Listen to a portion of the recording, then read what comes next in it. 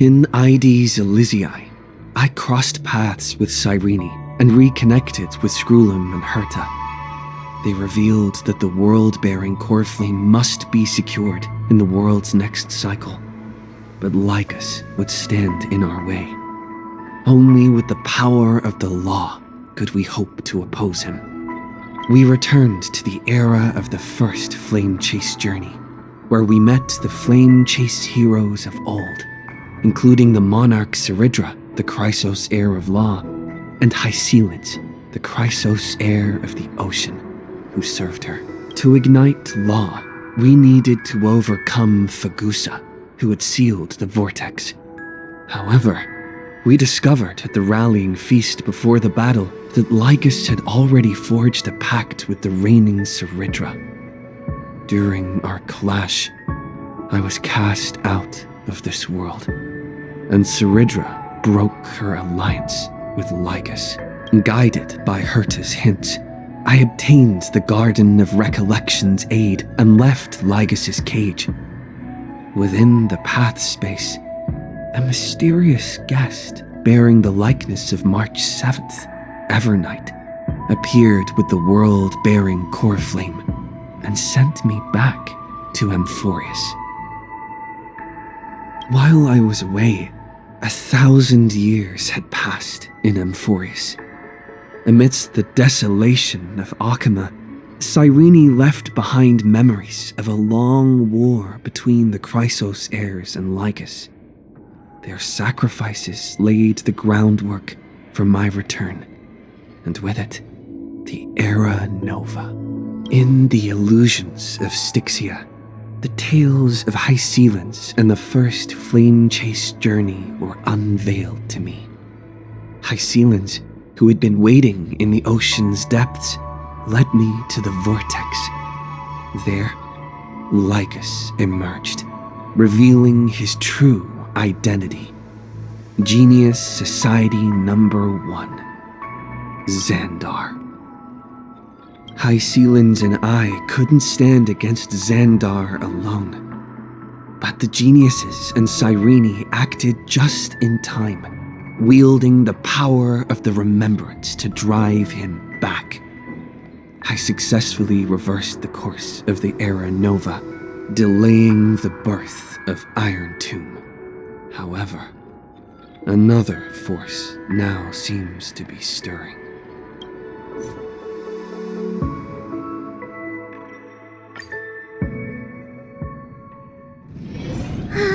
Share the good news with the whole city.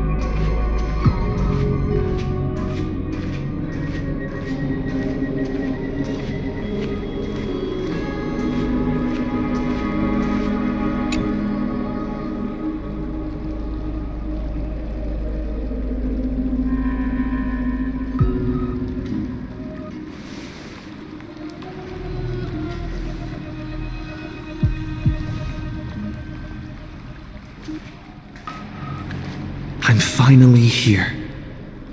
Once I return this core flame and become the world-bearing demigod, the cycles of Amphorius' tragedy can finally end.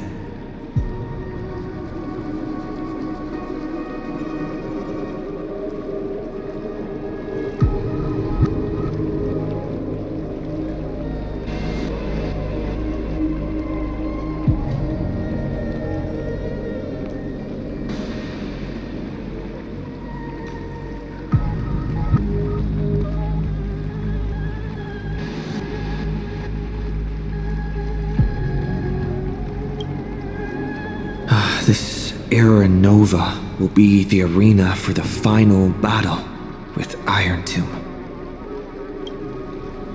But I still feel like something's not right. Even though this cycle has no demigod of time, time has always stood on humanity's side. Then, with this core flame blessed by the remembrance, respond to their hopes and blaze a trail to the future. Oh, weird. No one ever mentioned this.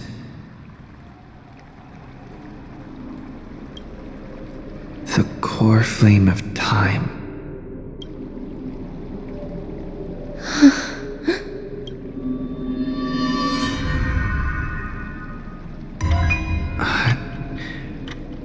When did it get returned? You used Memoria to resist me. But did you not consider the possibility that...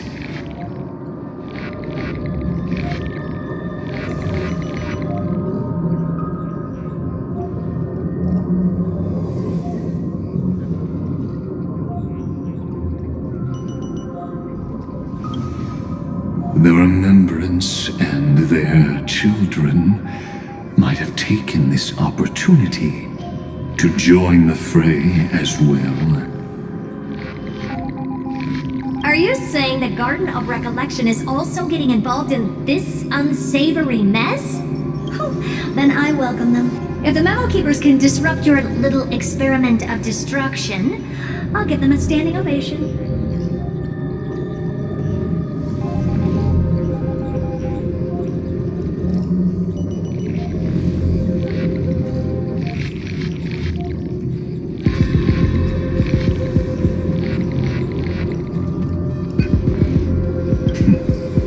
But you know deep down that they can't.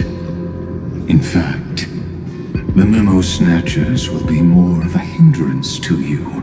The Memo Keepers covet Amphorius's secrets, just as they covet the knowledge of every genius. In the war between the eons, the Remembrance is never the Erudition's ally. But they are certainly not an ally of the destruction, either. Right now, following behind the Trailblaze, numerous cosmic powers have cast their sights on Amphorius. They all have vastly different philosophies, but the desire to survive will unite them against a common enemy. How can you be certain that these powers don't have their own end goals, waiting to seize an advantage in the war among the eons? The war has long begun, Screwlum. Four paths will push the cosmos to its end, and the destruction is only one of them.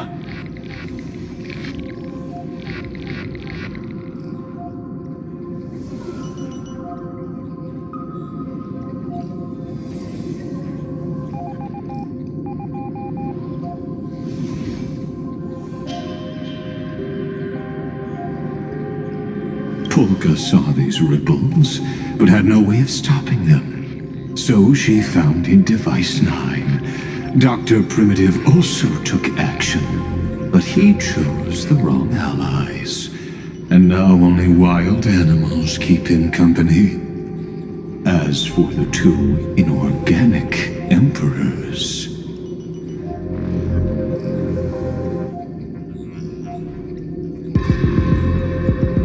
they could have ascended to the throne of destruction, but they were thwarted by the Eon's plots and became prisoners of the Erudition instead. What's interesting is, while the second Emperor had a body made of flesh and blood, he considered himself an inorganic being. Guess who was the one who influenced his thinking? We have no interest in chatting about the past with you. Logic, you are stalling, which means you feel trapped.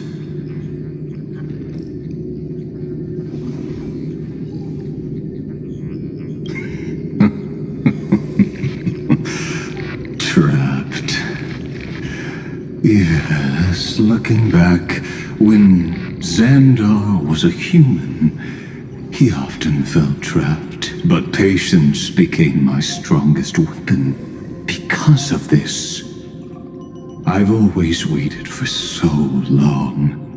What's a bit more waiting? You don't want to test the resolve of a dead man who's crossed thousands of amber eras.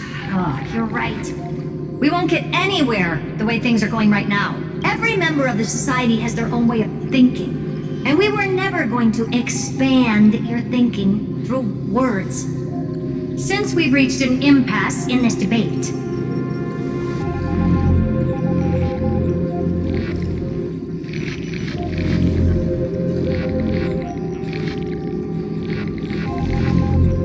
It's my turn now, isn't it?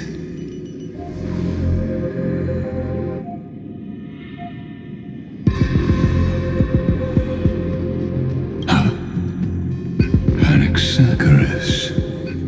Ah, I see. Exactly. The benefit of dealing with intelligent individuals is that there's no need to waste words. The answer is exactly as you think. Lupai Sealand's in. Let her join the final act.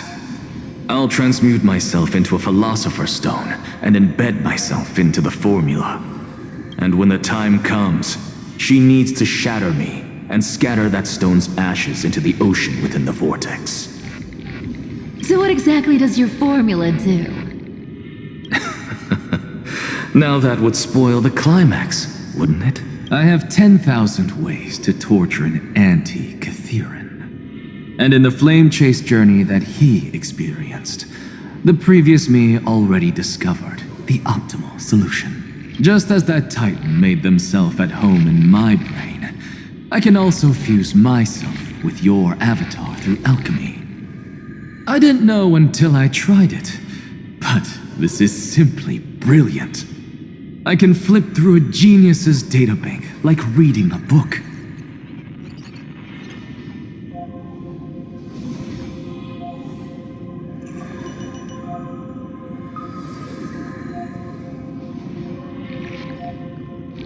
Then, I will step onto the stage at the perfect moment and use the truth to end this long debate.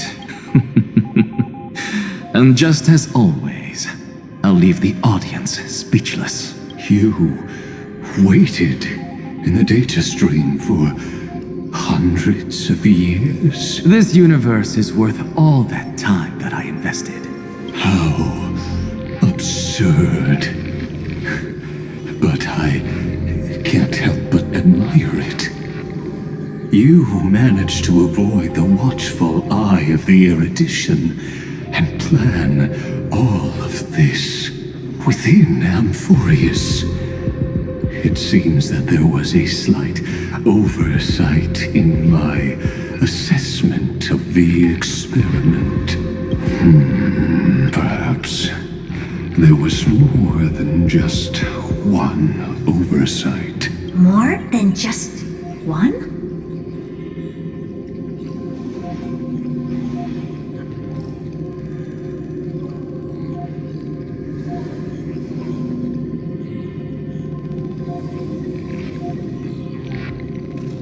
I underestimated the Remembrance's methods. A third party is about to join our discussion. Still haven't noticed it. In the past few moments, we've all forgotten something, haven't we?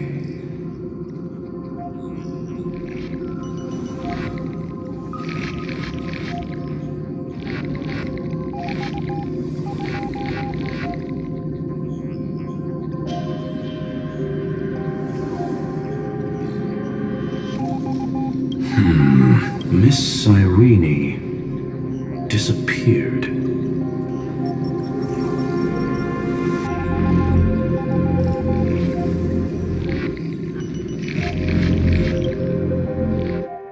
I thought no one would notice me if I just waited at a corner of the memory zone.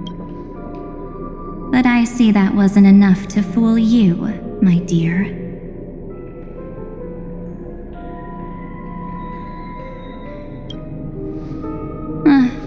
Looks like you're no longer that surprised to see me.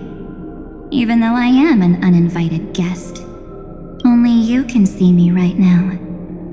I only exist in your cognition. So that way, other people can't interrupt us.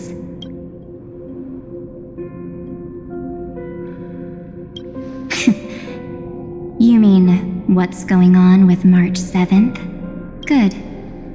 I like people who don't beat around the bush. So, let's talk about the one thing you should know.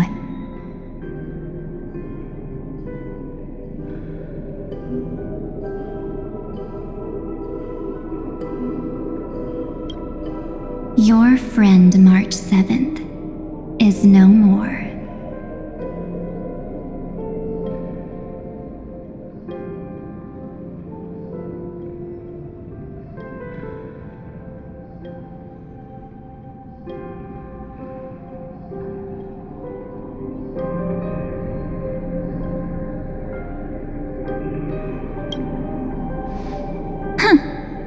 It's just like what she predicted.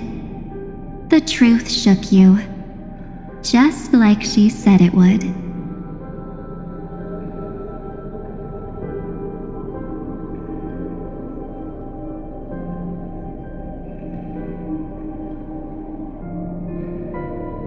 March 7th entered this world long before you and Don Hung arrived at Amphorius. She embraced the path of remembrance to save you two, and burned away like a lone candle in the fog.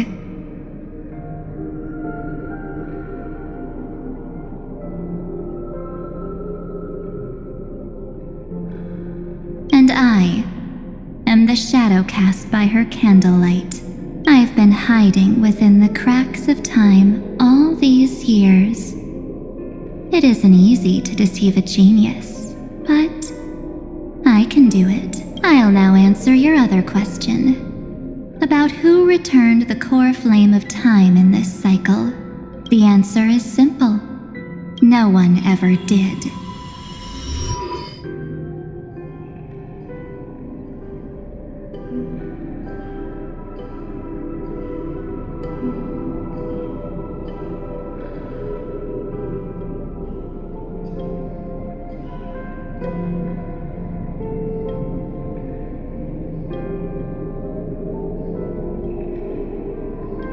I believe someone as sharp as you would definitely figure out that something's wrong when the Era Nova fails to proceed.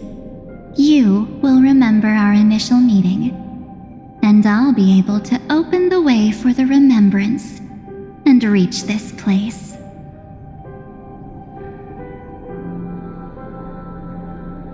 Thank you for carrying this core flame all the way to the end of the world. I expected nothing less from March 7th's trusted friend. And now, I shall claim the divine authority of time.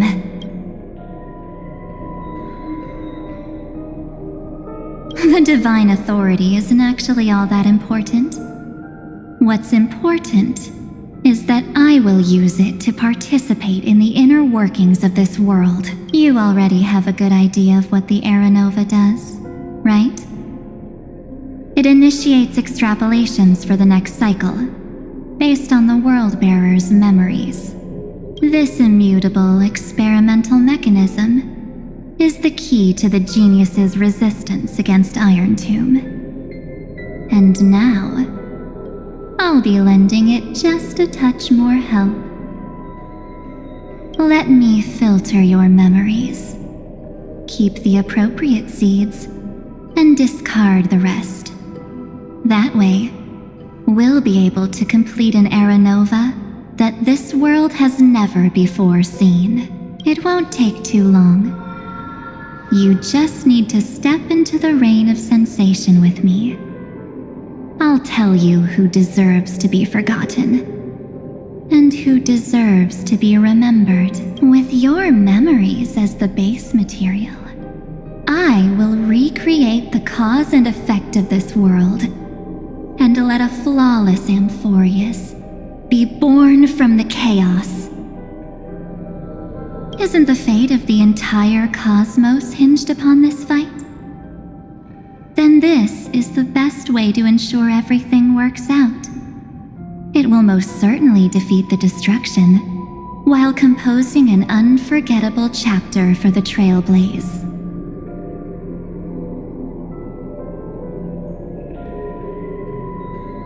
Mere mortals, flawed individuals, failed heroes. People like them cannot nurture the world, and would only become memory impurities. Yet being forgotten is the normal state of life. The universe is like a wasteland, filled with rubbish, where occasional treasures lie undiscovered. Besides, that's what March 7th wanted. If a new life is to be born, its seed has to be dead. March 7th made a wish to me before she disappeared. Her only wish was for the Trailblaze's journey to continue, without an end.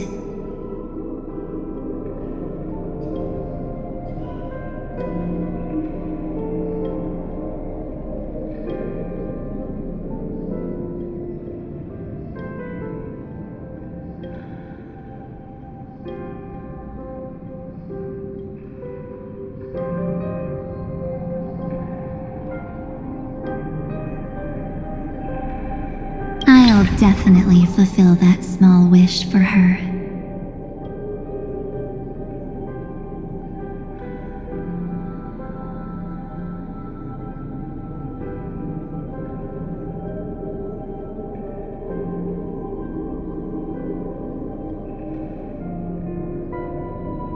Friend, what's going on? Your consciousness suddenly went so far away.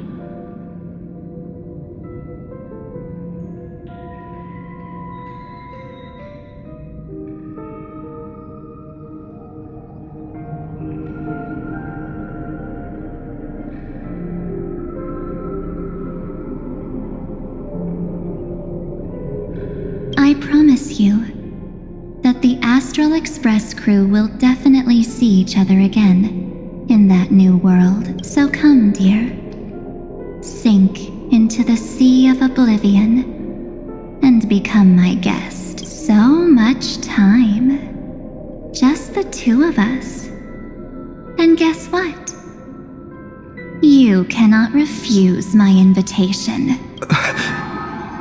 Because this Memoria Tide comes from your companion, March 7th. It's her deepest and innermost memory.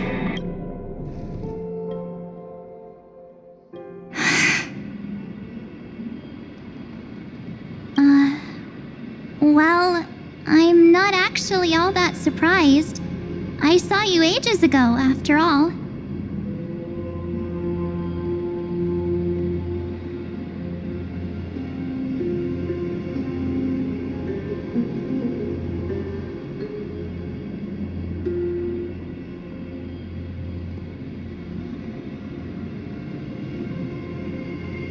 It was on that night when a certain Knight of Beauty dropped by uninvited to the Astral Express.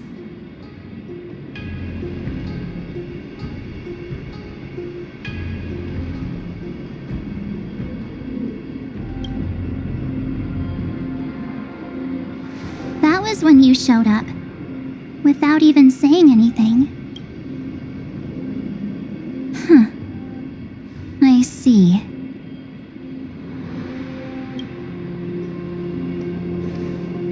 Then, do you still remember how long it has been since you entered Amphorius? That's gonna be tough to answer. 97 days. You walked every inch of this world in 97 days. But But unfortunately, no one was able to see you. And you weren't able to interact with anyone. Like how the Memo Keepers renounce their flesh and turn into mimetic entities. You are now a ghost. A being. Unperceived by all. But I can't just do nothing. This world is super terrifying. He and Don Hung have already set off. The Astral Express could appear on the horizon any second now.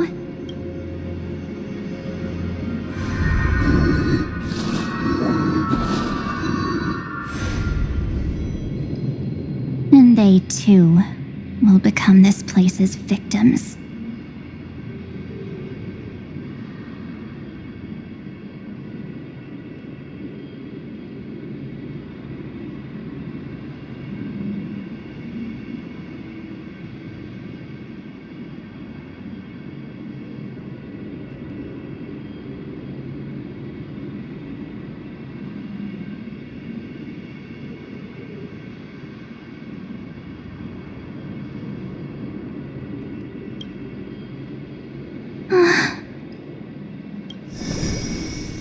For ages, I've watched people walk through that door. They couldn't see or hear my calls. The voices beyond always promised safety, but I've never seen anyone return safely. They are all humans who got lured into this place. But these people's memories were tampered with. That's not what happened with the Express crew. That's so cruel. Did the Memo Snatchers do that? I don't know. I only possess your memories. None of these people managed to break through the sky's seal. There's probably a dangerous reason as to why Amphorius had remained undiscovered for so long. Anyway, back to our initial topic. You gotta know something, right? We practically look like twins. Maybe you know a thing or two about my past? Or any hidden powers I might have? Please, tell me what I need to do to protect them. Have you ever wondered what the word cost means before jumping into action?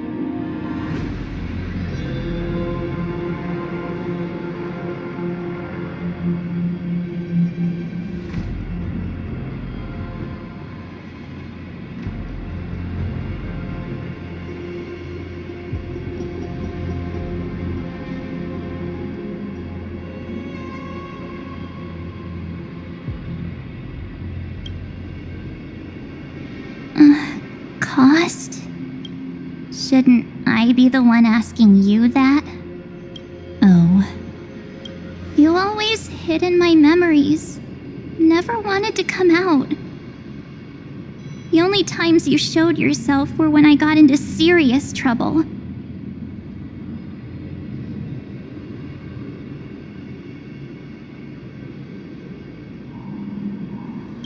That's because you also don't want to get discovered by the garden's observers. Am I wrong?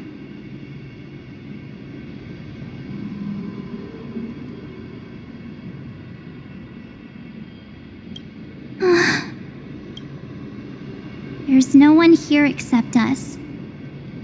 If you help me, then I'll help you.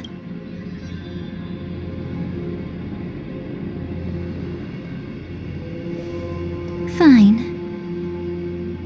Let me drop a single pebble into these stagnant waters and watch the ripples reshape everything.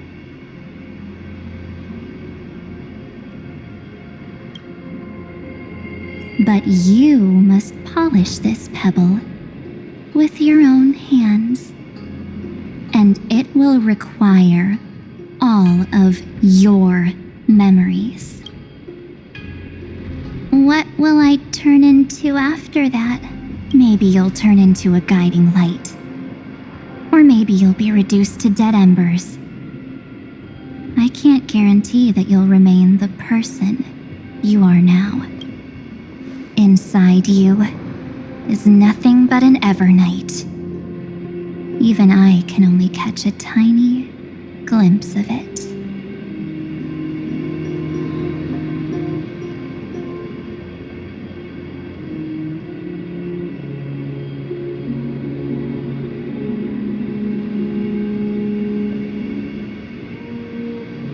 If this is the only way, then I don't see why I should say no. Besides, the mastermind behind the show is about to find us.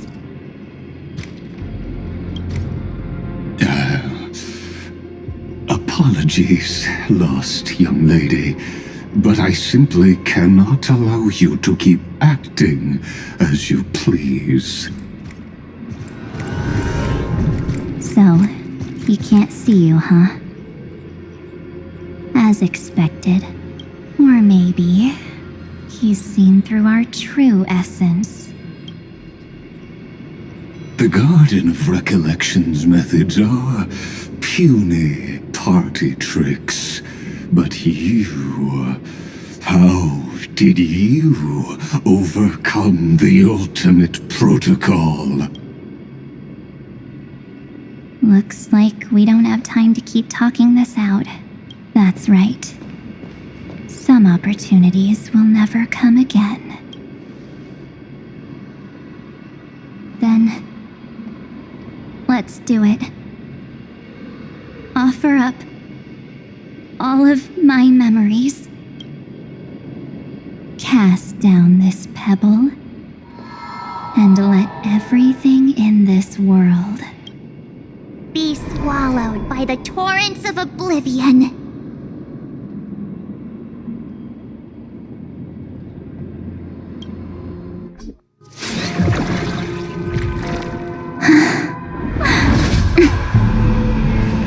I promise you, what was frozen was alive.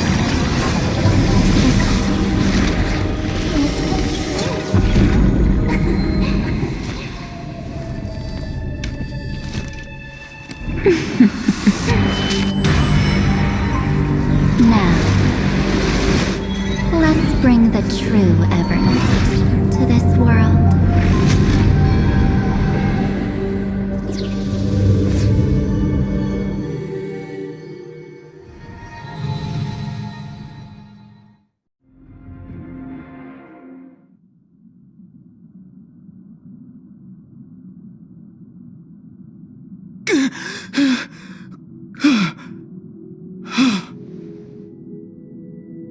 Is this...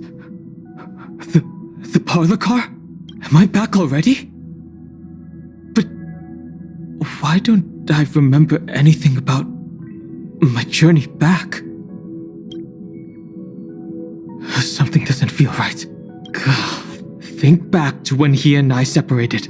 It will take time to uncover the reason. Before then, if one of the Nameless is willing to stay and witness the fate of this world, or to push it along when necessary, it would be of great assistance. This is goodbye then, Lord Donhong. Thank you, guard. I hope that all of you will be able to overcome this disaster. But I can't remember anything after that, no matter how hard I think. Where's Sunday? Did he not come back with you? He stayed with Madame Herta. They wanted to try using his tuning to help support the genius's thought hacking.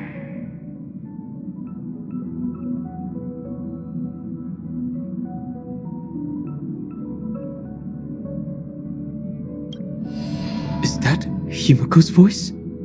And Mr. Yang? Oh my. That was Herta's suggestion? It's hard to imagine she'd borrow the power of the harmony. No, it was Sunday's suggestion. Herta initially refused, but she changed her mind after Xandar's identity was revealed. And we still can't get in contact with the Xianzhou Lafu?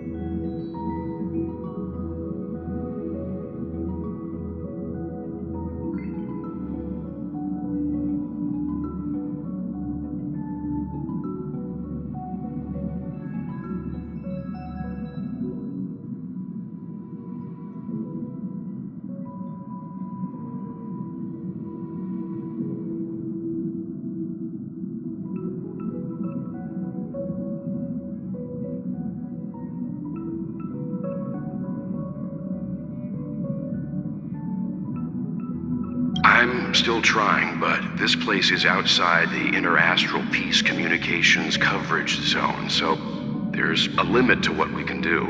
What about Aventurine's chip, the mini-transmitter? Surely it can get through to the IPC's lines. Himiko, are you alright? I've never seen you this anxious before.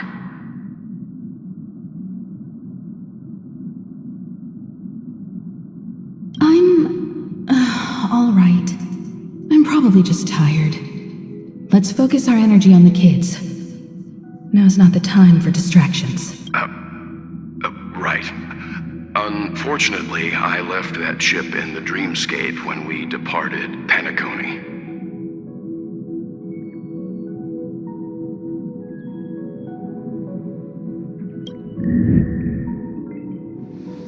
Am I dreaming? The parlor car feels so strange. Are the voice...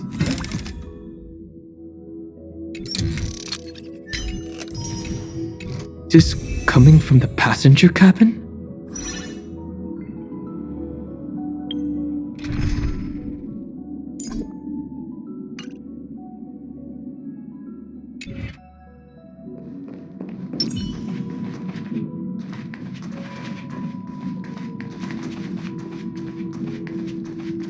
Those two passengers have to return safely. Don't worry, Pom Pom. They're both experienced nameless. They'll be just fine. Oh, I'm right here. But where did all of you go?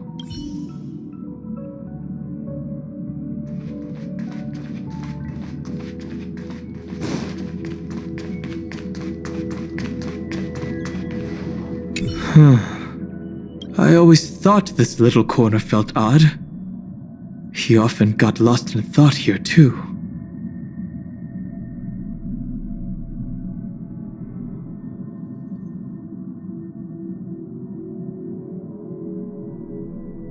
Memory of chaos? Here I come. No idea what he was always muttering about, but now that oddness has spread to every corner of the train.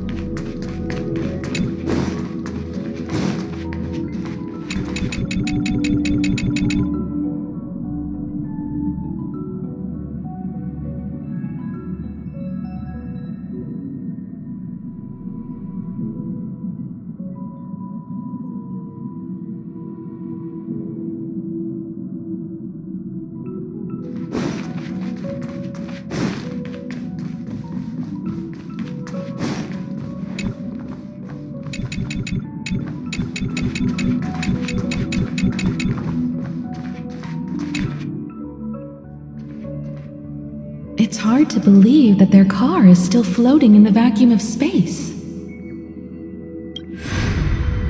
That's why the Express wasn't able to receive any landing signal.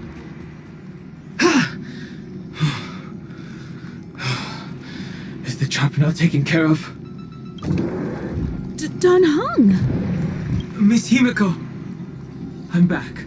Even if it's just through a spirit warp jump. You could hear our conversations? Yes. It was thanks to your voices that I could pierce through the memorial barrier. Although, it was not a wise decision to let a memo keeper of unknown origins board the Express.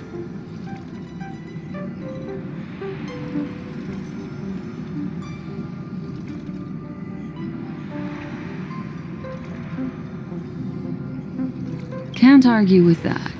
Miss Black Swan has been on the crew's side ever since things started going wrong in Amphorius. We can trust her. So many baffling things kept happening one after another. I don't even know where to begin.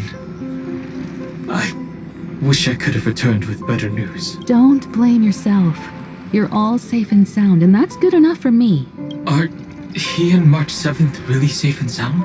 As a matter of fact, while you were on your way back, Amphorius' circumstances changed once again. And these circumstances have something to do with the two you just mentioned. Are you saying that he has been kidnapped by an unidentified Remembrance Path Strider?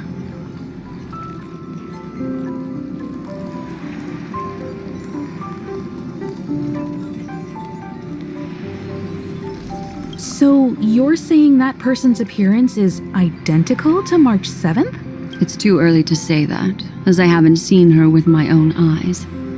I've only detected a similar aura in the memory zone. We have no way of knowing what March 7th has experienced. But I can assure you, if we sink too far into the memoria tide of that Miss March, What will happen? everyone here will be torn to pieces.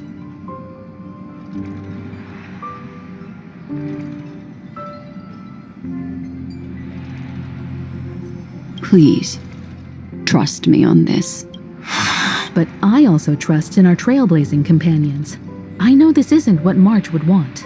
No matter what secrets are buried within, we'll do whatever we can to find that March 7th and bring back him and the March we all know.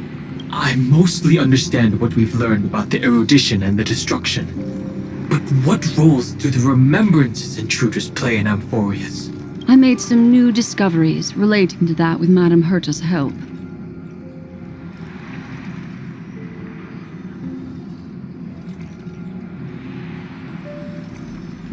As part of the deal, do you mind if I share them with you? All right then. Fourth mirror. It's finally my turn to shine! Oh, this feels like such a grand occasion! It's really been too long since I last appeared. This friend here is Madame Herta's very capable assistant. They were the ones who helped you complete the spirit warp jump. Additionally, it was thanks to them that I was able to learn the secrets of that group of extremist memo keepers. I appreciate the praise, but I didn't have to lift a finger. Mirror. You did this through a mirror? The garden has strict rules for collecting memories. But not all memo keepers are as proper as I am.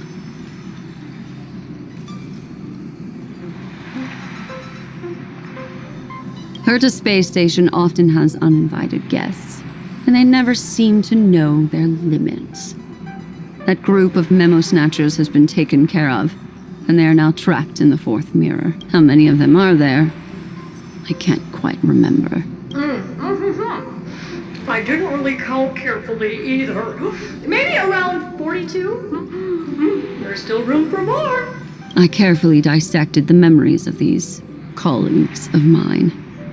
Individually, their goals are not worth mentioning. But when you piece them all together, you come to a conclusion that can't be ignored.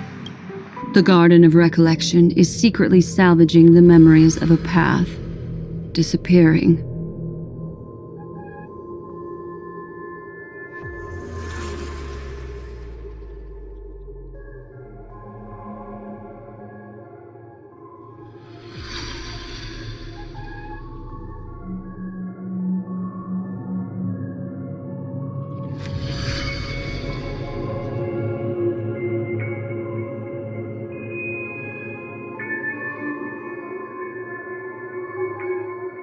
In other words, their goal is to gain the memories of a god's death. The moment an eon falls? That would indeed be a spectacular sight for someone dedicated to recording these things. That's exactly the problem. They seem to have been aware of the destruction's movements early on, but they lacked a decisive power and had no way to penetrate Amphorius's firewall. So, what did they decide to do? Hide the truth and wait for an opportunity. Now it seems that letting Memo Keepers guide the right people here was also part of the plan.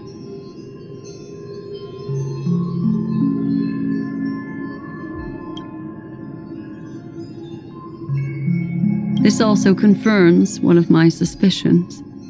They have already infiltrated deep within the garden.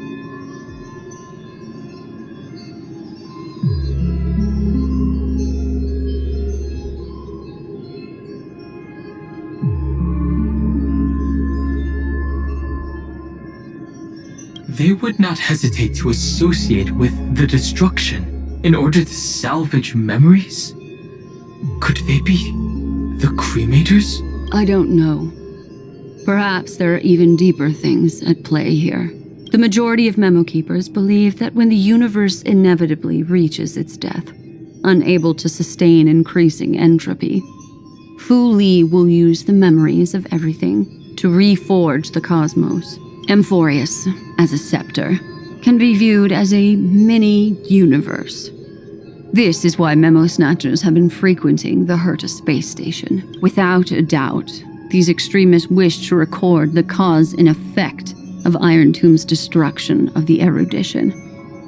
They may want to use it to simulate the end of the universe, or to probe into the unfathomable will of the eons. The Trailblaze broke the seal around Amphorius, giving these people the opportunity to enter.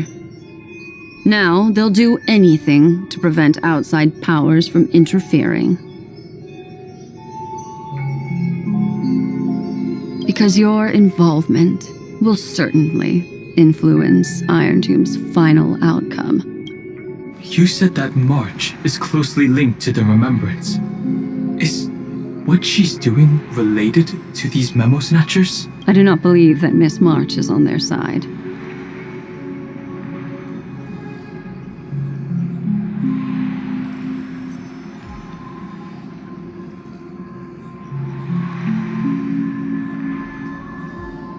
In fact, when the car you used for landing first made contact with Amphorius, a violent surge of memories flowed past. Combined with what we know now, I have reason to suspect that the flash of power came from March. Exactly. She was the first to be hijacked by the Remembrance, but she used Memoria to neutralize the firewall, allowing you two to enter Amphorius. At present, we've lost contact with him. Our only choice now is to rely on the eyes and ears of those two geniuses to understand the situation within Amphorius. There's no use in agonizing over this, Dan Heng. Our top priority now is to find where that car landed. Yes. Passenger Dong Hung! You finally found your way back home! Yes, conductor. I'm back. It's just... Pom-Pom knows. Pom-Pom came over to bring you good news. Passenger Welt says they found those two passengers. Their projections are in the parlor car.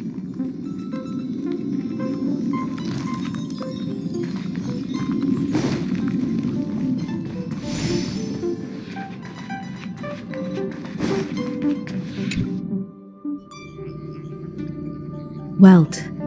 And Mr. Screwlum. Himiko.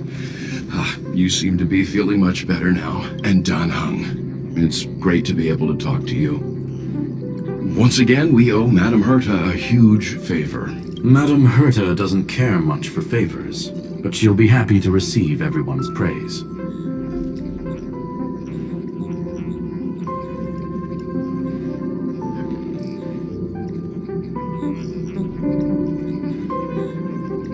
Back to the topic at hand. Mr. Dan Han, We did a sweep of the area surrounding Amphorius's celestial body for organic signals, and we finally discovered the bodies of you and Mr. Trailblazer. The two of you were very fortunate, as there was something protecting your bodies. All vital signs are still present, and your functions are all intact. Was it March protecting us? Our preliminary determination is that the bubble enveloping you two in the vacuum is made of a substance similar to Memoria. Conjecture: this substance is connected to the lost Miss March. It will take some effort to bring your bodies back to the Express, so you should get some rest first. Have we completely lost contact with the inside of Amphorius? There have been several unforeseen circumstances. We broke through Lygas's firewall after the law was amended, but now Amphorius is enveloped by the fierce path of remembrance, once again cutting off all channels of communication for outsiders. So we have no way of contacting him. If we take into account the difference in the flow of time, every minute we delay here could be a year of waiting for him. Dan Heng, what are you thinking? If it was March who helped us get past the firewall initially, then does that mean only he and I have the travel permit for Amphorius right now? That is a logical inference, Mr. Dan Heng. Mr. Skrullum, do you have a way to transmit my spirit signal back to Amphorius? You want to go back? That is far too risky. Even if my body and spirit are able to return without a hitch, there's not much I can do here. We can't lose you again, Dan Heng. Miss Himiko, if we can't get him and March back, how is that any different from losing me? You're right. I should have known you'd say something like that. Well, I suppose there's no point in trying to dissuade you. Mr. Yang, Miss Himiko, I will do everything in my power to bring the Express crew back together. No one will be left behind.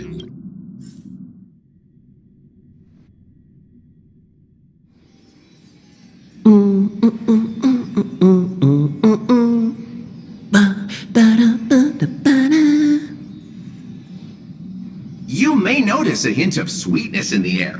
That would be the fragrance of the 7-colored bath salts from Marmorial Palace. A truly splendid journey, if I may say so.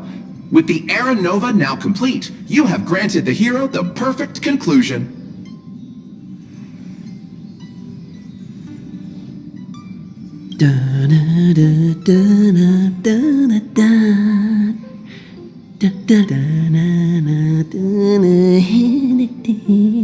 Losses were a constant on the Flame Chase journey, until your radiant arrival turned the tide. Lord Ravager, Iron Tomb, ha! Mere playthings in the hands of the Trailblazer. The cosmos is safe once more because... Shush! Hey! Incoming train broadcast! Attention all passengers! The navigation meeting is about to begin! Make your way to the parlor car! It's time to pick our next stop! Perfect timing. Let's head to the meeting. I'm wide awake and feeling great. What's this? Who left this note? Strange. It's like I...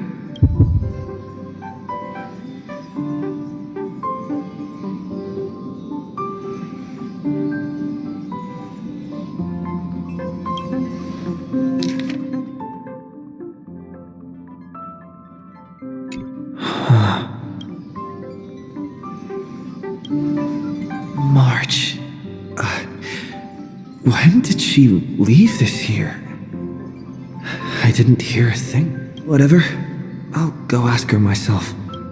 Huh? What? There's a new painting here.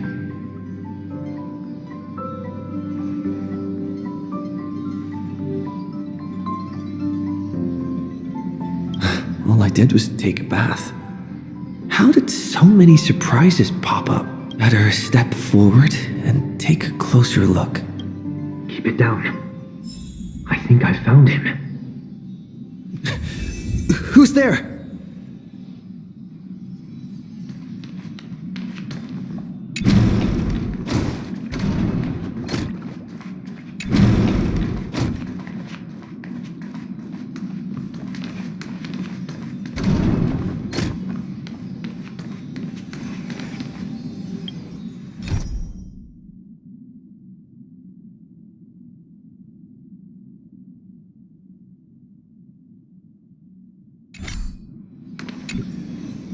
What's this?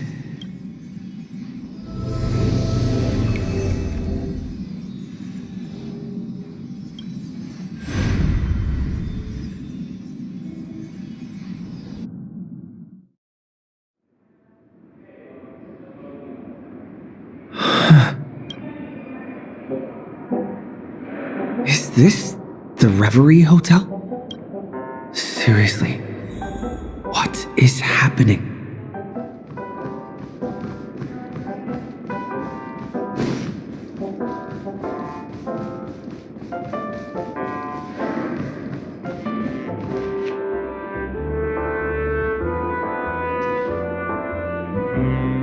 There you are! What took you so long? Hurry up! The navigation meeting is about to start! Navigation meeting? In Penacony? Come on over. It's time to choose our next destination. Perfect timing. The meeting's at a standstill. Lushaka or Melistanin? No one can make the call. The vote's split 2 against 2. Everything hinges on your vote now. What do you mean? And once again, the passenger is talking nonsense. Ah, young people, always full of jokes. What? Their reactions. What's going on? Oh, I get it. You want to play a game with us, right? You said you didn't see March. True, she might be hiding somewhere in the lobby. The objective of the game is to uncover where she's hiding. You're her closest companion. If anyone can do it, it's you, right?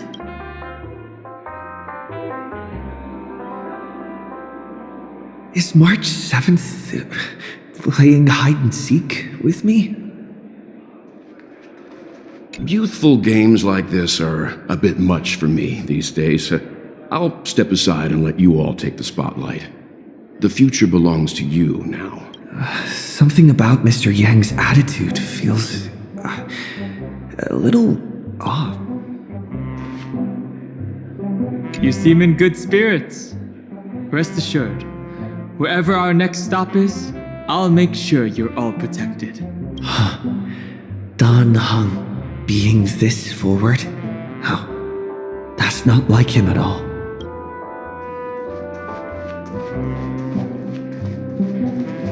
Not feeling ready yet? How about a cup of my special coffee blend to calm your nerves?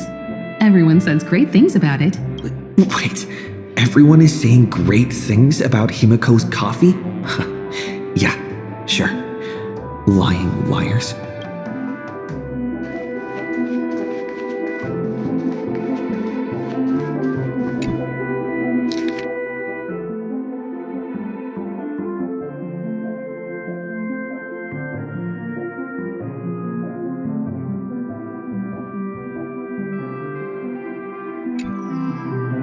Unsigned guest log. Can you really call that a log? Wait a second. Why am I looking for March 7th in the guest book? Friend! Over here!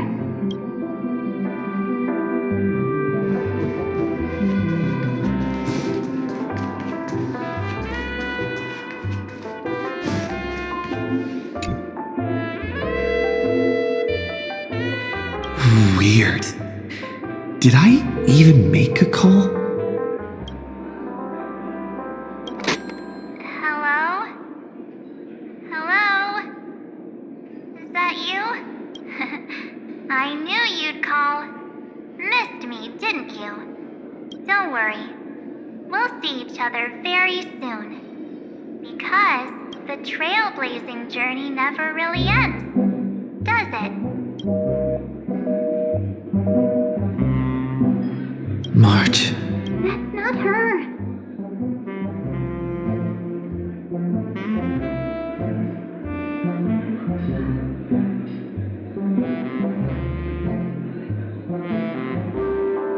Don't fall for it.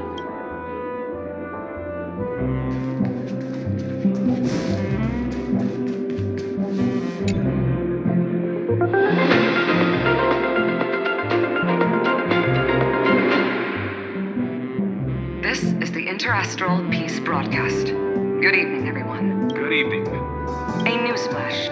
The Erudition experimental ground has separated from the entanglement. The Lord Ravager did not emerge as had anticipated. In the end, salvation of Amphorius was not only thanks to the swamp, but also to one crucial. It won't be easy. I know. But you've got this. Find your way back. Find yourself.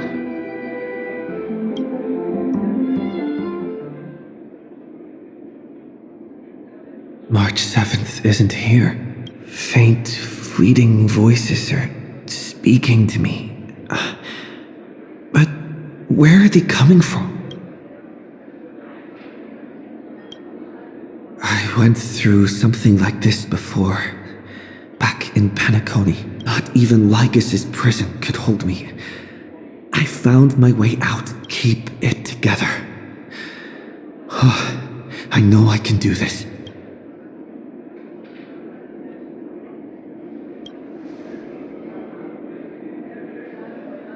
Well done, friend. Just like that time in the Sea of Flowers in the Nether Realm.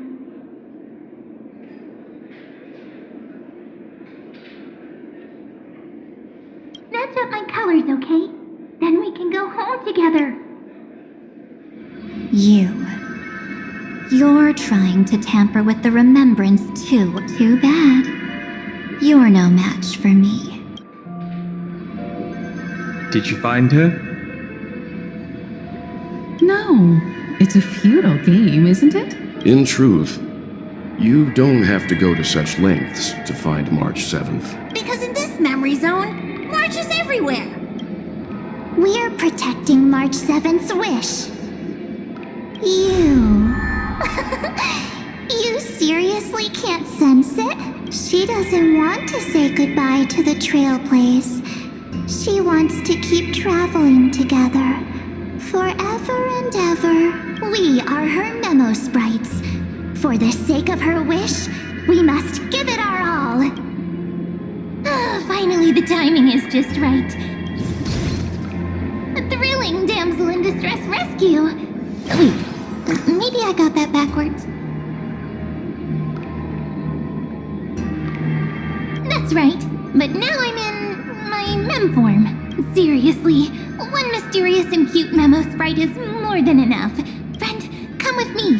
We're getting out of here. Why run away? What does it take to make you understand? Step 1. Stop scaring him already.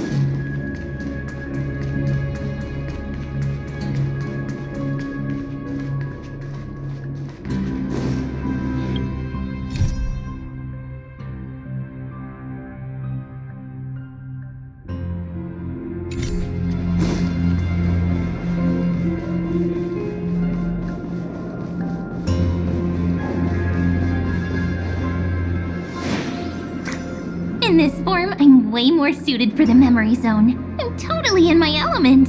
Grab my hand. Let's hide away in the deepest corner of your memories. Me too, but first things first, let's ditch these memo sprites. Lift the curtain of memory and stir up ripples of past reverie.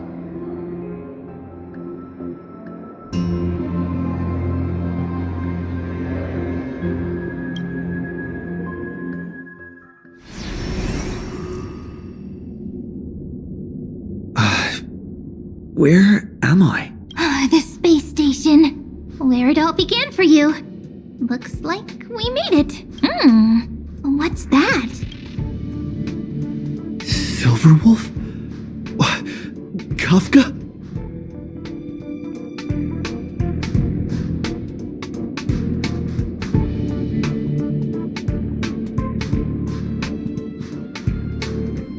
It's your secret. I'm so curious. But I won't peek. Promise. When I first met you, I remember they were there in your memories too. You sound really nostalgic. Want to take a closer look? Go ahead. Think of it as a glimpse into the past. I'll stay right here. I promise not to disturb you. We'll stay hidden here for now. If you want to wander, don't go too far from me.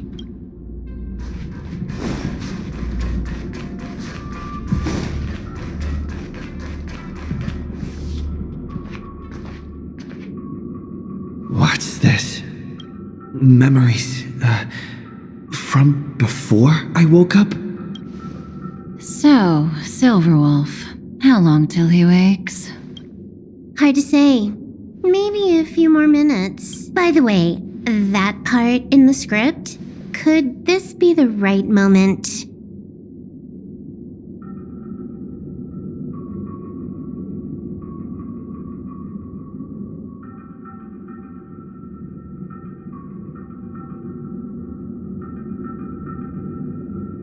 Yes, looks like we're on the same page. In that case... Listen.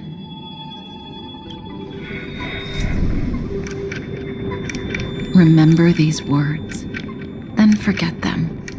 Let them slumber in the depths of your memory until the day they are awakened once more. On that day, your journey will intertwine with the remembrance. In nearly every possibility Elio has foreseen, it leads to a great crisis.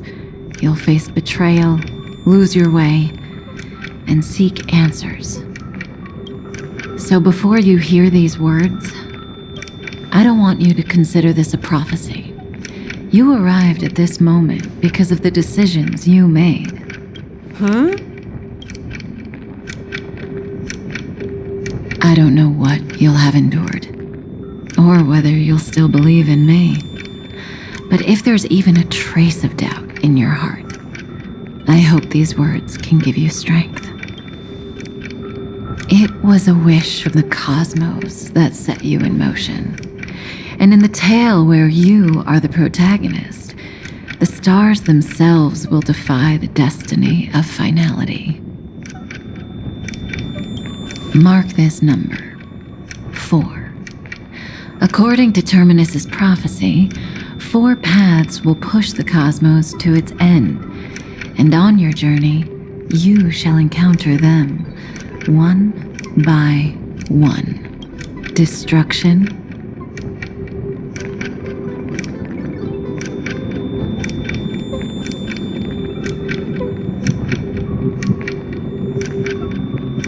harmony,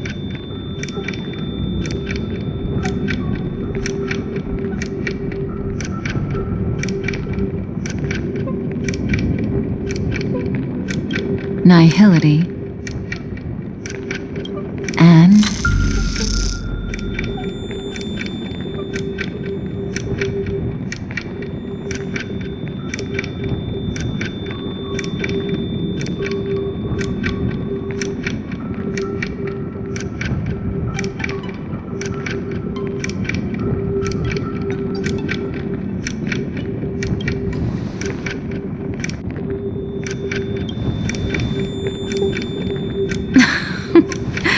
easy now.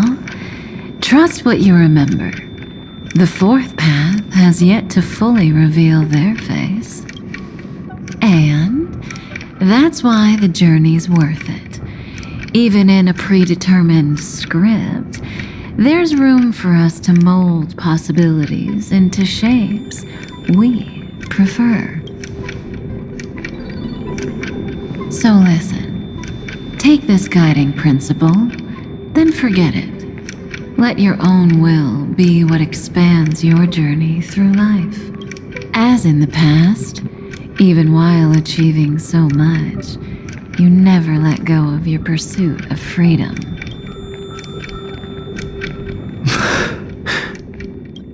That was so sincere. I might actually tear up a little. We all live within the script, but adding a little color to the lines has never been forbidden. Are you going to say more about those branching storylines? Never mind. Best not to tempt fate. Get ready, he's about to wake up.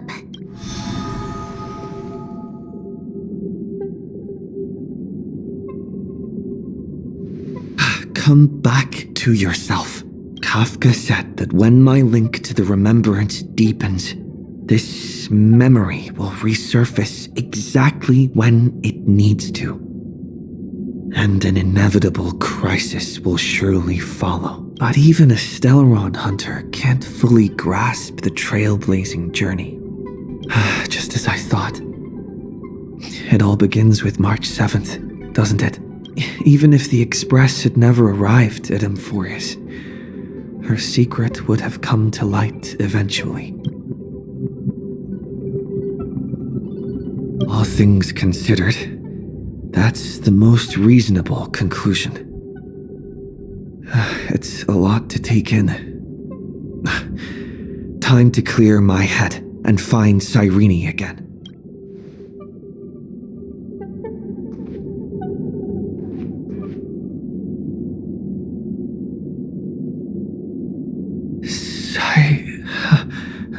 Cyrene?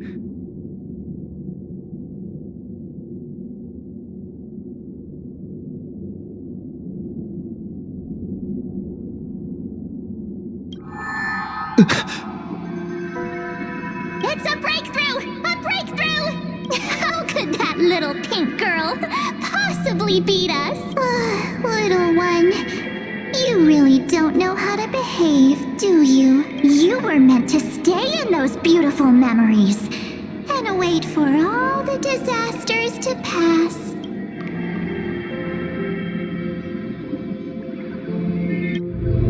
Oh, triple-faced soul, cast your light upon us. Let no darkness remain concealed. Someday? Raise your hands high and embrace this boundless light.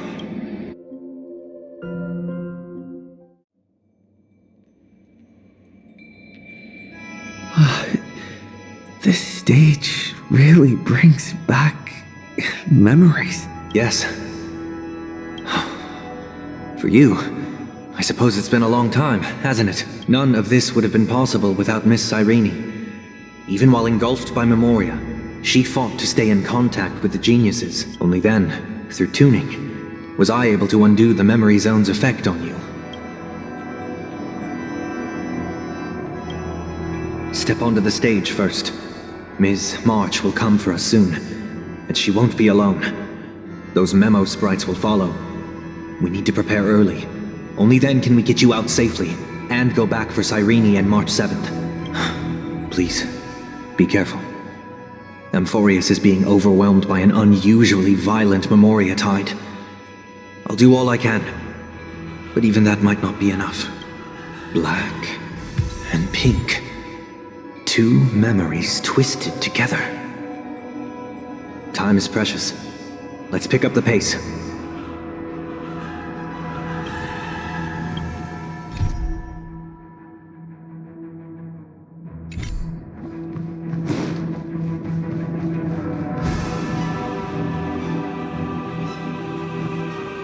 Yes, Madam Herta. I've made contact with him. Understood. I'll carry out my part as expected.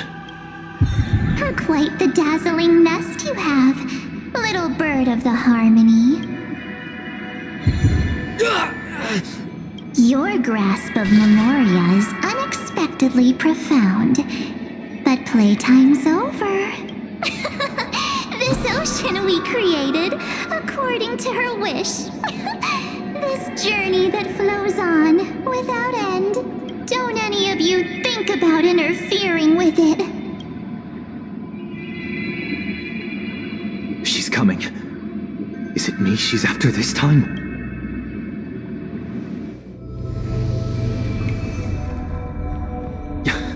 There's no time to regroup. I've prepared an alternate escape route. Wake from your slumber and return to reality. Come on. I'll bring you out.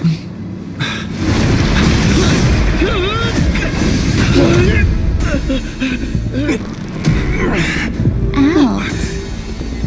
Self-righteous path strider of the Harmony. You think you can do that? Next time, get a memo keeper instead.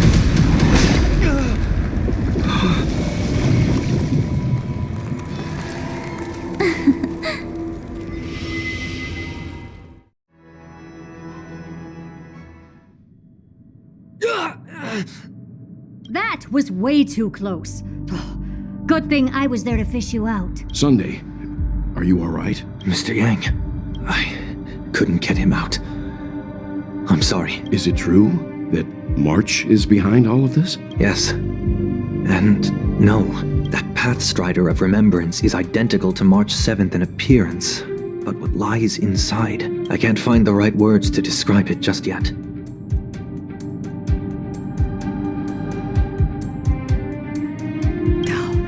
Can't you come up with an analogy?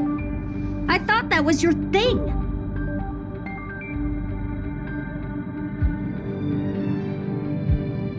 That Miss March feels like a reflection on water. Only not from a calm, clear lake, but from a bottomless abyss. Within her words, I sensed an intense but utterly pure protectiveness. Protectiveness? This is only speculation. But after being drawn into Amphorius, perhaps March 7th experienced... No. She likely foresaw a tragic end. It was out of a desire to protect her fellow crewmates that she chose to awaken a power that teeters on the edge of evil. Well, on the bright side, at least March 7th won't have to face any danger again. After that battle, I'm afraid I'll no longer be able to join the fight through tuning. So, has Miss Black Swan's progress remained on track? You don't need to worry. She used your disturbance to mask her movements. Current status? Advancing upstream within the memory zone. I didn't see that coming. The Memo Keeper is pretty courageous, choosing to defy the rules and take matters into her own hands. This means she's chosen to stand against the Garden of Recollection.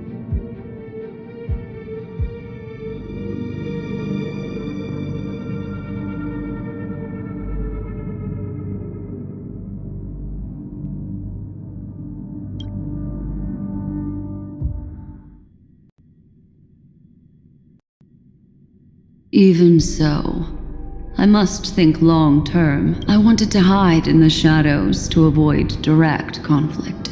But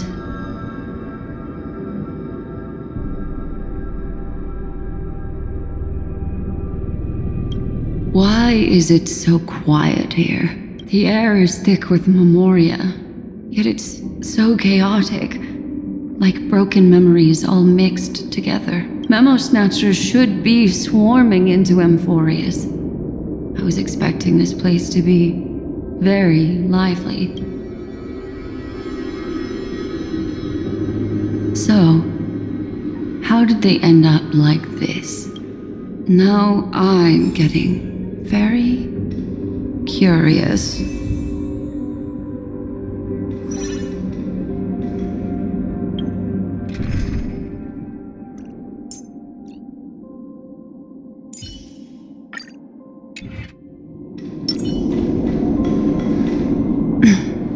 An empty shell. The consciousness that maintained this Dharmakaya has disappeared. So efficient. Not a single trace left behind. Alternatively, she might have sacrificed herself for an even more mysterious purpose. Either way, what exactly made these fanatical believers end up like this? Memory. It is indeed a deep ocean of dangerous allure, where fascinating secrets always hide beneath the waters. I keep getting the feeling that the same thing happened in Penacony. Yeah.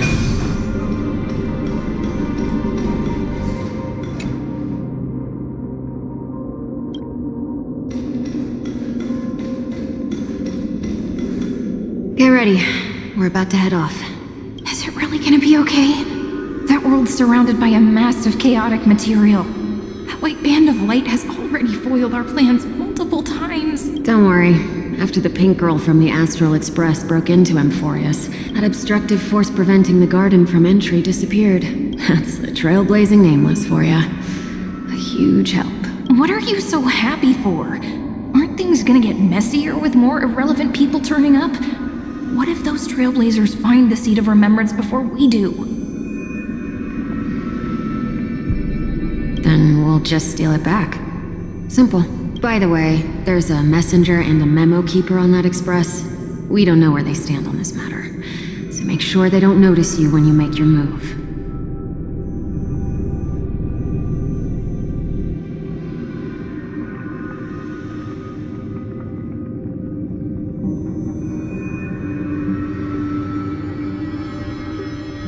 You folks are truly everywhere.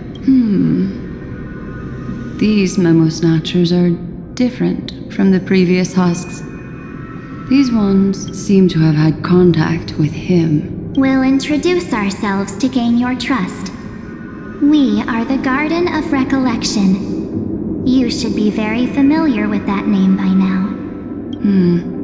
This memory ends so abruptly, as if a shapeless hand snuffed out its candlelight. It appears the secrets ahead are even murkier than I imagined.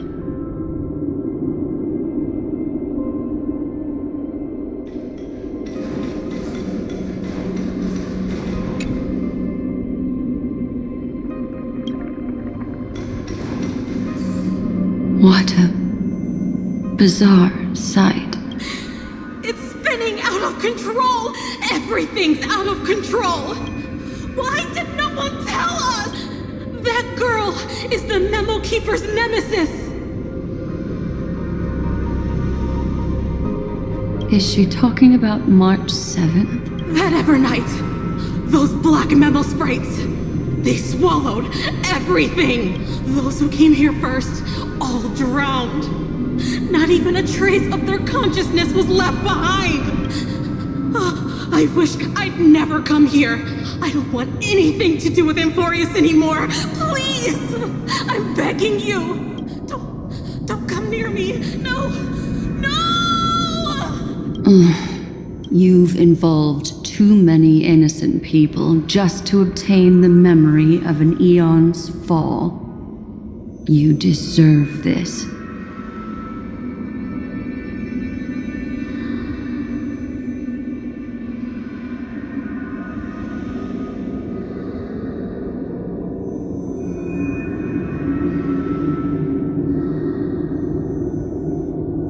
But I'm not here to blame you. That entity you call Evernight.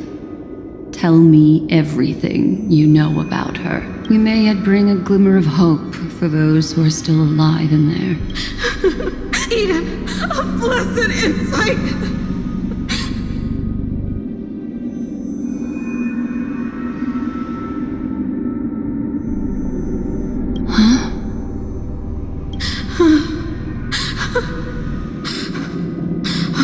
So that's what happened. We were tricked. We are the sacrifice.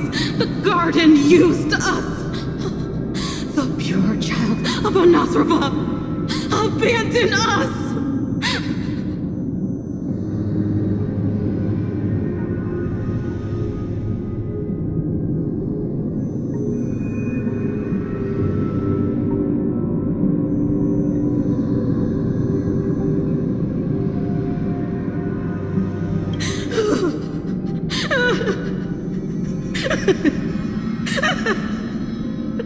She just wants to find her lost sisters.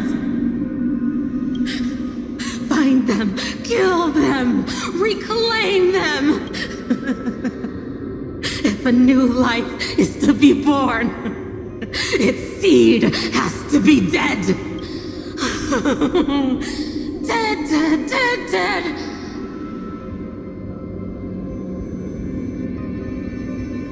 Dead, dead, dead, dead, dead, dead, dead.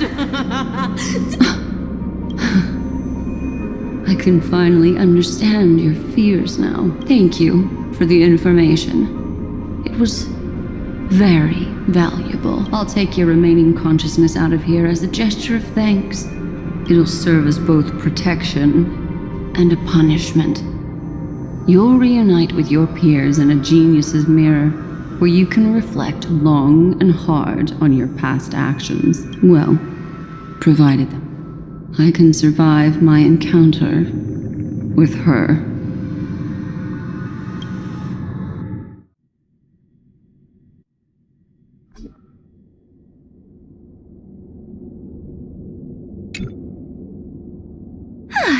These little critters look scary, but they're not so tough to handle after all.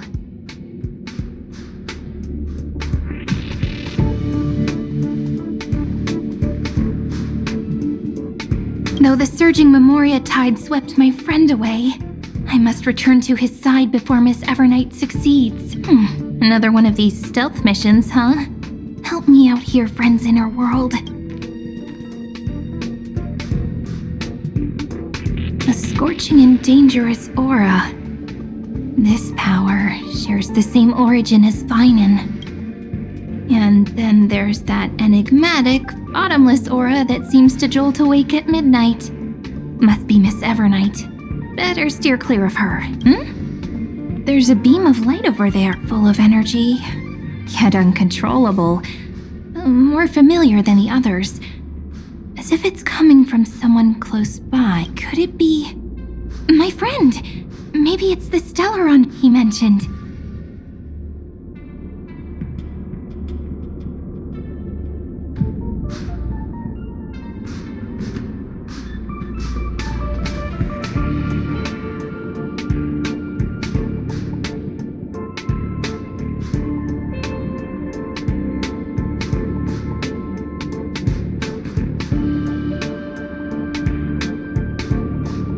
Memories of the Stellaron are flowing deep within the Memoria tide. Let's go there to find my friend.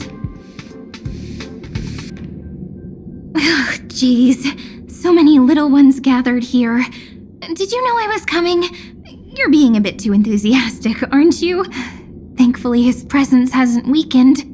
I feel like I'm getting a bit closer. Huh? They're guarding something. Is that my friend's photo stone? What's it doing here? These memo sprites are completely still. It's as if they're drawn to this thing.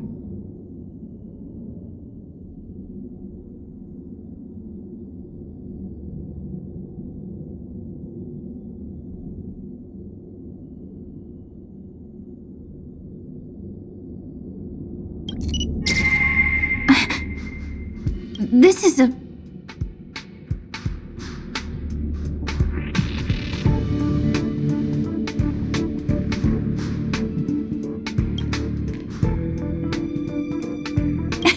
even cuter memos, right? No wonder the photo stone can't store more memories. Have you been hiding in there all along? Find my travel companions. What? How could that mean? My companion. Are you March 7th?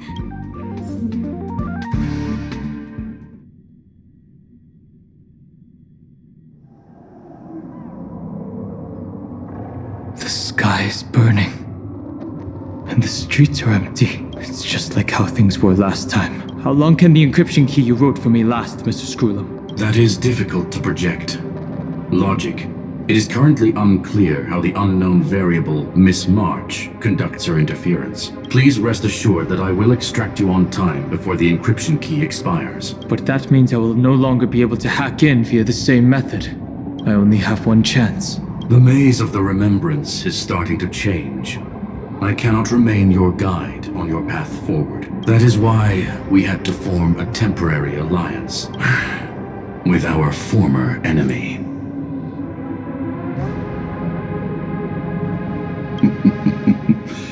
I express my utmost respect for your courage to personally face such danger. Lygus? Your enmity is well within my calculations.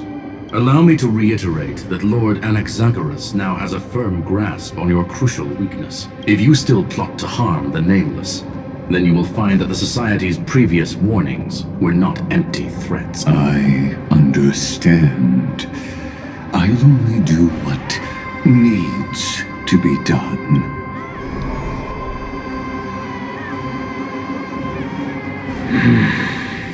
I never imagined that I'd one day walk alongside a genius who offered himself to the destruction. My stance has never changed.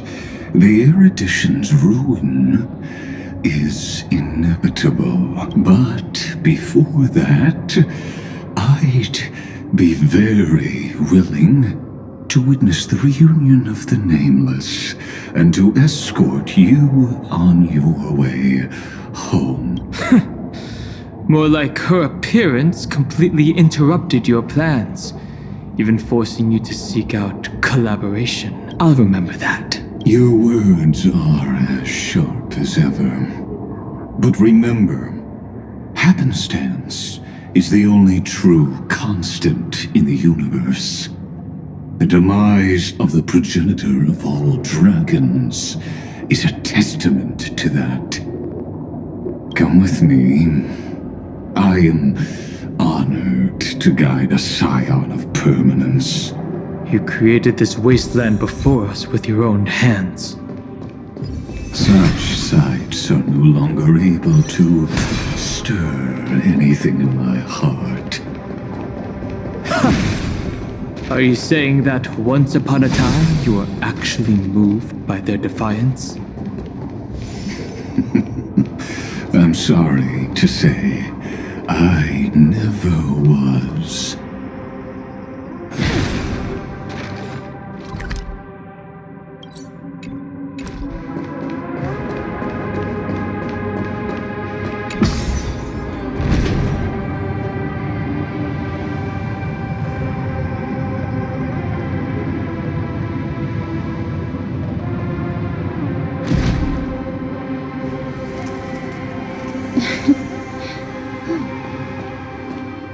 These memo sprites. Is it her? The mimetic entities of the Remembrance are everywhere. That lady wove a giant web in my blind spot. She hacked and infected the Time Titan, converting the built-up data of Amphorius into puppets of the Memory Zone. Sounds like you two have quite the history already. Any variables that desire to influence the experiment deserve my attention. But you never mentioned her before. Could even a genius of the erudition get his brains hacked?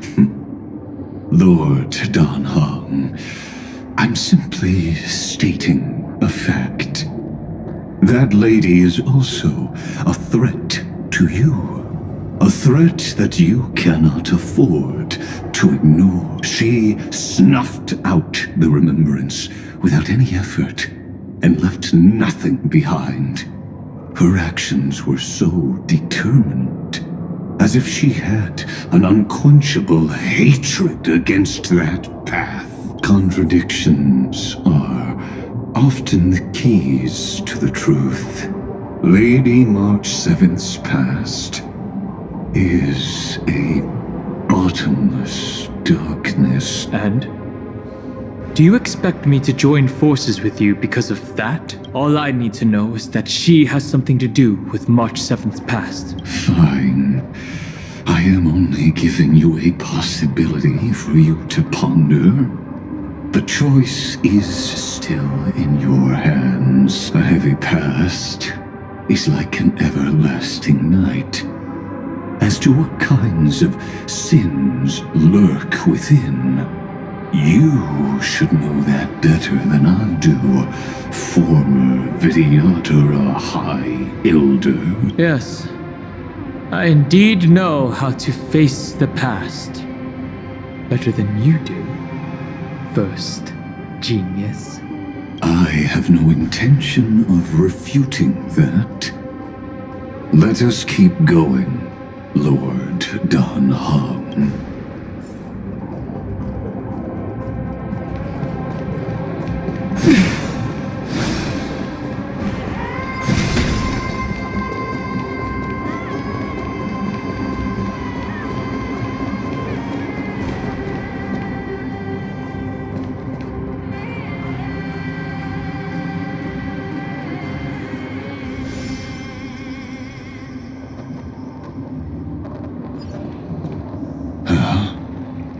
I didn't think there were still some that got away. Explain. They are thieves from the garden. They have long coveted this world, but it always been kept out. They finally got a chance thanks to your efforts. Unfortunately, they ran into Miss March, and their consciousnesses were plucked out one by one, reducing them to mere husks. Those who were lucky enough to escape her drowned in the black tide, becoming these twisted figures. But they look very different from the usual black tide creatures. The reason has to do with our destination.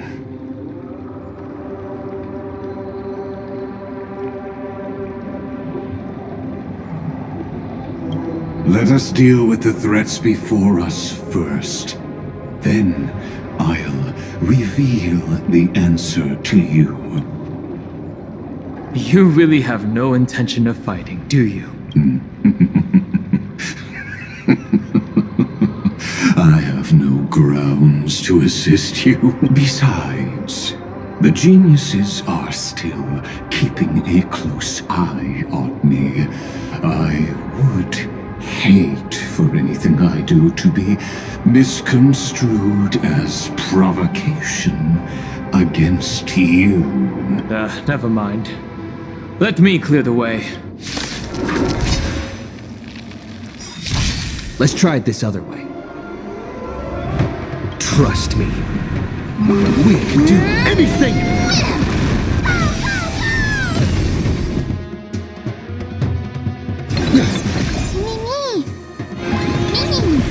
Life is not so fragile as you wish. Guide with the rainbow bridge. So leave it with you just don't learn it.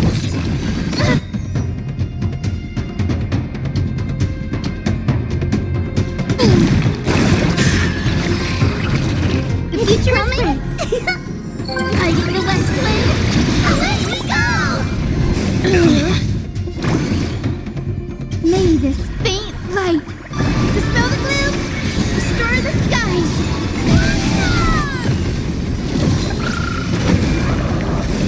Stop them here. Embrace a new life.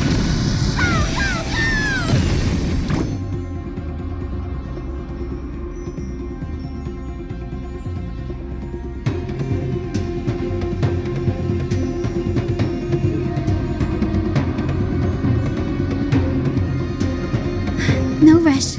Emptying your mind is a good way to relax as well. Have some sunshine!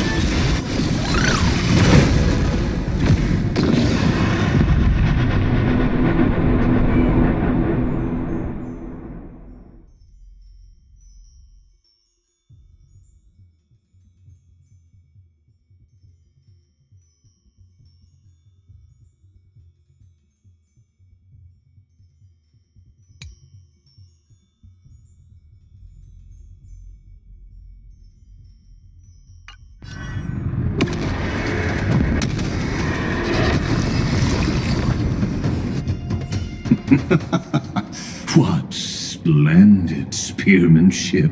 Truly remarkable. Let's get back on our previous topic. These memo snatchers attempted to infiltrate the breeding ground of the Black Tide to steal Iron Tomb's memories. That sounds like a surefire way of destroying themselves. Well, our views differ on that. They had a chance to reach the truth precisely because they did not fear death. That futile world-bearer turned himself into a seal in this cycle, attempting to suppress the black tide's spread. His golden blood soaked into the ocean tides and covered the earth, etching the scar of destruction into this world. And that scar shall point the way forward for you. Erudition, destruction, remembrance. When the three paths cross once again, Amphorius shall face a most magnificent end.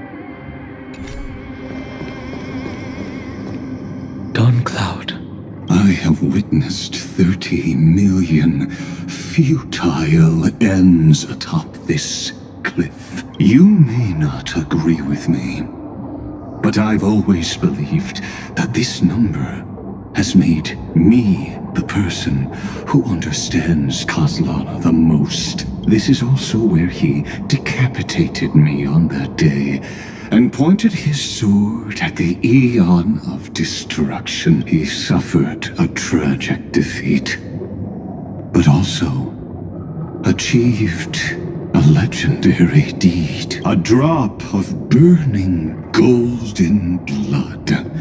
The blood that will cleanse the world. Dripped from the god's wound. Nanook? Fiden managed to hurt them? Yes. It melded into Kozlana's body, becoming the destruction's final blessing. If you wish to dispel the fog and find that March 7th, then go and awaken his fury. She hides in the crevices of time, in the most concealed corner of Amphorius. Only the most ferocious will can break through the memory zone and illuminate her footsteps. Just like how the blazing sun can only rise at the end of the Evernight.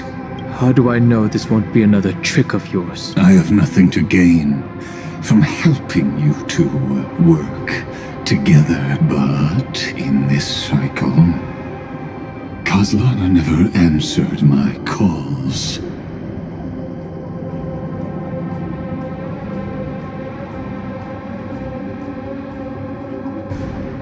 Perhaps his mind has already eroded away. Or perhaps he is still awake, still fighting the whispers of the black tide. Deep down, I only wish that you and the esteemed Trailblazer could bring me an answer.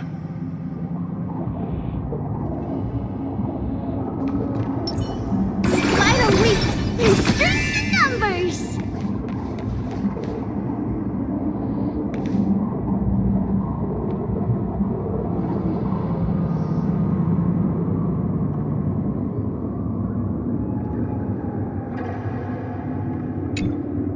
Is there really no other way?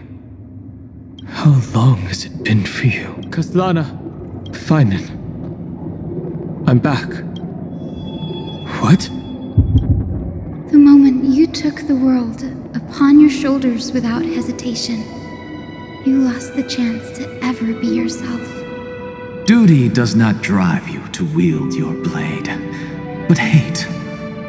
Behind that hatred, you seem to desire the destruction of the self. Losses are a constant on the Flame Chase journey.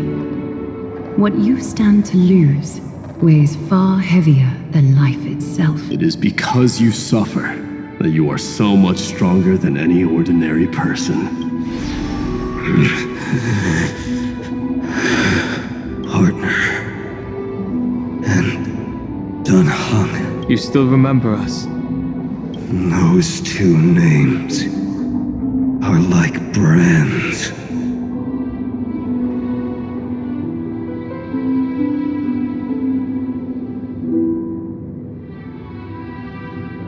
Then I'll tell you that those two names only appeared for a blink of an eye in your long journey. But we once fought together to protect this holy city beneath our feet.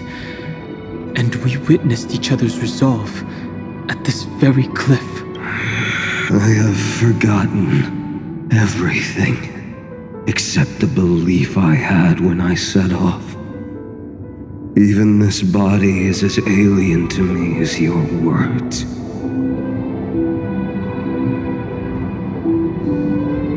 All I know is that I must imprison the destruction that swallows all. What if I tell you that we're here for the same thing? Look at what this world has become. You know what it's waiting for. Even if you've forgotten everything, I still believe that you'll make the right choice. Like you did in the past. When have we ever had a choice? When were we ever masters of this world's fate? Even though I shoulder the dreams of millions of lives, I could only forge the destruction's evil will. No. Everyone I know is dead. And the world I dared to save has been torn to pieces. So, be gone. This body never existed to carry out deliverance. There's no need to be so serious. Sorry, I had a really long nap and all the bad memories woke up first. Long time no see, partner. Well, it was only a very brief farewell for me. We once walked side by side and trusted each other to watch our backs. That memory will never fade away, even if all else does. And because it was so precious and hidden so deep in my heart, it needed more time to wake up. Trailblazing. What an interesting concept. Surely on your worlds, that is also a titan revered by the masses. There is no need to further confirm your resolve. Today, we inherit the duty of the gods, safeguarding the inhabitants of Amphorius. Stand with me, and become heroes! Did you hear that? Heroes! I have never forgotten the weight of that word. Even though I am no longer a hero, and the only thing remaining in me is the boundless flames of wrath. But lighting a fire can also illuminate the path ahead.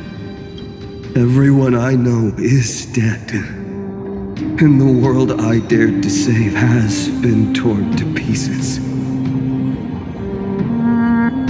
But there is still a group of heroes that I know, and they will bring the true tomorrow to Amphorius.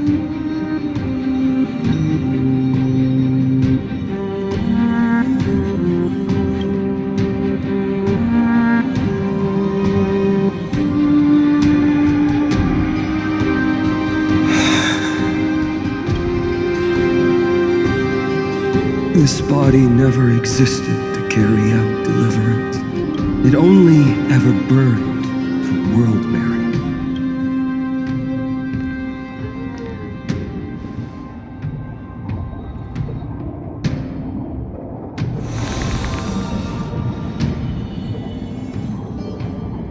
So, I'm going to head towards tomorrow first. Don't make me wait too long, Donna. Partner. Deal. What if we were born from the destruction? There is no need to question your heart. No need to crave victory. If I am born to be a vessel of sin, then I shall roar at evil and trailblaze a dawn for future generations to come.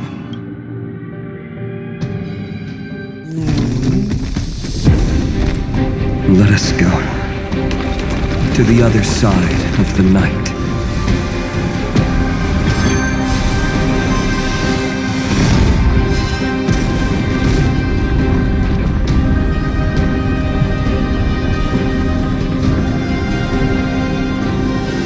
You know that the dawn is there, and the blazing sun destined to rise.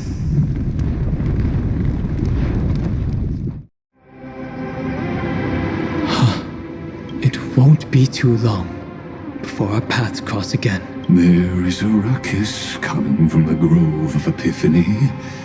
It is time for you to set out, my lord.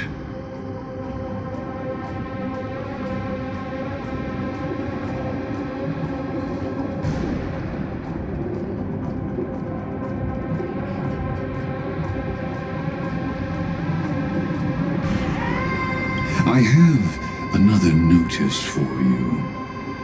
In this cycle, an eccentric demigod deviated from their flame-chased destiny.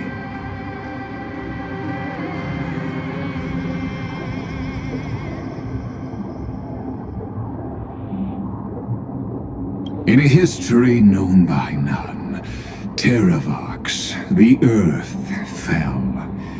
This matter has remained extremely mysterious, contradicting the extrapolations of 30 million cycles. I have reasons to suspect it also has something to do with Lady March 7. As of now, clues that yield no conclusions are not important. Finan already pointed me in the right direction.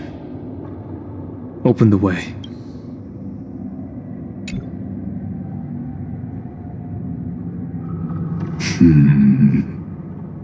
Lord Dan Heng is gone. You can now speak your mind, Lord Anaxagoras. Thanks for the honor. And here I thought you weren't ever going to acknowledge your old friend. The inspiration circuits recorded that you have led me up Dawn Cloud countless times. And the last time was right in the previous cycle.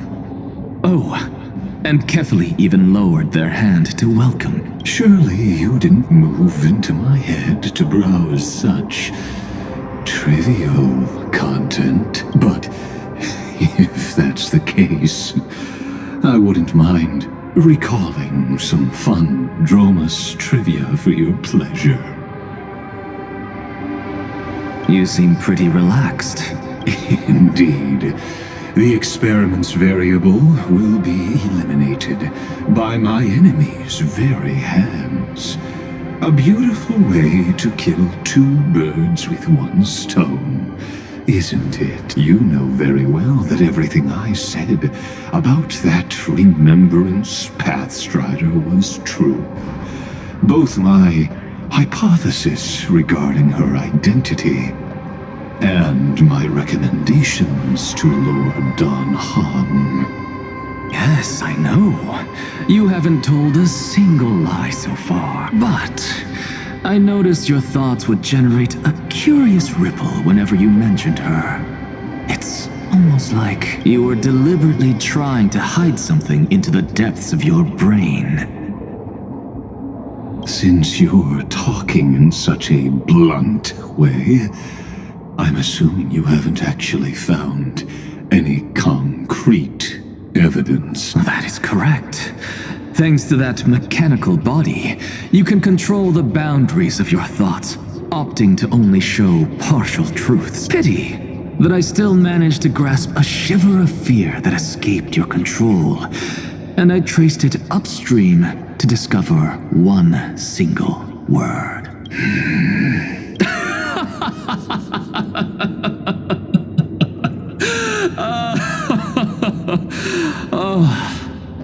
Lycurgus, tell me, what is the Demi-Urge?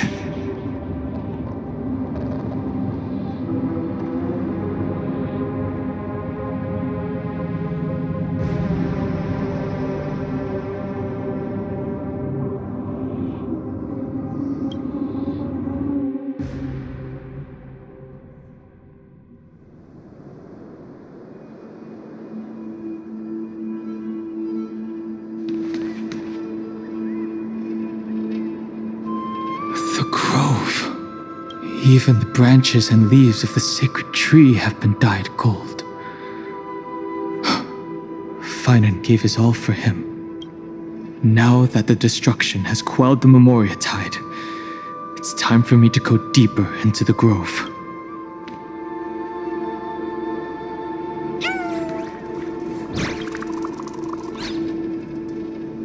Who's there?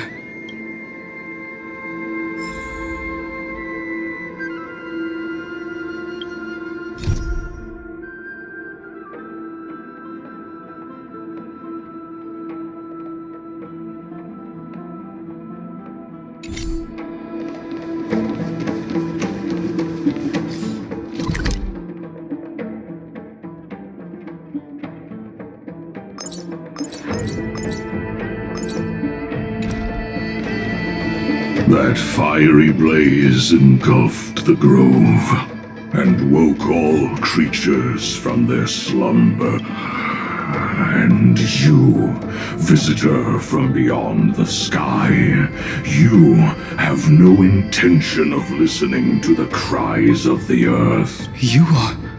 Are you surprised? Demigods with golden blood are not solely limited to Kefali's children. Is it not natural that the offspring of Georios would take on their duty? I am Terravox, Avatar of the Earth, divine protector of the myriad living being. What a coincidence. I was just told by someone to watch out for you. Answer me.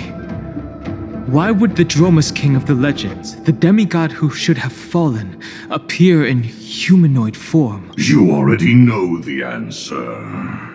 Is the transmutation arcanum not precisely your specialty, descendant of the permanence? How do you know about... was it March 7th? Exactly. Thanks to her, I was able to escape into the Memoria tide and disappear from the world's memories. So you didn't die. Your fall was just a lie. You cast aside your duty as a flame chaser and joined her. Why? To survive. For a Dromus, life is no more than existence. The birds and beasts of this world have struggled to survive since time immemorial. Yet unlike humans, they are unable to live on in the World-Bearer's memories. But Evernight is the master of remembrance, and I saw your story in the Veil of Evernight. Vidyadhara, the permanence, dragon transmutation, resurrect, Shang. The path you chose to survive will lead to your death, demigod. And what of it? This body is soaked in filthy golden blood. The earth is hungry, and only the permanence can satisfy it.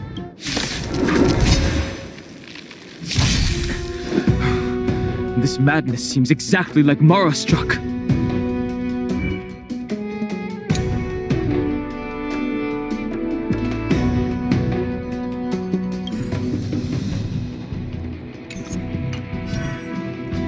We can do it! Lead it with... May the Breaks over. Dispel the gloom! Restore the skies!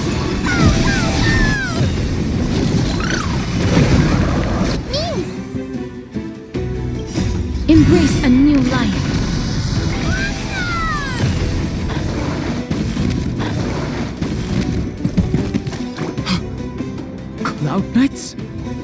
How is that possible? Fighting the West Wind, away we go!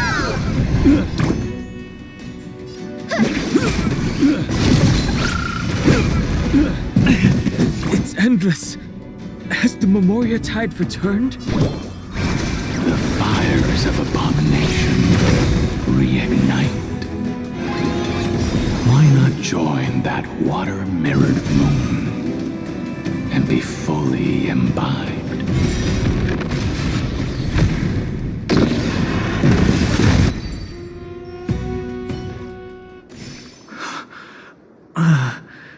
Is this some disordered memory?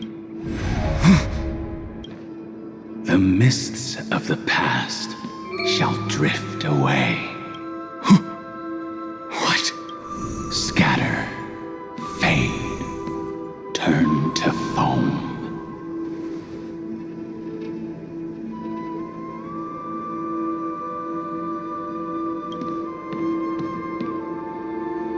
Do you not remember me?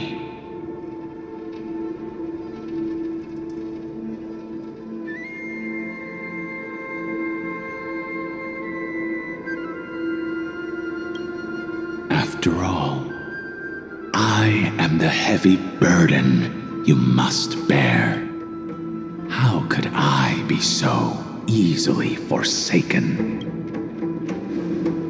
Dan Feng? Is this another Memo Snatcher trick? Vidyadhara are supposed to forget the past during hatching rebirth. But the preceptors interfered back then and allowed me to remain deep in your consciousness. If you do not wish to use that bloodstained name, you may call me Obliviated Memory. That's not necessary. Though we've long parted ways, I won't ever forget you. So, who is that giant? That is Amphorius' Earth demigod. He should be on our side, but he was led astray and intends to seize the power of dragon transmutation. The dragon descends upon the earth, and all beings look to it in reverence. You and I know that all life in the universe covets permanence. Are you trying to say I'll end up like you? One day you will. And as I see it, that day won't be far from the end of this journey.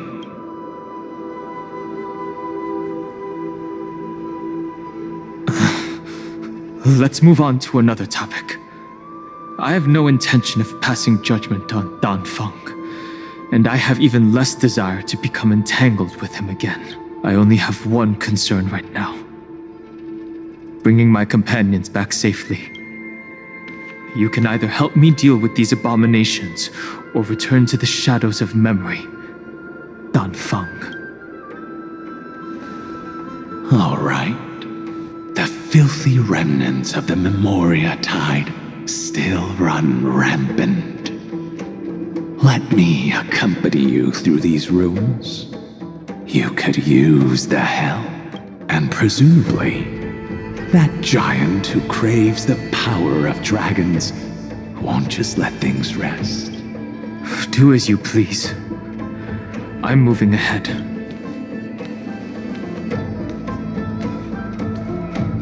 Speaking of Terravox, his aggression just now was probably some distraction.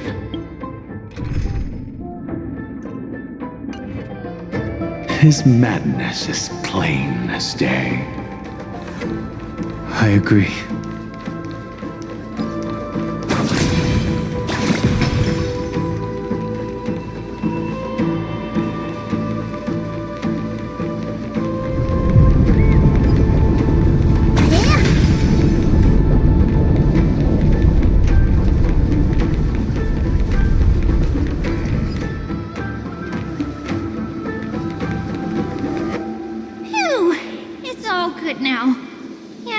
blessing is full and the hidden passage can be used again. No. The Imperator's legions can launch a surprise attack from the grove.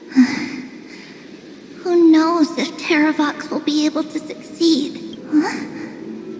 Who is this warrior? Lady Tribios, I am Dan Hung. Dan Hung? Nice to meet you. I didn't realize Little Gray had more companions in addition to Little Cyrene. There is no need to elaborate further. They are merely a collection of your memories, just like me. No. If they were my memories, they would recognize me. Don Hong? Even though we don't know you, we'll still ask you to get somewhere safe. A terrible battle is about to break out here. Tux Gladiorum is not far ahead. The evacuation efforts are almost over, so go now, or it might be too late. I see, Lens. I see.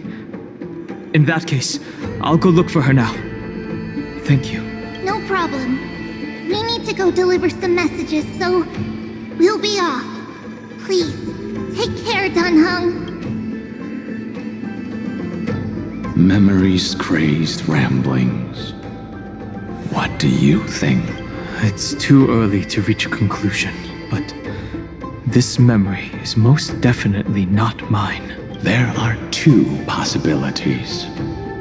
This memory either belongs to Terravox, or it belongs to him, the person you're desperately looking for.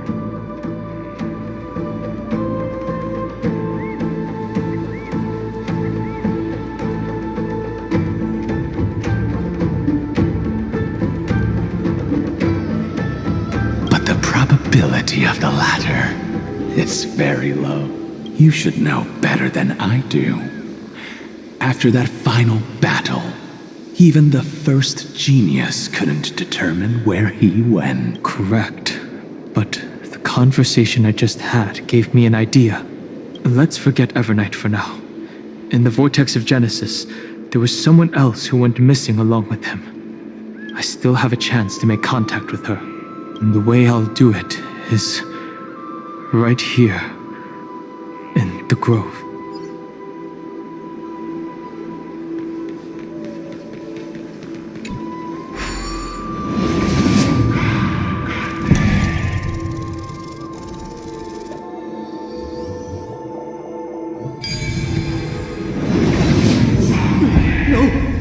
Stay back! You cursed beast!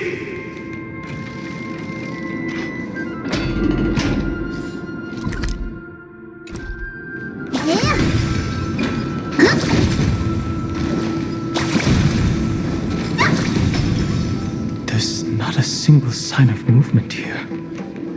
That was probably just the echoes of the Memoria Tide.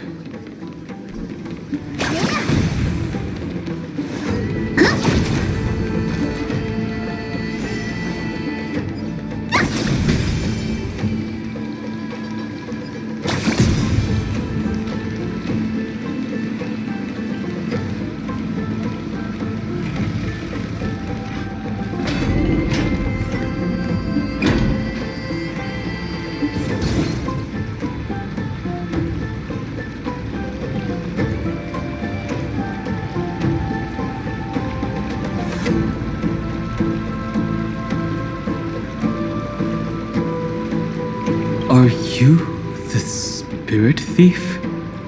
Bartolos? I see. Thank you for the advice. My Cloud Hymn magic will take it from here.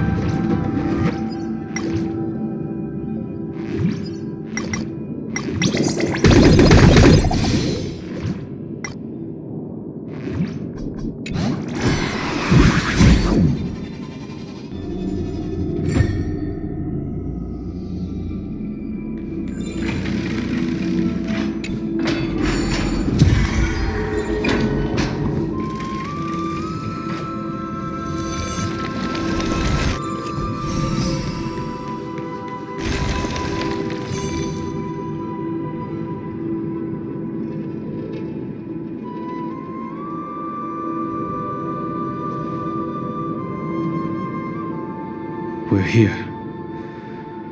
Now, it's time to awaken the person we're looking for. A pool of spirit water, I see. You plan to resonate with the waters of this world. Compared to the currents of my home, the waters of Amphorius are rather untamed. Subduing the waters wasn't easy, but I've gotten the hang of it now. Under the raucous steps of their frenzied dance, the roar of celebration calls forth the spirit water's memories. How incredible. There are still survivors in Amphorius. And this one even knows how to use the arts of water. Very good. It's nice to meet the ocean demigod, Lady High Sealands. A green dragonfish. Are you Dan Hung? I hope I've remembered your name correctly. Scale Gorge Waterscape is your home, isn't it? In Greyfry's memories, I saw you two standing side by side. That's fortunate. It means I won't have to introduce myself. I can get straight to the point. Tell me, where are Evernight and him? The stranger snatched away the deliverer right before my eyes. I commanded the waters to surge after them, but layered cliffs blocked the water's current. You must be careful. Earth has abandoned the flame chase mission. Though Terravox still lives, they're not an ally of the Trailblaze. That's no surprise. I've already exchanged blows with that mad demigod. I didn't think the worst would still come to pass. He also intends to get his hands on a dangerous power. As his comrade in arms, do you know what his goal is? Terravox has only ever cared for life born from this soil. If they covet powers from beyond the sky, I suppose it's out of the same care. Even so, their behavior is far too unusual. I presume they wouldn't have made such a drastic and irreversible decision if they had not exhausted all other means. But embracing the permanence may result in even more misfortune. While I admire that demigod's willpower, my position has not changed. It seems that if I want to find Evernight, I will have to confront Earth. Since my opponent has already turned into a vicious beast, what I do won't weigh on my conscience. Then allow my specter to accompany you, Lord Dan Hung. As the demigod who witnessed the end of this world, at least let me sing an elegy for my last comrade. That doesn't sound like something you would normally say. Huh? What I do won't weigh on my conscience. I can certainly guess what you mean by that. I will never hesitate for my companions. I am a nameless. And what I'm going to do is defend all the hopes that are on the verge of fading away. Then I misspoke. That is exactly how the guard of the Astral Express should act.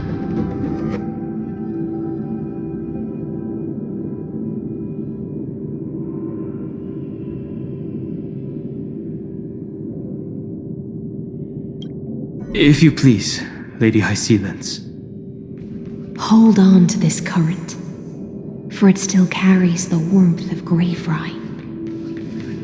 Hopefully, it will lead us to the depths where our companion is hidden.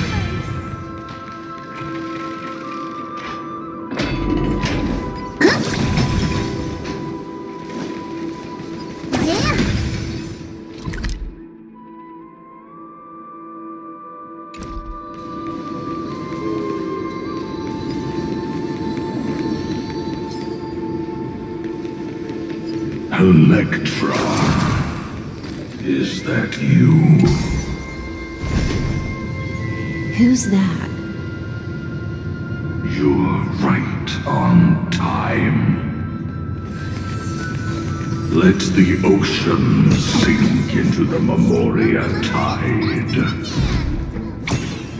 and become part of the sacrifice to resurrect the earth.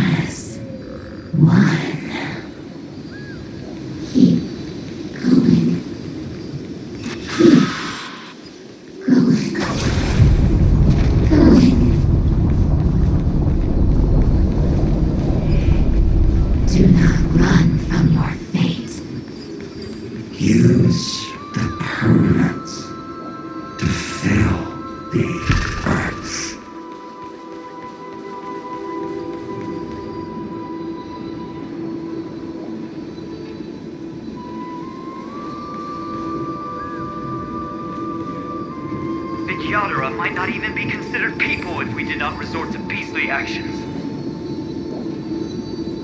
Why did Dunfeng choose me all those years ago? Long silence! Fall into oblivion!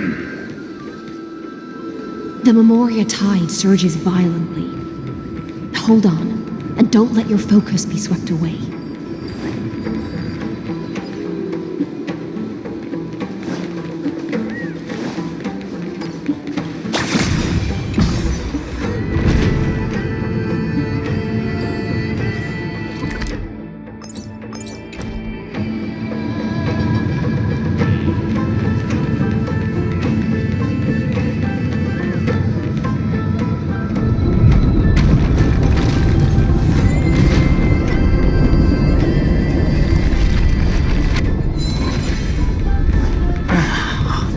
Grove is shaking. Of 5 people, 3 must pay a price.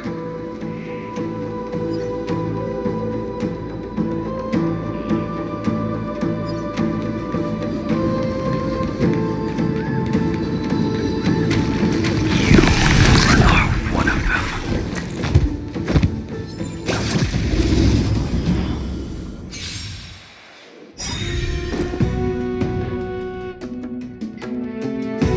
Trust me.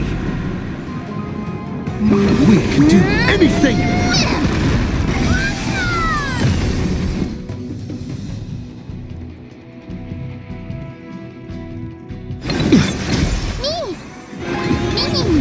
You two will head to the Nether Realm.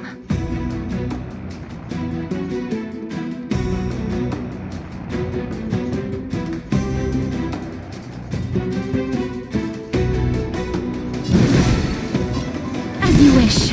The future is bright. May this faint light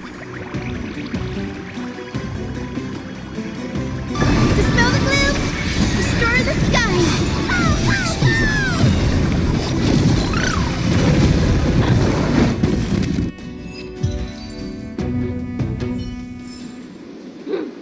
Toward tomorrow, onward!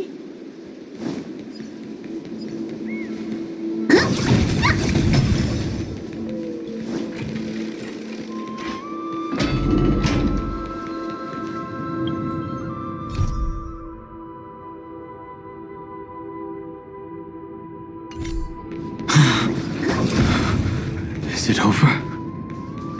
It seems so. These phantoms are haunting you. are indeed here to bring you to your demise. It's unusually quiet here compared to before. Don't let your guard down. The Memoria Tide has become even more violent. Is that?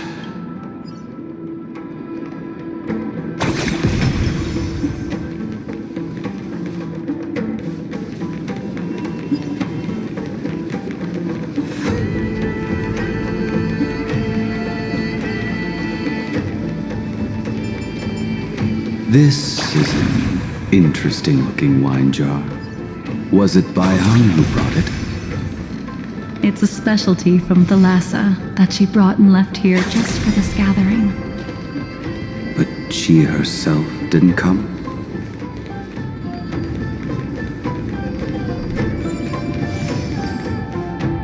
Your mind retains far more of the past than I had imagined.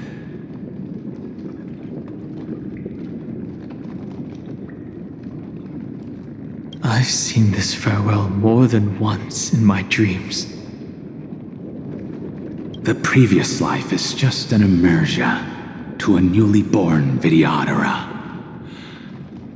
You know rationally that these are your memories, but it doesn't feel like you experienced them yourself. I use dragon transmutation for selfish reasons, and close friends turn to enemies. You probably want to ask me if it was worth it. The Military Affairs Office is placing more importance on the Yuchue's battle this time, and the Yao Qing called her back for a patrol mission. Some people are born with adventure in their blood and can't stop for even a moment. No matter, I'll drink her portion for her. We're already toasting. Why don't we wait for Don Feng? As always, the High Elder has endless meetings with the preceptors that he can't get away from. Let's not wait on him. Isn't this just water?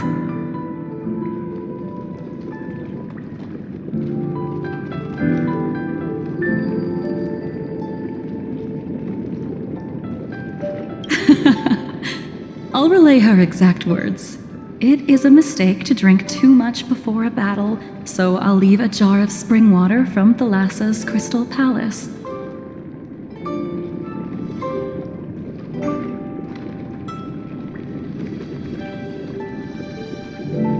She said that wine only has flavor after a triumphant return.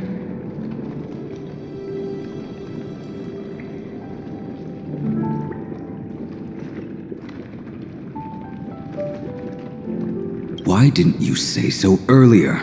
I didn't want to go along with her, but she insisted on seeing your expression after your first sip.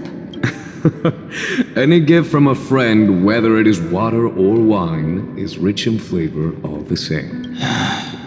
I see you still speak as if every sentence must add something of profound value. I see you still speak as if every sentence must add something of profound value. Ah, you're just in time. The punishment for making us all wait should be 3 cups of wine. Spare me, please. I've already suffered enough next to the ancient sea. I've convinced the preceptors. Vidyadhara Cloud Hymn Magi will join the battle on the front lines, and our armies will fight side by side. It seems like you can now carry out your plan for dealing with the Kitu Mirage, Jingyuan. Thank you for standing your ground against the dissenters, Don Feng.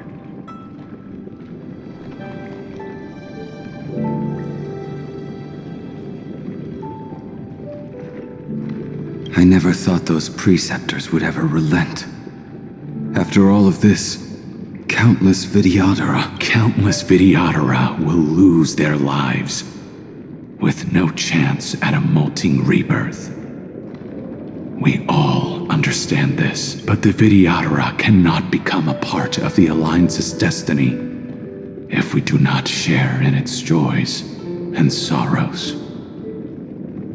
We would only be bystanders to everyone else's suffering. That is something we all understand as well. That is also why we've gathered here. Come, raise your cups. This toast is not for bidding farewell to each other, but for honoring the soldiers who will not return, for honoring our companions.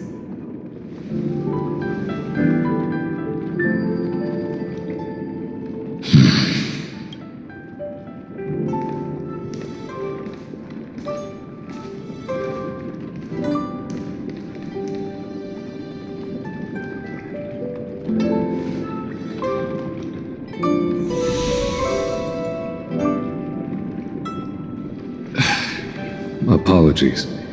My reckless plan must have put a lot of pressure on you.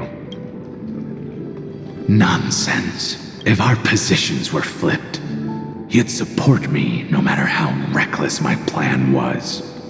Right? Of course. But let's try not to be too reckless.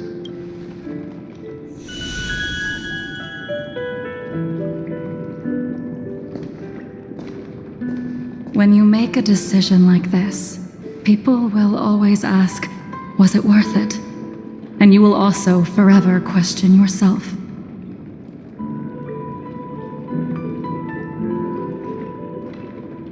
Do you know how you will answer that question?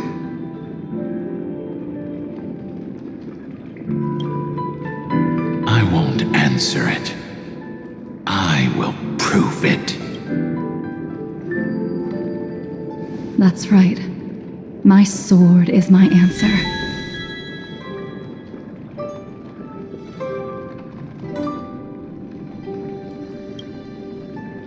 Thank you, Dan Feng.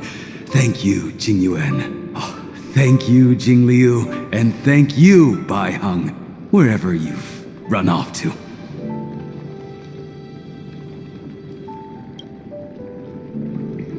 Ridiculous.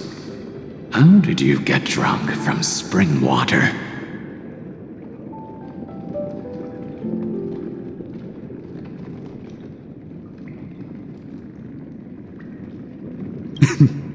I'm just full of joy. It feels like I've just forged a divine weapon with masterful craftsmanship. I'd rather leave this world in a blaze than live until the end of time. That's what I always firmly believed in the past. But I never truly felt like I was alive until I met all of you. Now, I wish more than anything that I could just live a bit longer. No, pretend I didn't say that.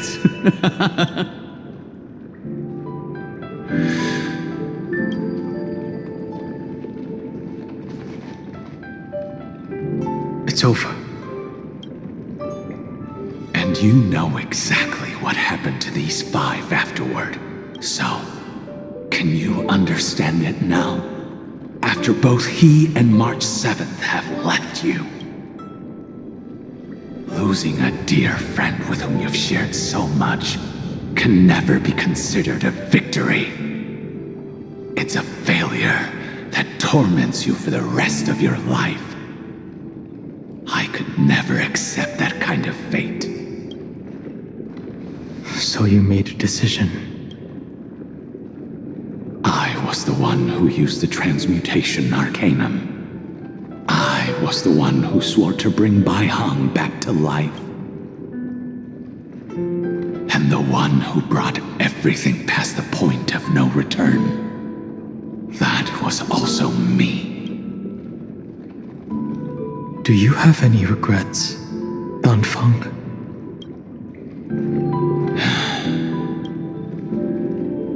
Even if I could reverse time, I would not choose differently. And if it had been Jing Liu, Jing Yuan, or even Ying Xing who died in battle, I'd still choose to do the same thing, because only I could make that choice and protect all of this. Now, for the sake of your companions, for the sake of those 2 who walk alongside you, how much are you willing to sacrifice? Dan Heng. Everything. Your answer does not surprise me. They are more than just my companions. They are the path I took that led me to where I am now. So they will also be beacons for when I am lost, leading me to the future until my next reincarnation. Then let me see how you'll carry out your convictions. Let's leave this place and go settle things with that mad demigod.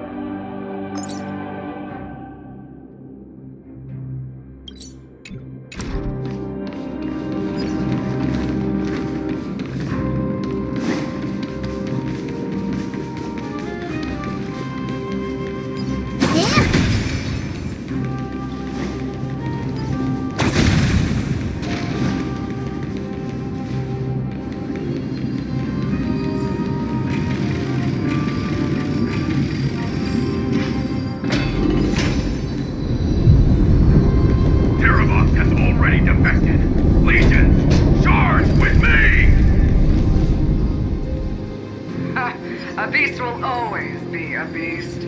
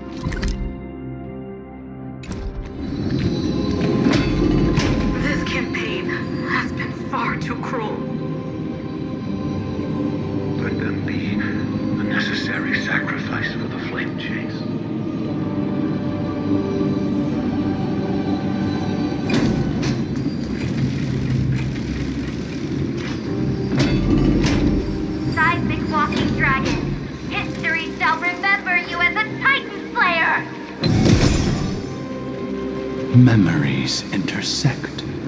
Another betrayal. Another catastrophe. Regardless of whose memory this is, I see the destination that the destruction points to. Golden blood is gurgling out. It's almost like a heart that has burst open. Follow the current and calm its frenzied pulse.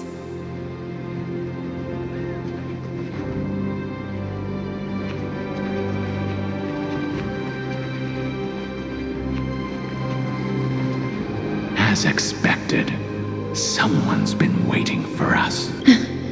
It's you. They are here, a scion of permanence. And your old comrade in arms, Terravox, my old friend. Indulge yourself.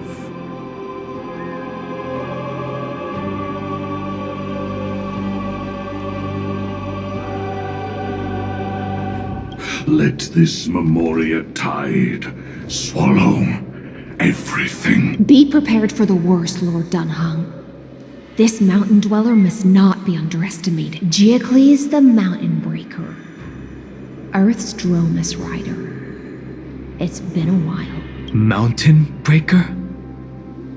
He's He's not Terravox? I remember you, little fish, and your despicable master. I didn't think you were still alive. Death is just a return to the earth for mountain dwellers.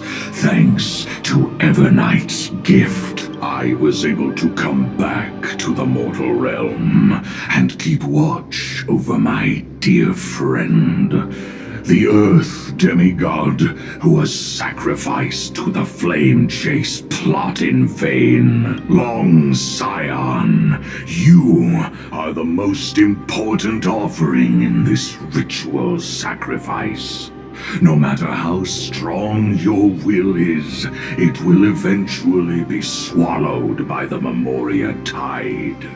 When that time comes, you and the powers you bear will serve us. We will use the permanence to awaken the fallen giant dragon and give the earth an everlasting body. I see.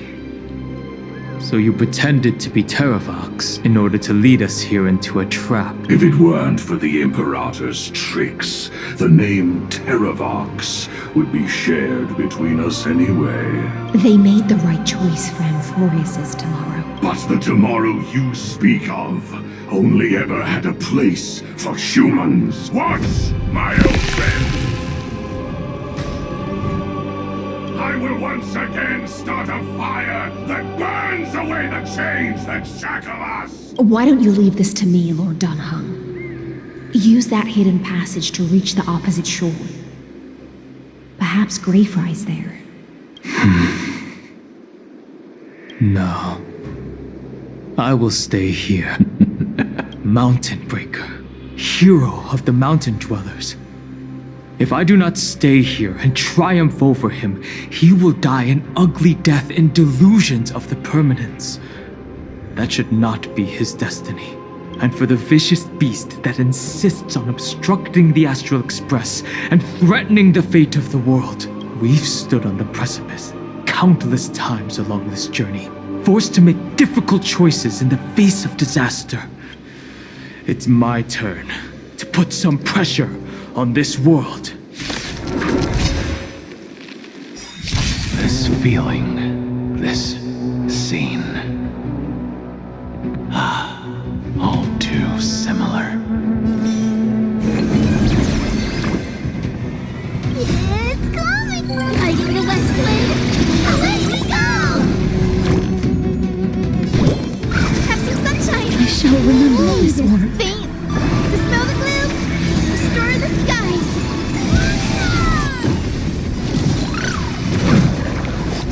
Embrace a new life.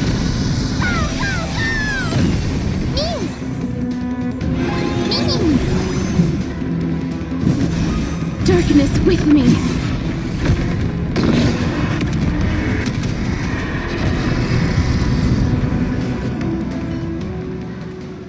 It's time to stop struggling, Geocles. Go to your death with dignity. Before that, tell me, what kind of deal did you make with Evernight? How was the Great Mountain Breaker reduced to this? That's... Leave it to me. I'll recount the Earth's heaviest past.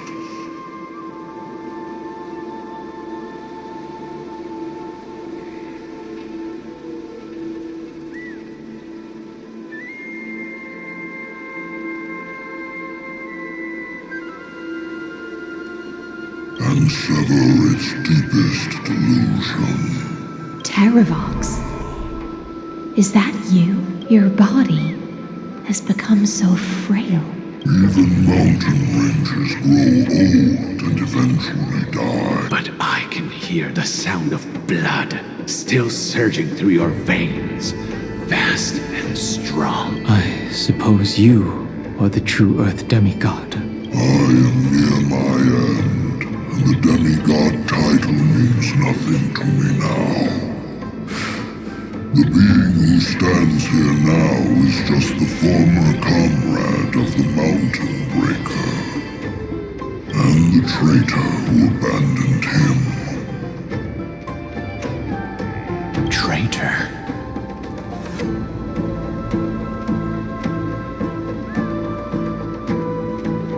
Terravox was once a member of Geocles' Dromus Legion. This force was famous for its skilled riders and their brave Dromuses. Terravox himself was the Dromus King, the giant dragon who swore their life to the Mountain Breaker. In the battle against Georios, the Imperator could not surmount this mountain, and thus had to break it from the inside. Terravox's betrayal was key to the Flamechase army's victory.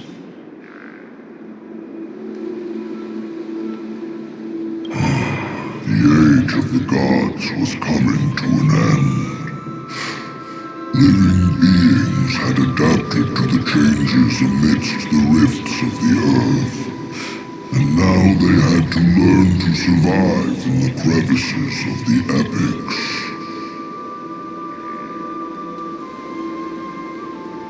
Someone had to watch over the earth, so I agreed to a deal. I would take the Titan's divine authority and sink into the cliffs, using my flesh and blood forged of stone to mend the land. But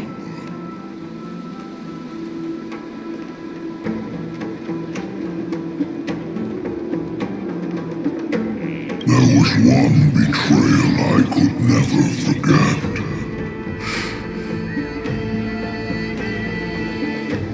The Mountain Breaker refused to believe that was my choice, even till his dying breath.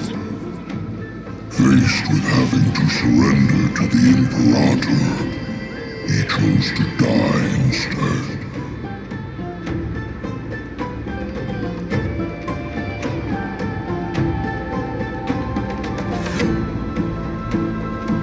So this is why you decided to conspire with Evernight.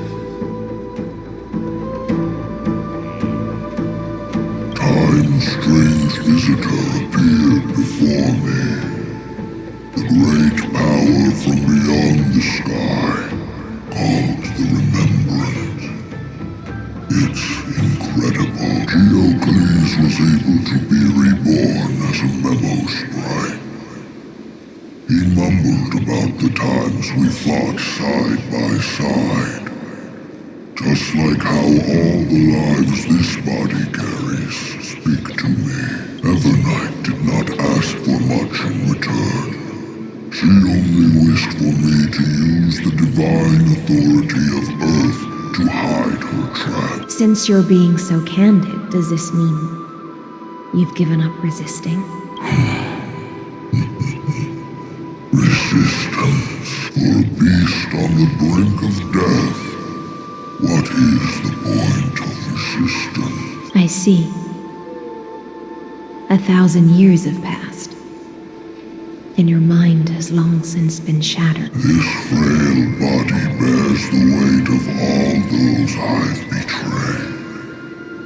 And now, my only wish is to rest with them in the unchanging paths. Go, long Scion. That fiery blaze has already burned through Earth's protection, revealing the secrets underneath, the deepest depths in Amphorius, the great tomb where all the past is buried.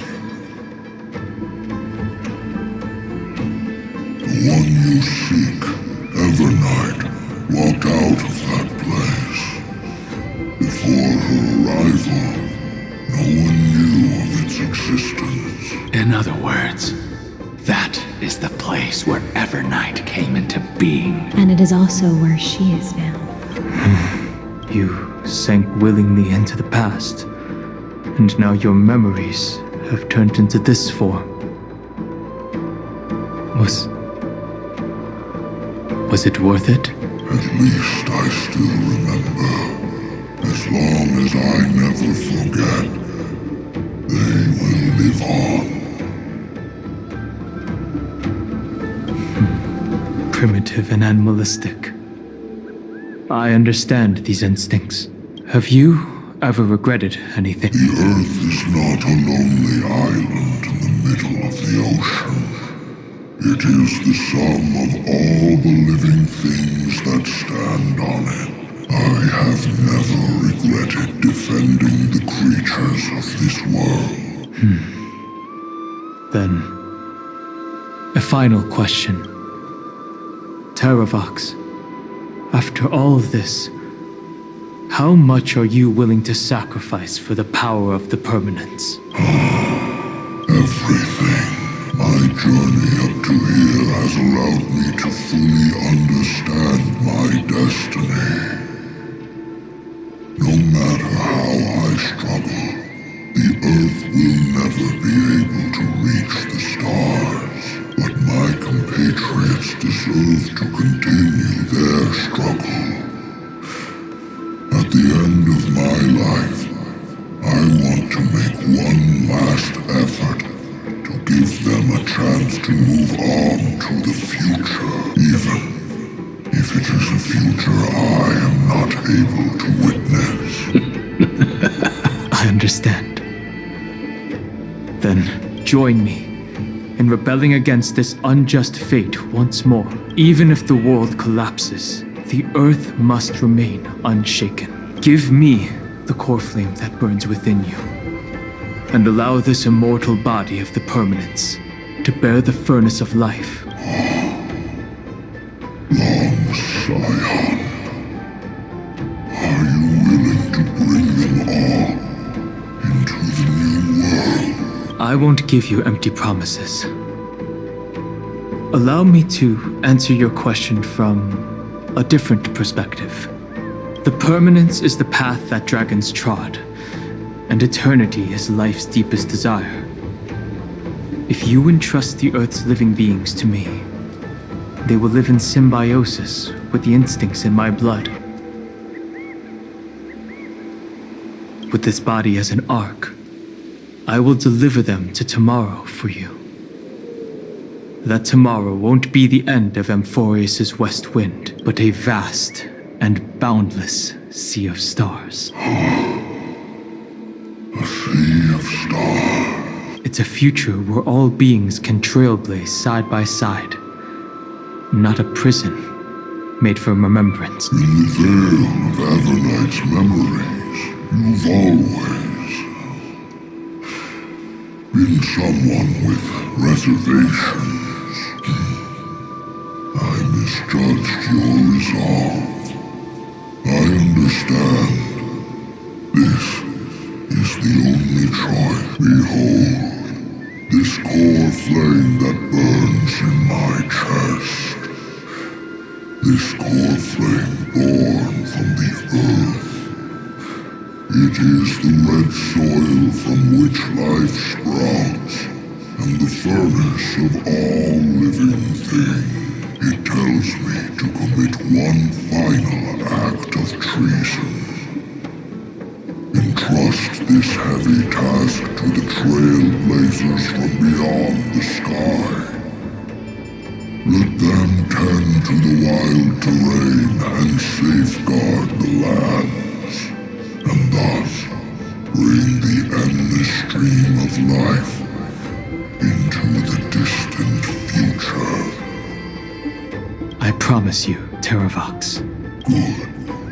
When I hand over the divine authority, this place will fall to pieces. Are you prepared to hold up the sacred tree if it falls? Of course. Then free what remains of my body, and let me give you this flame that turned away from the flame chase. I now relinquish my duty as a demigod. You shall dig your own grave and burn in the furnace of rebellion. I only hope that, after all this time, Father will take me back.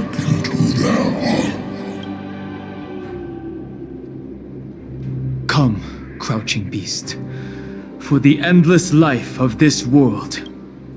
Rise from your dormancy and follow me as soaring dragons of the wilderness. My final rebellion.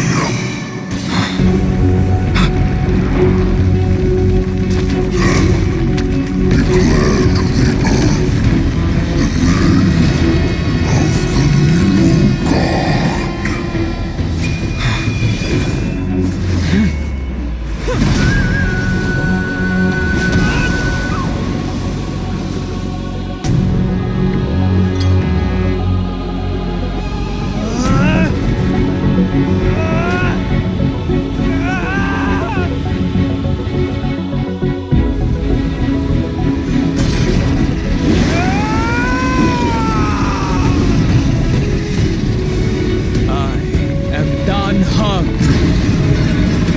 One who guards the trailblazer's way forward.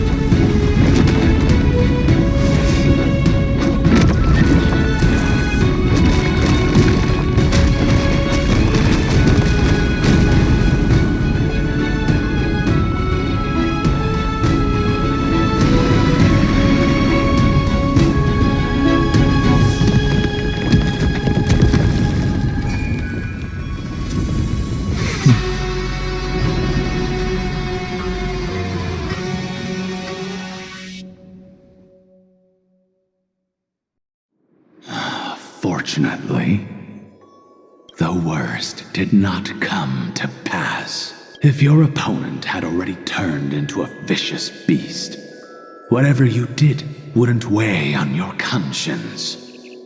So what if that demigod had harbored ill intentions or vowed to fight to the death? Would you have pointed your spear at them and carved out the core flame with your own hands? There's no point in discussing what-ifs. Though, I'm glad it didn't come to that. Regardless, I will attempt to join this game and become a part of the Era Nova. This is the only way I can face my friends and this world with a clear conscience. Now that things are settled between us, it's time for you and I to say goodbye. Everything that I left behind has faded away at this point. Go and march toward your own permanence.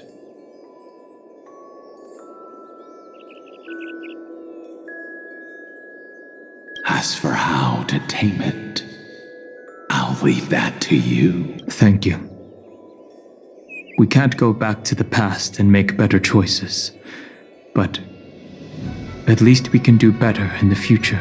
A dragon can only welcome new life by shedding away his old, scarred skin. For the first time in my life, I feel at ease. This burning core flame.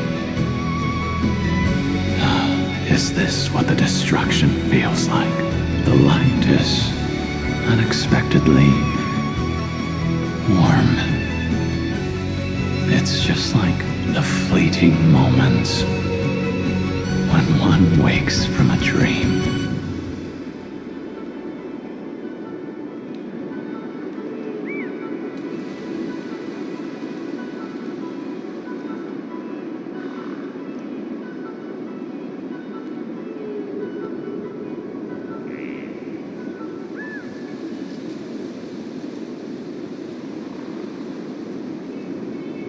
Farewell, Danfeng. Now, it's time for me to set out. The final rebellion of Earth was to bestow trailblazing wings upon all living beings. Fateravox. This was probably the best possible. Behind that scar lies what they called the deepest depths. The rising steam tells me that Greyfry is in there. But right now, he's trapped in a bottomless whirlpool. Is Evernight with him? I'm afraid I can't tell. A scorching abyss. If I were to enter it alone, I'd almost certainly get lost. Miss High Sealants, would you give me cover? I'll need to focus completely on what's ahead, and may not be able to pay attention to my surroundings. What are you planning to do? I'm going to continue where you left off. The stranger snatched away the deliverer right before my eyes. I commanded the waters to surge after them, but layered cliffs blocked the water's current. Times have changed. The cliffs are now in the palm of my hand. Then I believe it's worth a shot. It's just, without absolute resolve, you still won't be able to pass through that Memoria tide, much less save someone from it. The search for Greyfry might stretch on like an Evernight without end.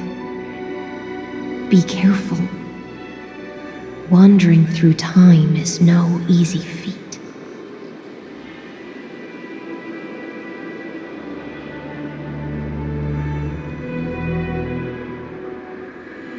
Don't worry, Lady High Sealants. Just as you kept your lonely vigil in the depths for 1,000 years, my determination to find him is even more unshakable than the earth itself.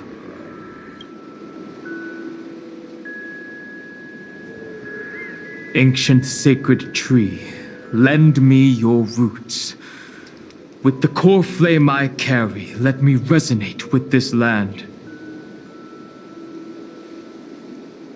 With heaven and earth as my map, and time as my compass, I will find that one singular point. Even if I must cross every mountain and valley on my own 2 feet, I will bring you home. Circe's giant tree, witness to Amphorius. This time, I will follow its roots into the ancient earth until I find you. On this journey, I will become the bedrock of mountains and bear the cities above. With the currents, I merge into the tide, crashing upon the land's jagged reefs. I sweep across the nameless barrens, scattering endless snow and frost. Entwined in the cycle of day and night, into the deepest depths of this world, adrift in the darkness that was before all else. When can I lead you out of this maze? No, I can't do it with just my eyes alone. Maybe it was never me. Maybe it was always you who could set us free. Long time no see. All right, let's settle this and keep moving. That's where we will find our answers. Hey, Don Hung, wake up. 3 of a kind. 2 pair. Ace. Go.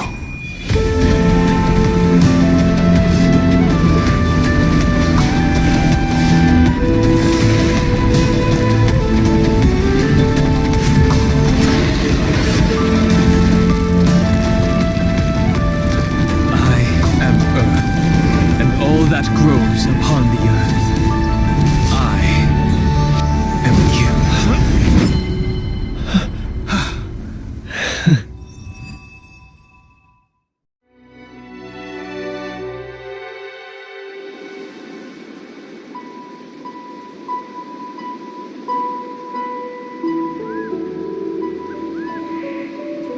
Finally.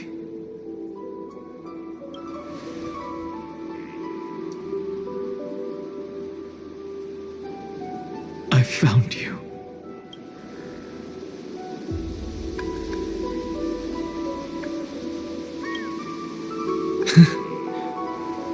long time no see. Did you get taller?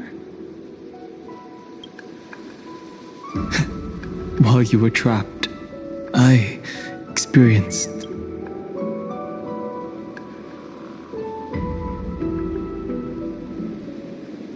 Thankfully, Evernight did not try to stop me. Looks like we've managed to... Rest assured, we won't abandon her. We'll all return to the Express together. No one will be left. You mean Mem? Sorry, I haven't seen her at all on this journey.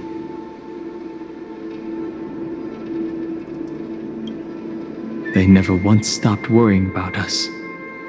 About you, me, or March 7th. They never gave up on trying to save us, even from outside this world.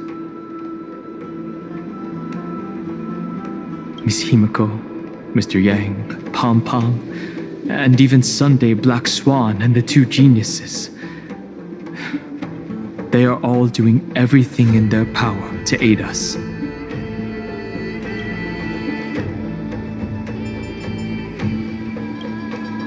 I understand. Her power shouldn't be underestimated.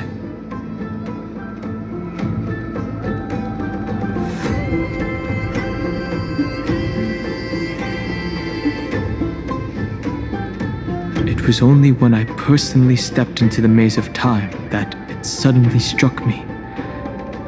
She and I had crossed paths once before. I'll only warn you once.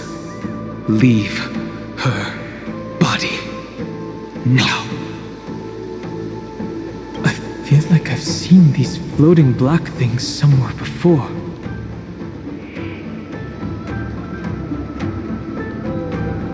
I had an unexpected encounter with her when I left Amphorius. Perhaps to avoid exposing her whereabouts, she stripped that memory from my mind.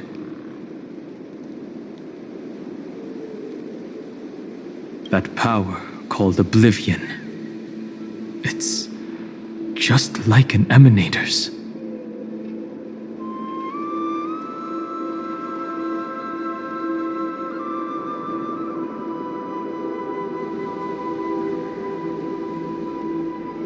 Oblivion.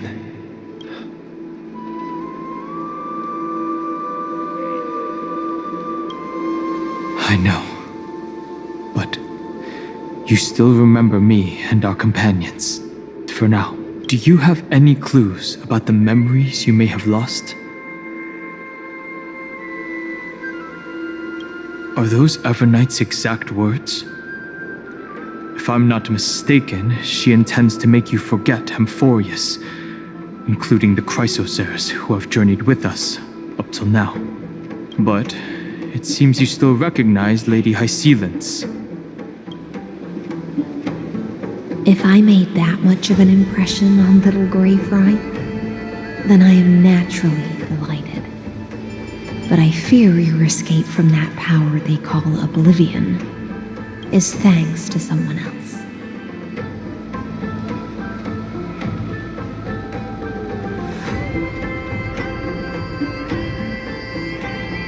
Nice to meet you. Or maybe I should ask, how have you been since we last saw each other?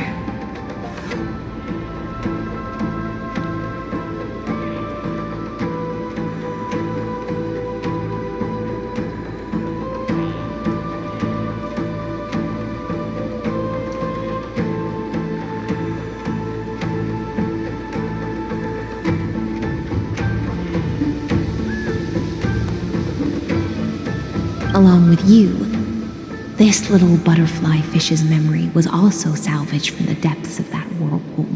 Just as a pearl is cradled within its shell, the power of Thanatos surrounds you, shielding your soul from corrosion. Miss Cyrene has spoken of you often to me. Though we never met in this life, believe there's a kind of warmth that can transcend time itself. Through the endless flow of time, I guarded the secret passage between Styxia and the Vortex. When the Memoria tide flowed backwards into the River of Souls, even in deep slumber, I could feel that warmth, and with all my might, I protected that warmth. I apologize if that seemed improper. I hope you'll forgive me.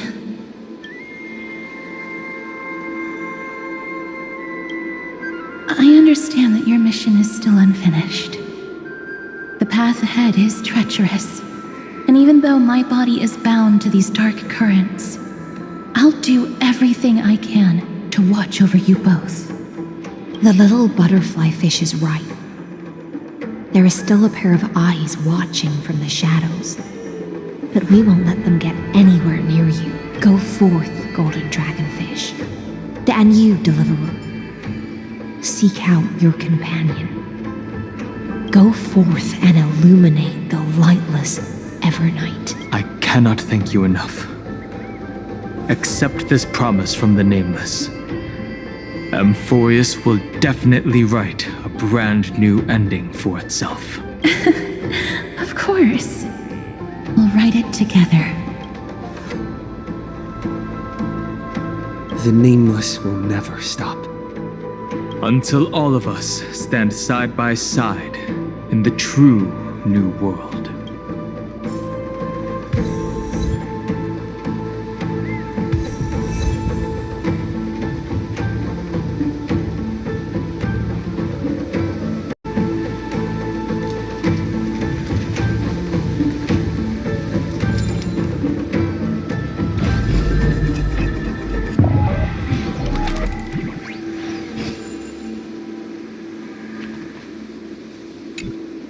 Go forth with courage, little gray fry. My ocean currents will guard your arrival, and my songs will accompany your journey ahead.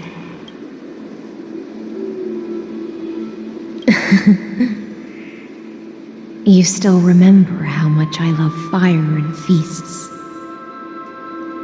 All right then. It's a promise. Go find your companion and see your journey through. I'll raise a glass while I await your triumphant return. And then, when we reunite in the ocean at the boundaries of this world, let me play a song for you beneath the glow of fire. At the end of the sea of flowers, the souls of the living shall warm thy fingertips, and after an embrace, there shall be eternal separation. If I hadn't met you at the end of the world, I would have thought Lady Trinan's prophecy was wrong.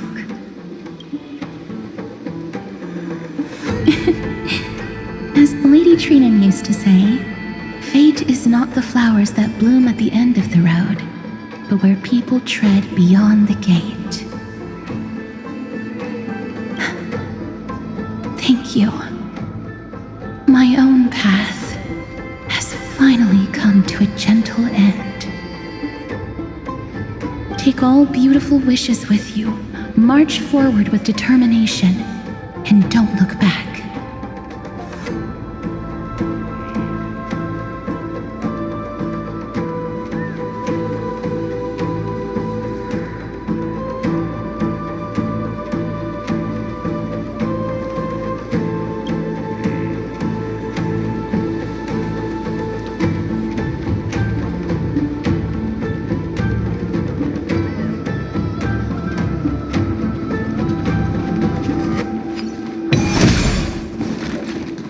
This place was once Nestia's altar. Could the golden thread be leading us to the world's deepest secret?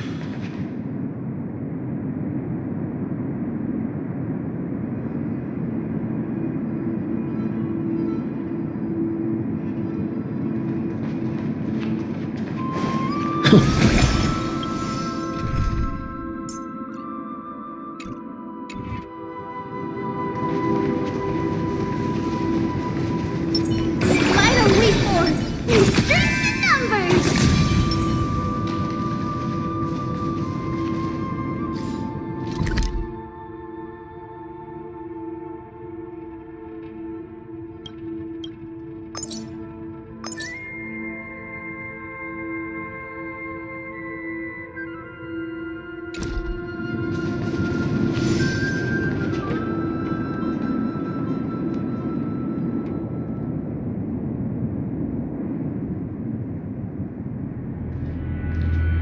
Is this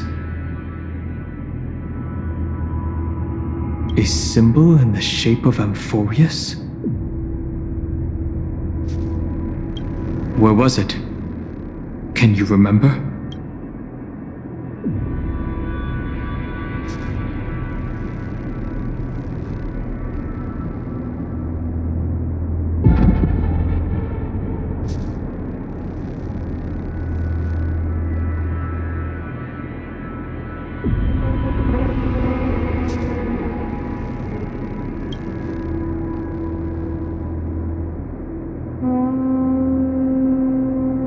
That doesn't make sense. How could a world enclosed within the scepter have a way of knowing what it looks like from outer space? Unless the mural isn't a drawing of Amphorius, but rather someone saw the mural and shaped the world in its image. Could that someone be Xandar? No. His concession proves that this place where Evernight is hiding must be a blind spot of the experiment. I'm afraid not even Xandar knows about the existence of this great tomb, or the secrets buried within it. He must be calculating something. But this time, with the Chrysosaurs giving us their full support, we've had the upper hand from the start. This forbidden realm remains undetectable to Xandar, and even Find and Strike merely opened the entrance, yet Evernight can freely swim through it as she pleases. It cannot be reached by the erudition, nor can it be erased by the destruction.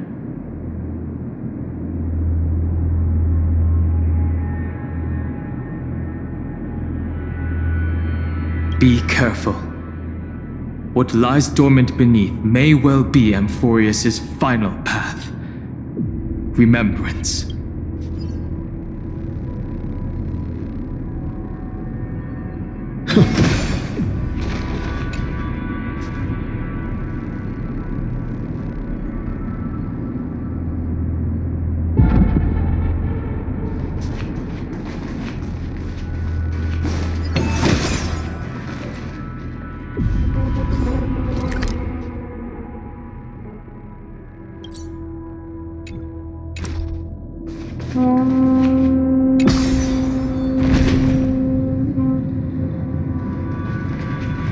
It's endless. It feels like we're plunging into an abyss.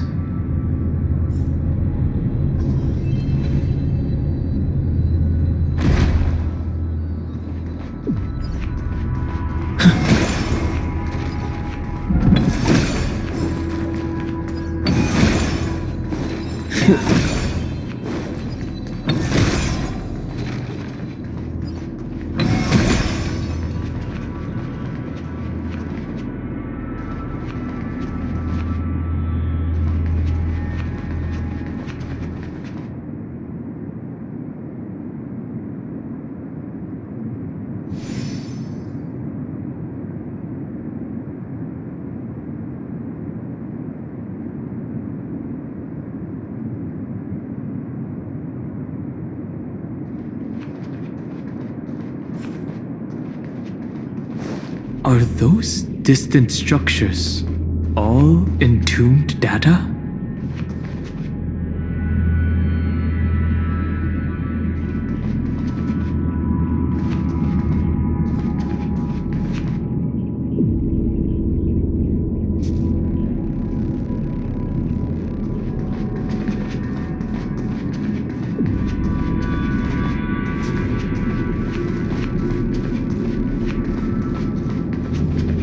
The whirlpool of remembrance. Bottomless and unfathomable. Behind this mist must be Evernight's domain. Ready? Once we step inside, I'm afraid there'll be no turning back. March 7th is surely waiting to see us again. Let's go. On the Trailblaze, no one gets left behind.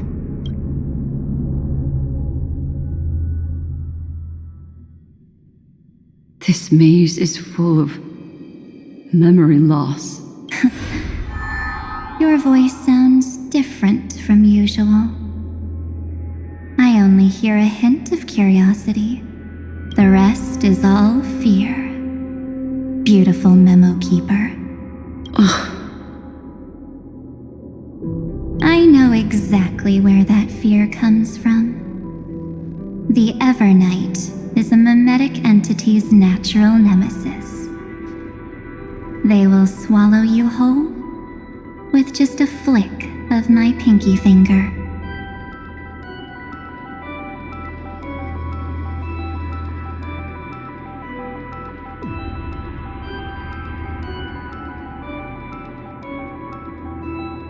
I am the garden's enemy.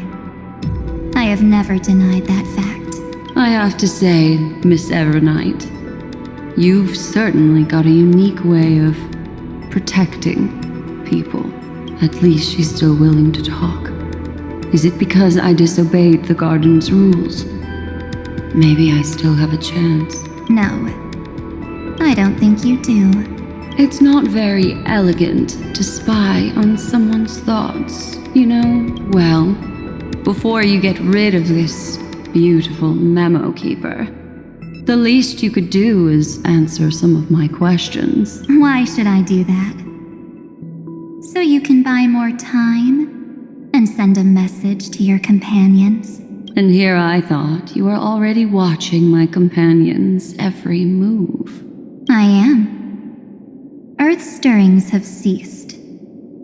They have defeated Terravox and are heading here as we speak. Don't tell me that's part of your plan, too. It's not, but I'll make good use of it. Fighting alone against an entire world, even I might miss something. But I know how to adapt to the circumstances, just like right now. How I've decided to let you go. I like you, little bird. Your longing for memories remains pure. Unlike those memo snatchers, your most precious quality is how you've yet to be tainted by the garden's dark side.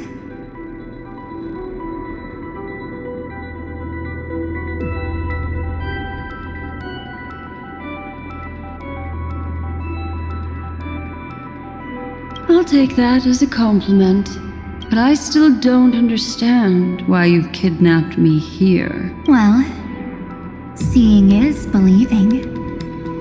So, why don't we take a stroll together? This ruin buried deep underground is called the Kernel in the language of erudition. But I gave it a friendlier name, the Heart of Amphorius. The great tomb of the Nameless Titan. The Nameless Titan? You'll see with your own eyes just how important the remembrance has been in this world.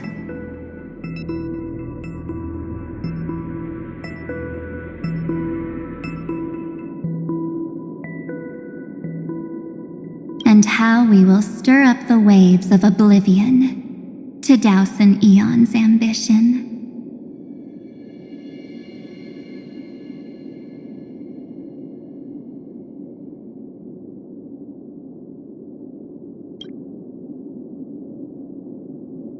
You've been hiding here all this time. That's right.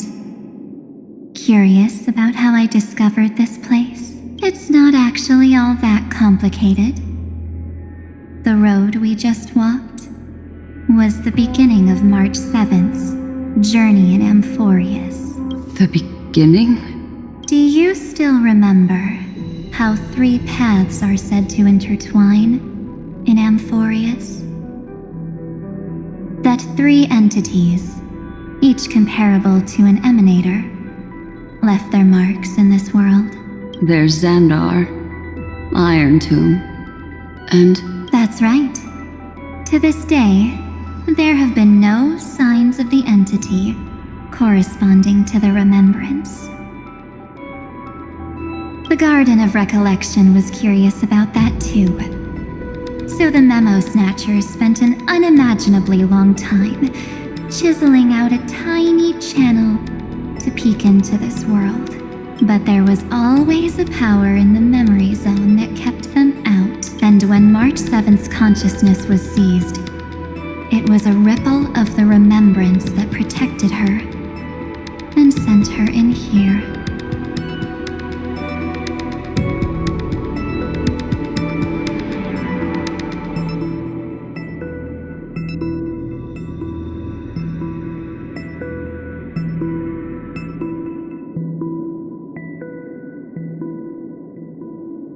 Can I assume, then, that this hypothetical emanator of remembrance was consistently protecting this world from the Garden's eyes until the Astral Express arrived? That's correct. You're a smart one. But why? Go see for yourself, little bird. The memories contain everything. This gate is really impressive. These are March 7th's memories. Didn't move at all, huh? I just got here and I'm already locked out. A journey of 1,000 miles stopped at the door? That's terrible! Is she stuck? Keep watching. The fun stuff is just ahead.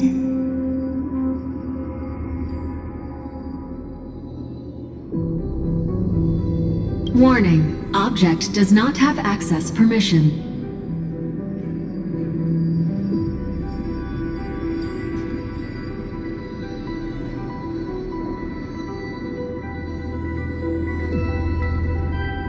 What? Did I touch something I shouldn't have? Execute formatting protocol. What's going on? Formatting? Warning. Illegal operations detected. Warning. Illegal operations detected. Hey! Don't just activate like that! How do I stop this thing? Warning. Warning. Warning. Operation authorized. Protocol name.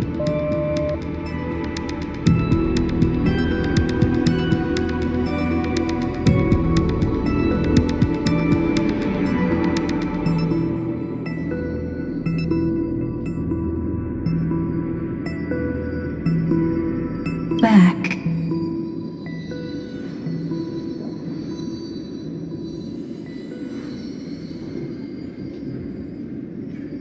Huh? Finally, it stopped. Wait. Did you just mention his name?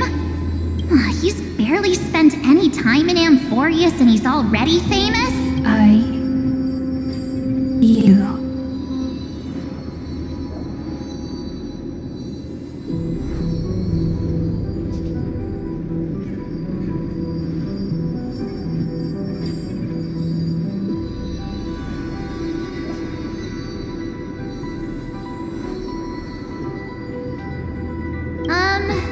I don't know what you're saying. Let's not speak in riddles, alright? Why don't we start with an introduction? I'm March 7th, and I'm that person's companion. Sorry I accidentally ended up barging in here. Establishing communications. Communications? Oh, does this mean I finally get to talk to someone real? I really need outside help right now. Channel established.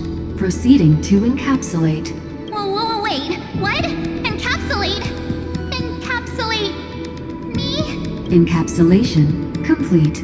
Initiating transmission. Transmission destination. Recurrence number 335503336.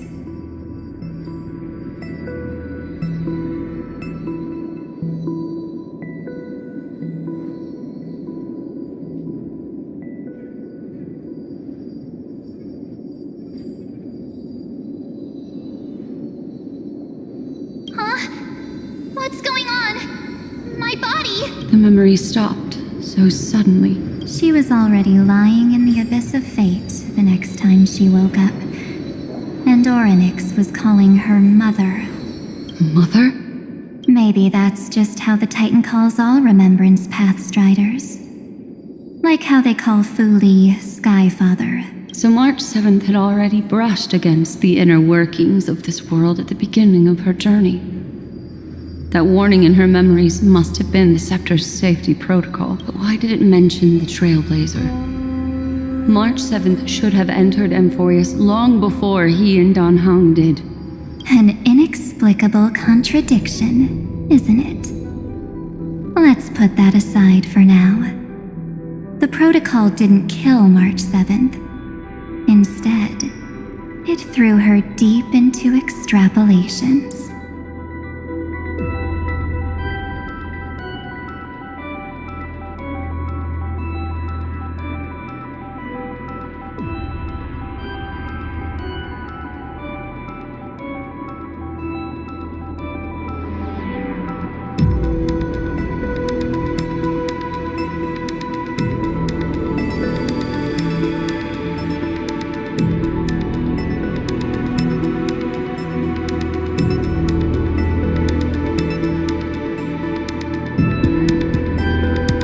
Over the next 97 days,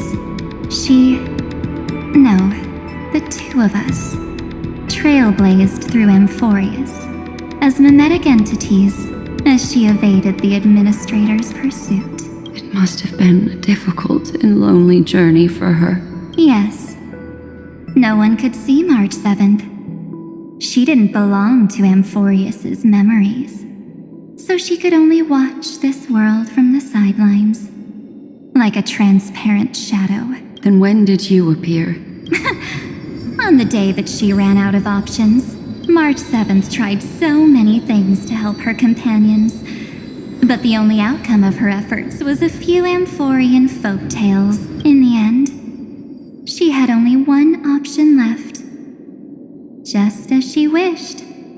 I erased everything using the power of oblivion. Then I protected him and Dan Heng, and made sure that they were spared from the Memo Snatcher's clutches when they broke through the seal.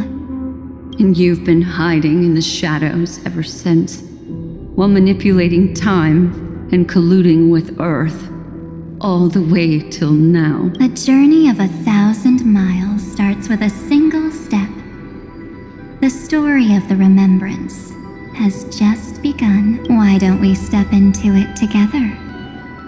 As someone qualified to walk with me, you can now take in all the secrets behind this door.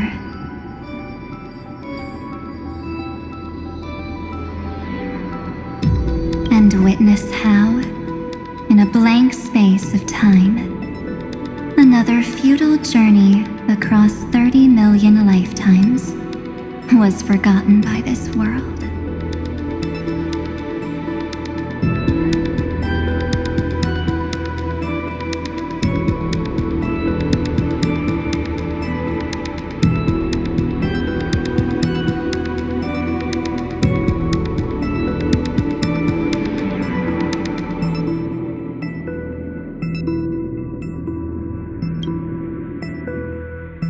I thought Evernight would have done something to stop us, but it's been smooth sailing the whole way through.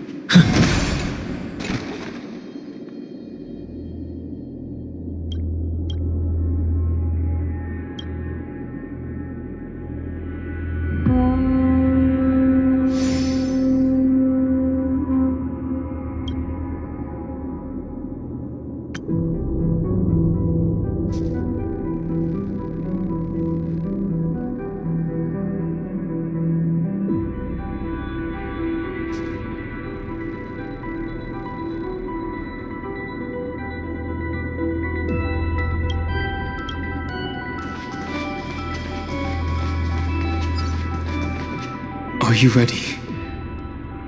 I'm going to open this door. Absolute silence. I can't sense anything at all. I know. Duck behind me if anything happens, okay? 3, 2, 1. Warning, object does not have access permission.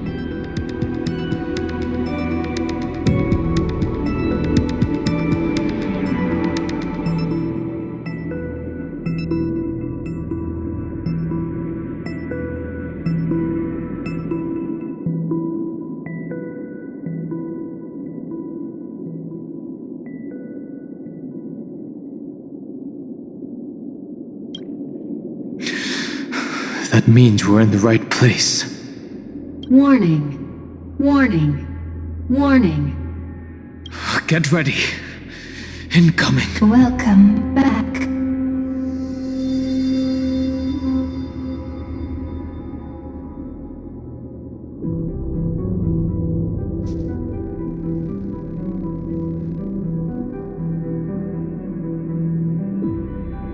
What? I'll be waiting for you. It mentioned your name.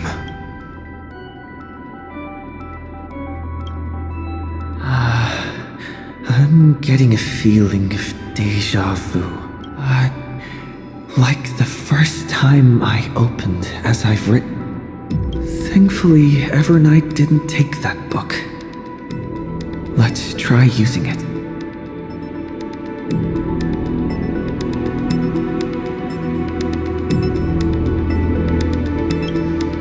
Operation authorized. Protocol name. The seal's gone. Didn't think this book would have a use here.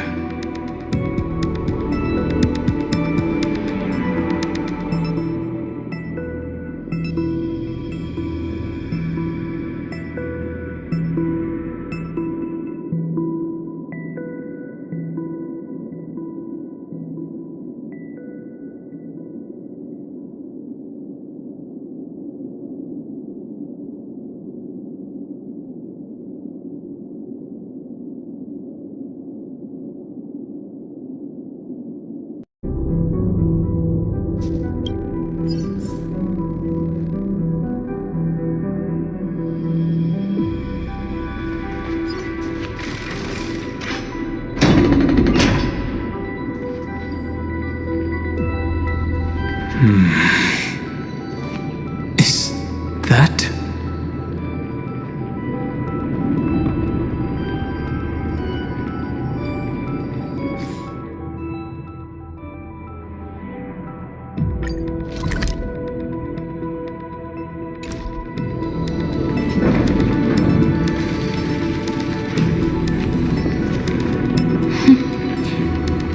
Hi. Miss me yet?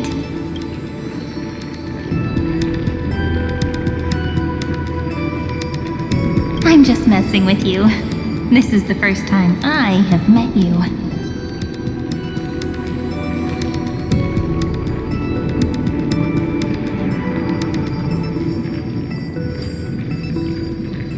Executing protocol.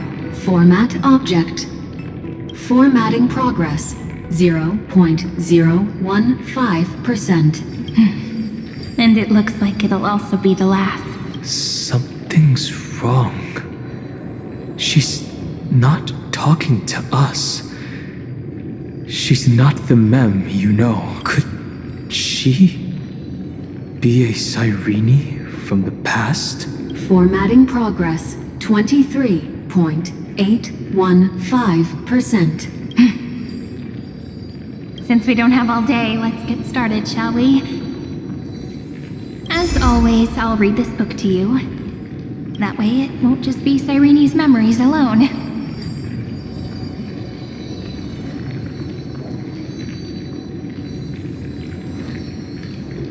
Formatting progress, 45.147%. Where should I start this time? Let me see. There. Shall we start with the meeting between the Helcolithist sage Midamos and the King's Aegis, Anaxa? Formatting complete. What? Did you hear that? She just said...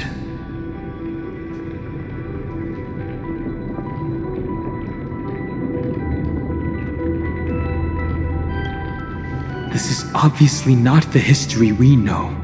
It might be one of the possibilities in the 30 million cycles, but...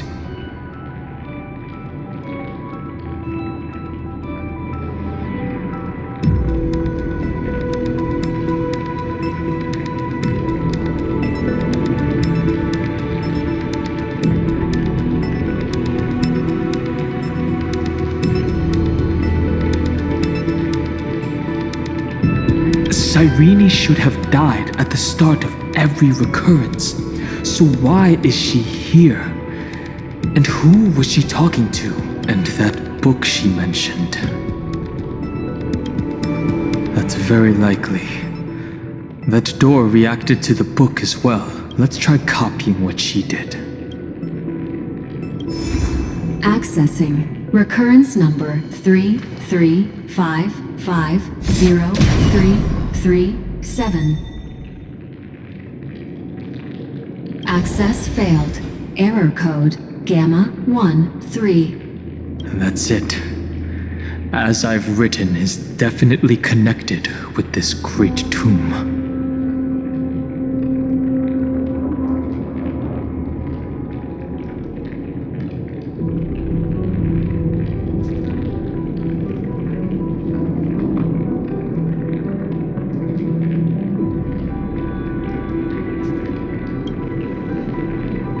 Probably referring to the eternal recurrences. It also proves the previous hypothesis that this place is outside of Amphorius' cycles.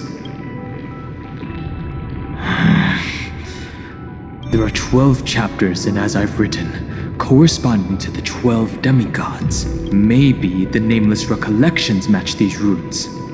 Let's try linking them first.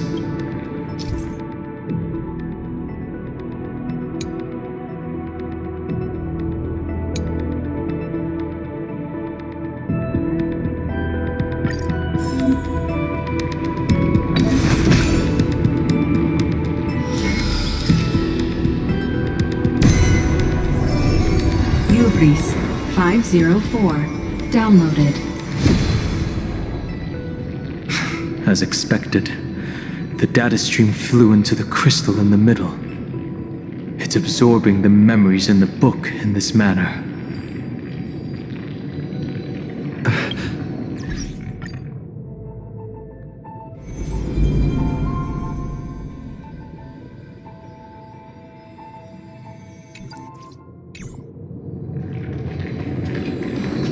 The world never learned how Saridra rewrote the law, but I believe it was Amphorius' decisive move against destiny.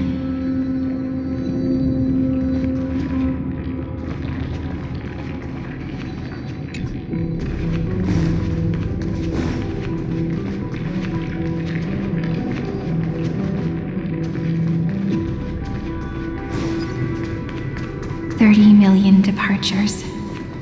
30 million shatterings, and the beginning of 30 million flame chase journeys. Fate betrayed Trebios, but she was never betrayed by humanity.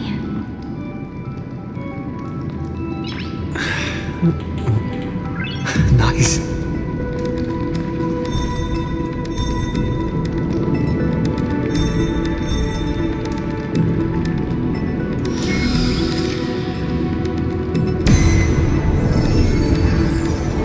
Uplotis 405. Downloaded.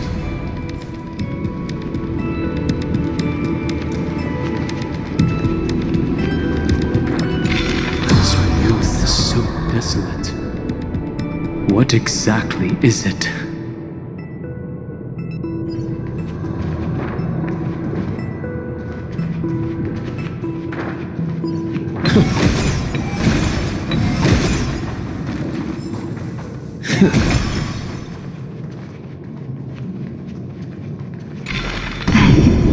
You must be very familiar with the story of time now. So why don't we leave some pages for the heroes instead? You must be very familiar with the story of time now. So why don't we leave some pages for the heroes instead?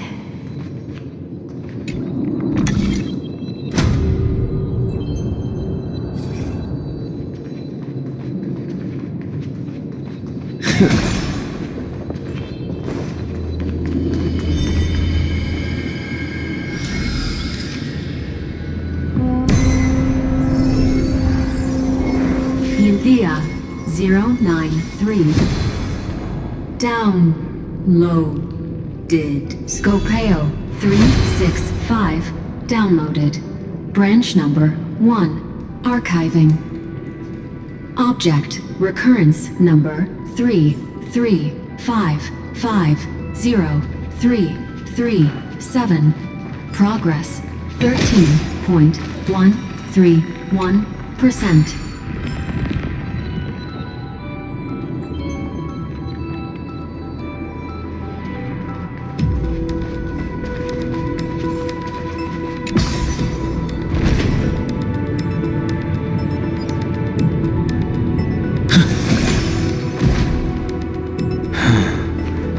There's a notch in the terminal that's just the right size for this book.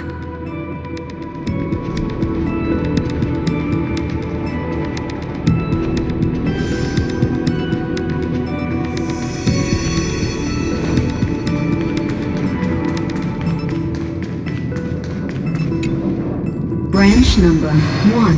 Archived. Encapsulating encryption key.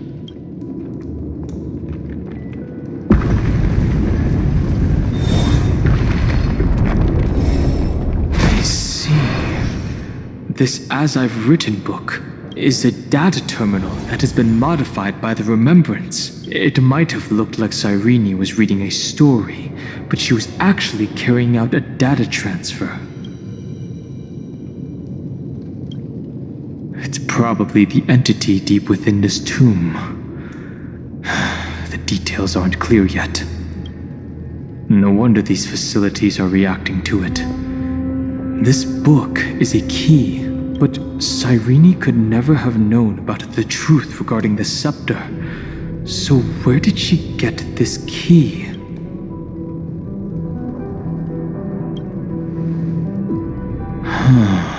Do you remember?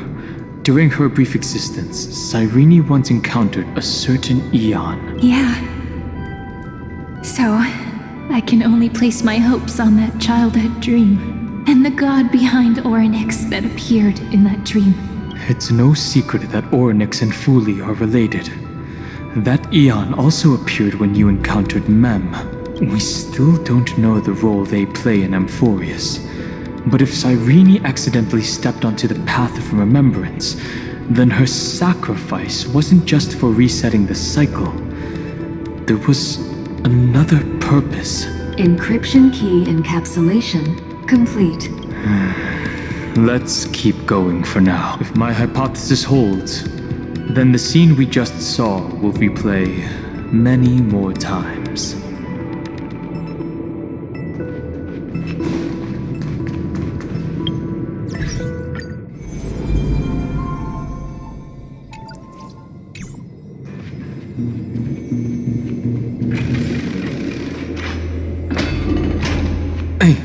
Be careful.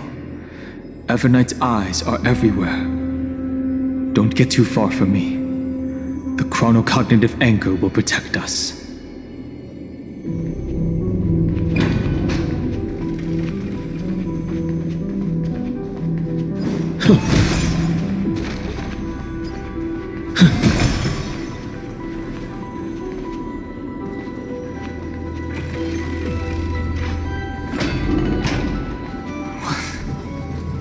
is this? It's hard to believe. Is this still Amphorius?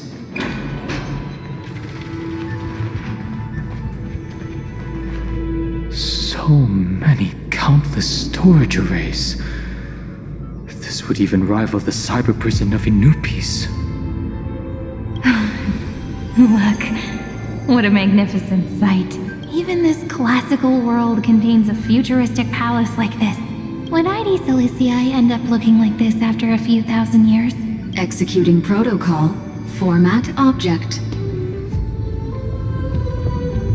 Formatting progress 0.027%. It's always so on time. Never late at all.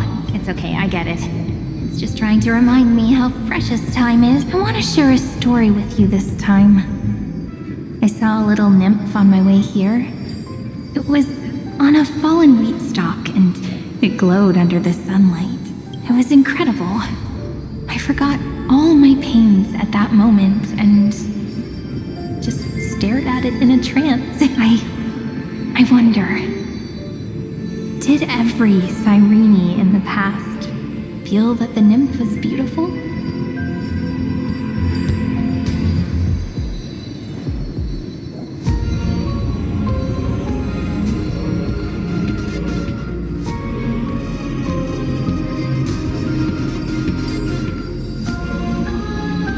Would they also have recorded that scene into the Eternal Saga?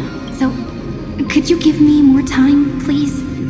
I want to leave behind more memories for the future. Formatting complete. As I expected. The answer is the remembrance. An eon appearing in her dreams, 3 paths intertwining in Amphorius, and the Garden trying to infiltrate this world at all costs. I have reasons to suspect that Fooley's gaze once swept over this world before the scepter completely fell into destruction, and that Cyrene basked in that divine gaze.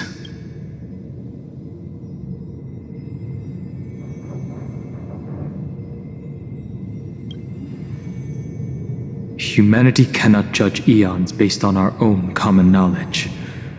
The Remembrance has always been an observer of the universe, ever since their birth.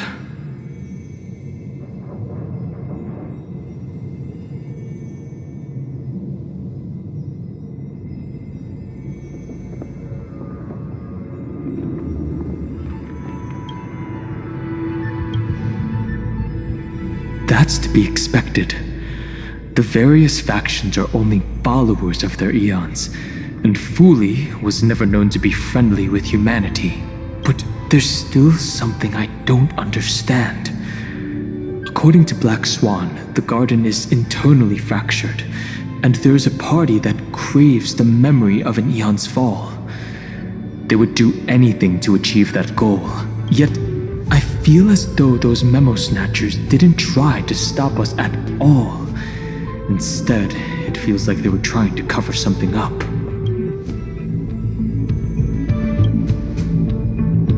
Most of the time, a gaze is simply a natural phenomenon, though some Pathstriders regard it as a supreme honor. An Emanator, however, must possess power granted by an eon's blessing. I know what you're thinking. That theoretical Emanator of Remembrance remains a mystery. But now, I'm leaning towards the idea that what the Garden's mirror reflected was a kind of miracle that Fooley left behind.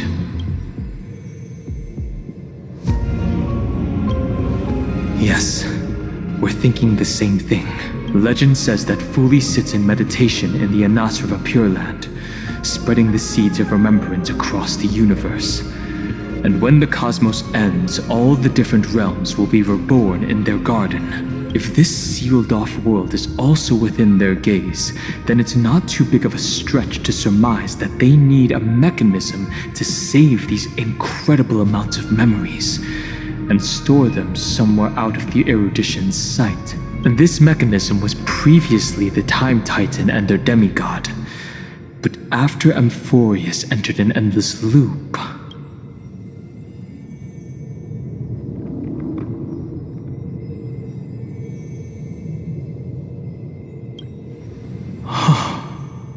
It's that ceremonial blade. Now, I can say with certainty, time is the page on which that eon records Amphorius. If it fades from existence, and all that it records is lost among the stars, that eon will surely direct their gaze here, and it will be a glance that spans time and space, transforming each incarnation of me into the power you shall wield to reset time, imbuing my soul into this ceremonial blade, and creating an endless flame-chase journey. The ceremonial blade killed Cyrene at the start of every recurrence, and at the end of every journey, Cyrene's soul took the extrapolated memories stored within the blade and buried them in this great tomb.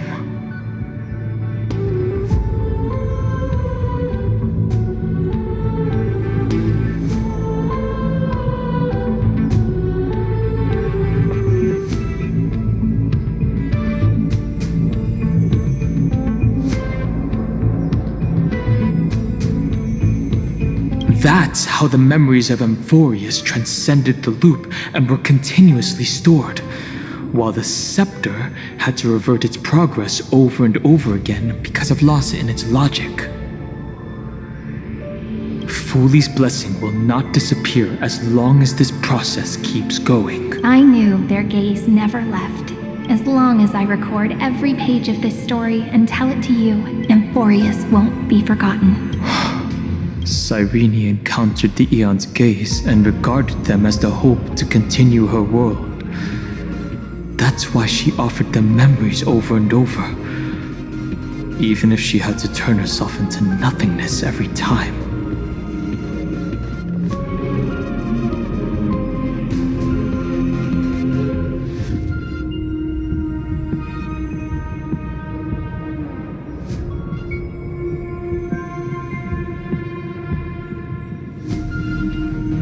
As to why she insisted on keeping her human form and offering the memories through reading a story, it might have been the only way for her to maintain her sense of humanity and leave her mark in this world, even though everything was just her wishful thinking.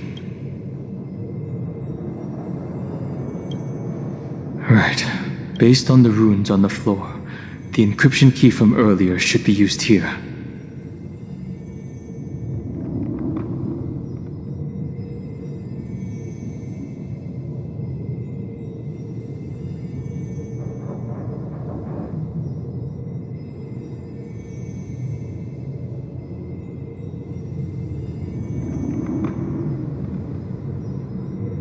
There are 3 keys in total.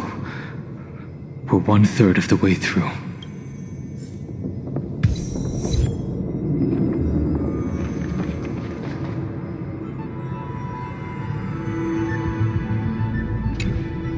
I'll leave it to you. You never say anything, but I know you're listening. Every story I've told is like a little key that opened a door in your heart, no?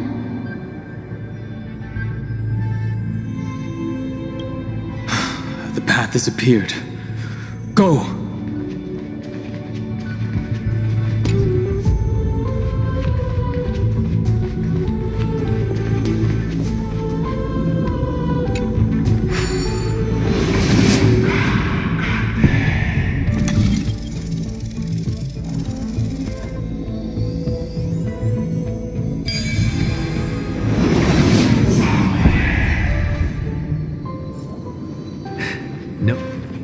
Then, the sky sent down rainbows and showed the world a gentle smile.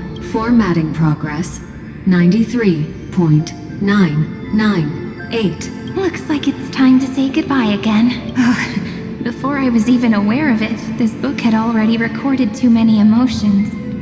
Every page has become so heavy.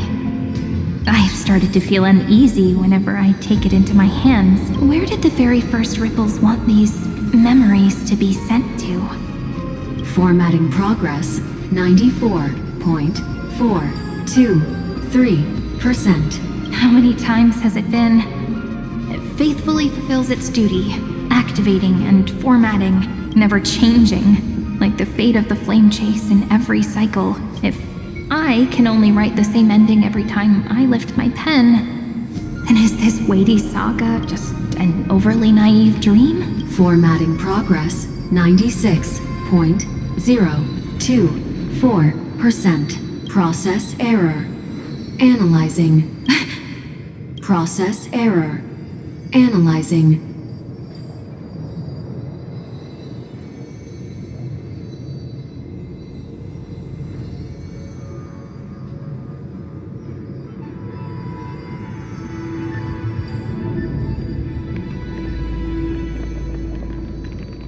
Really? Are you encouraging me? Thank you. I'm sorry for making you see this embarrassing side of me. Everyone's still working so hard. If I'm the only one who's crying, that wouldn't be romantic at all. Thank you for listening to me all this time. So, shall we continue? Formatting complete. The endless cycle took its toll on her. Even Cyrene could not resist despair when faced with eternal stasis.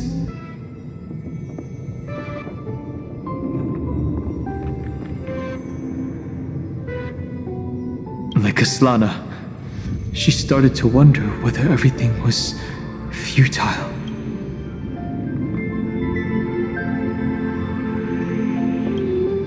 So you noticed it too. Who exactly was she talking to? I thought it was an Eon at first, but the way she talked, it didn't sound like praying to a god at all. Maybe she's talking to her imagination? A hero within?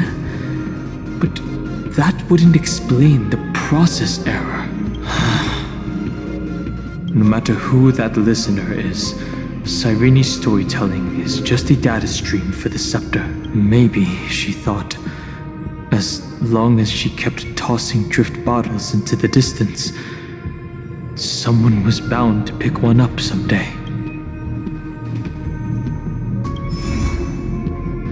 Accessing recurrence number 335503337. Once again, Castor is offered her final embrace to death. And from then on, she started another lonesome watch. How wonderful would it be for someone to give her a real hug?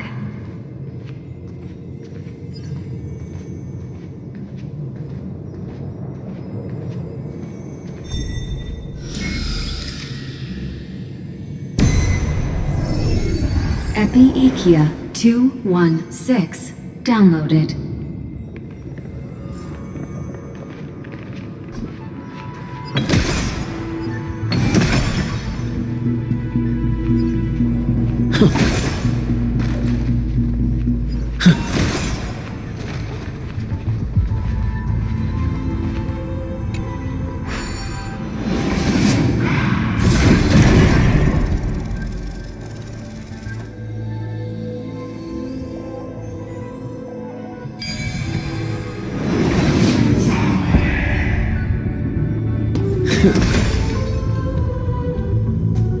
A devious cat.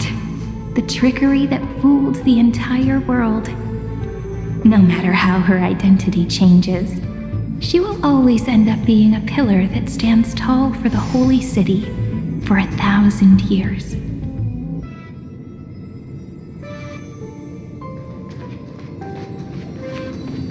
The hand of Zagreus.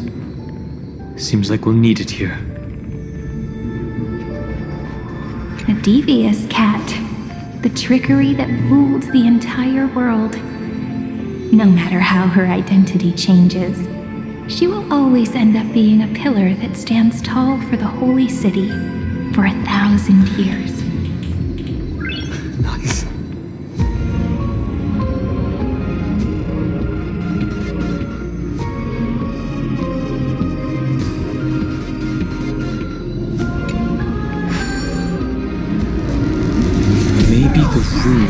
only be completed after the modules are inserted into the slot.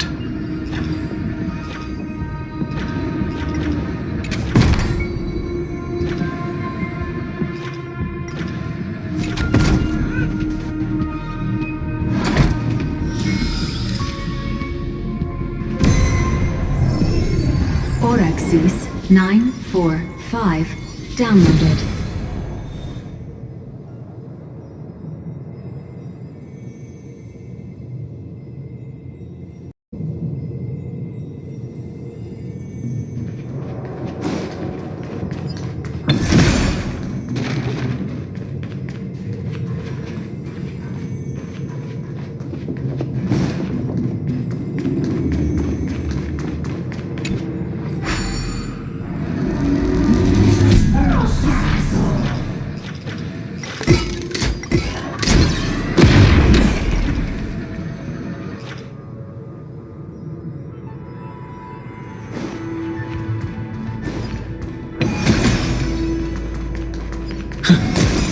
Midamos's road of strife once again reached its glorious and lonely end, as always.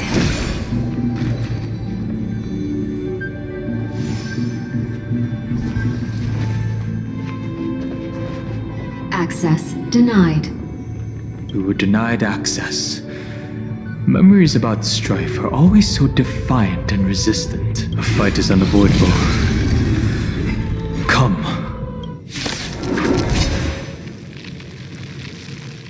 Warning. Illegal operations detected. Warning. Illegal operations detected. The leader went. I shall remember this one. Faint light. Dispel the gloom. Restore the skies.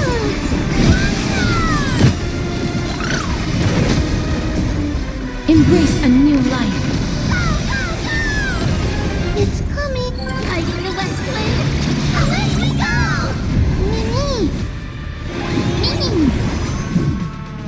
Darkness with me.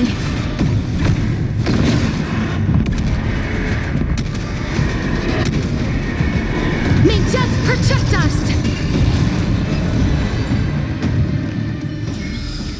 Reach the end of the story in your own way.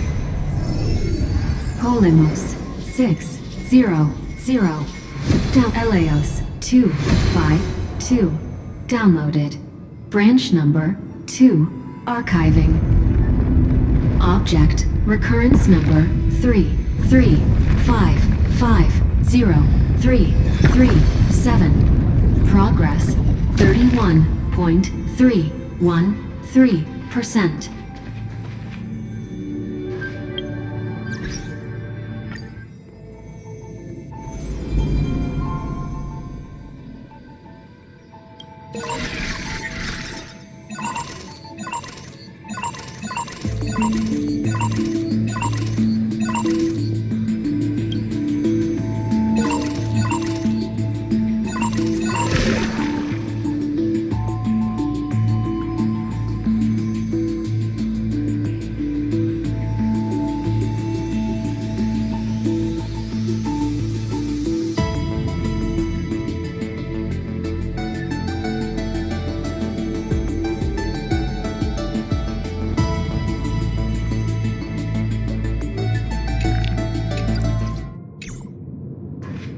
Nice.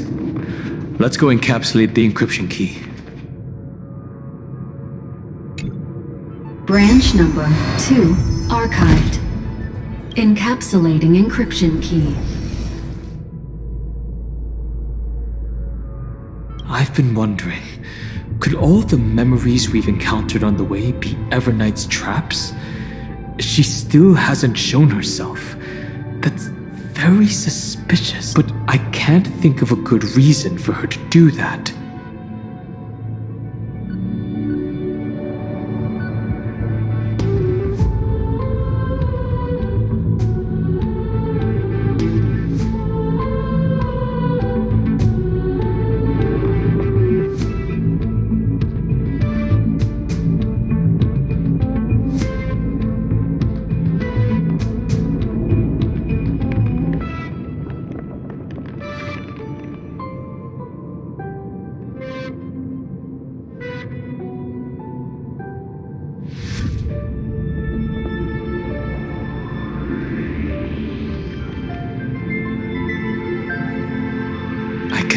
only surmise that she's either still waiting or someone's holding her back. Encryption key encapsulation complete.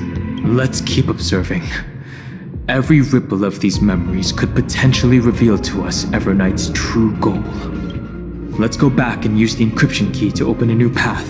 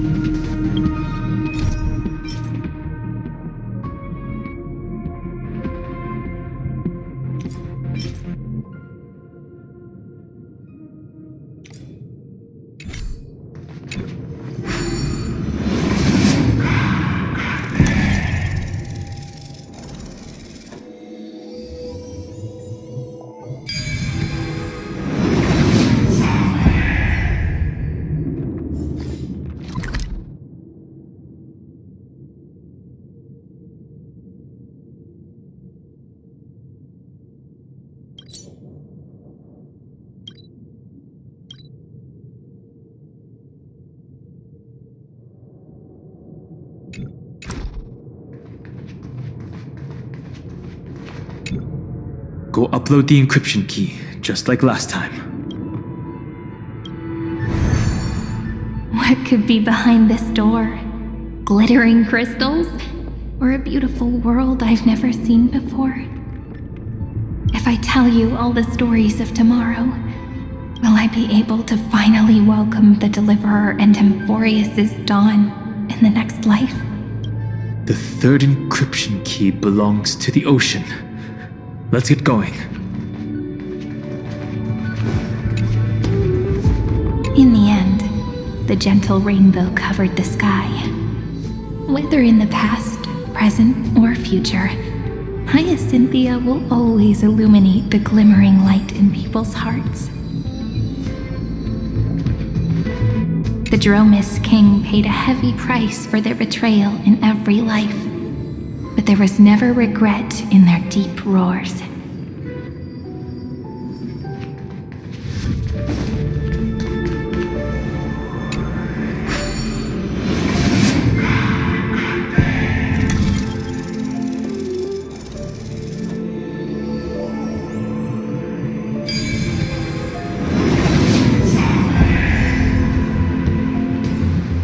So that's how it works.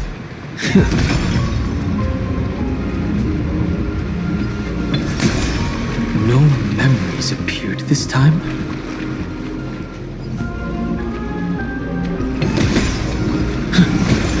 It's a huge fan. Use the chrono vessel over there to stop it.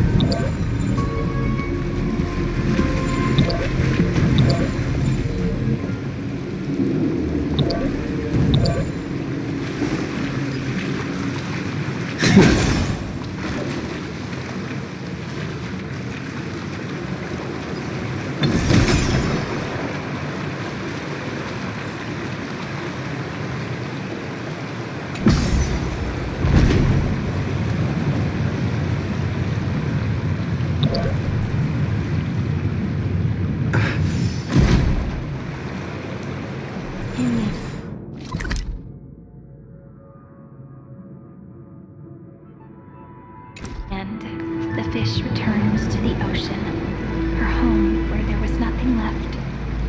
For the sake of the future, she guarded the vortex at the end of the deep sea until the very last moment.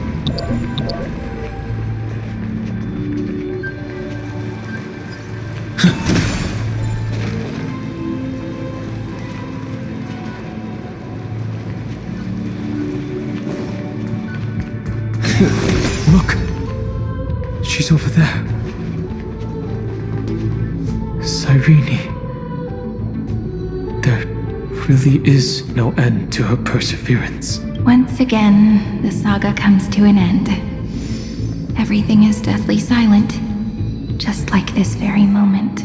It's another cycle of new beginnings, and another familiar reunion. Now that I look back, there was a period when I got really sentimental. I was so anxious, trying to find as many different memories as possible, hoping to bring some change to this unchanging destiny, and find the way out of this maze.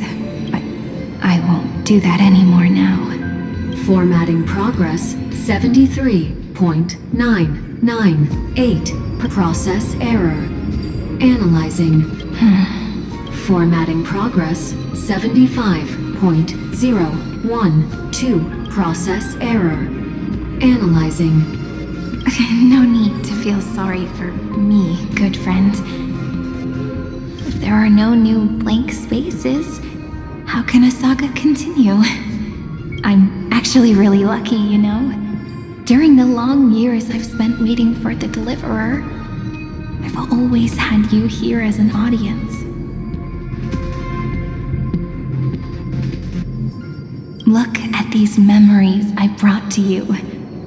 They once existed, once sparkled under the sun, and now I can see through your eyes that they are still shining bright. Isn't that already enough? Now, I can rest in peace in the past. As for when tomorrow will come, I'll have to ask the next Cyrene to continue our watch. Formatting complete. Her transformation is painful to watch. Cyrene was always there during the 30 million recurrences. She recorded the flame chase journey in her own way on the reverse side of this world, depositing all the memories in this place. I'm increasingly certain that her audience and companion isn't some figurative entity, the deepest ruin in Amphorius.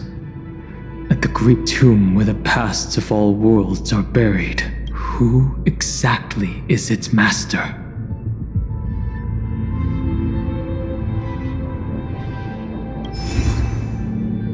Accessing recurrence number 335503337. Anaxagoras once again completed the proof with his life. His answer was so complete. All he was missing was a last variable from beyond the sky. Anaxagoras once again completed the proof with his life. His answer was so complete. All he was missing was a last variable from beyond the sky. Schema 720 downloaded.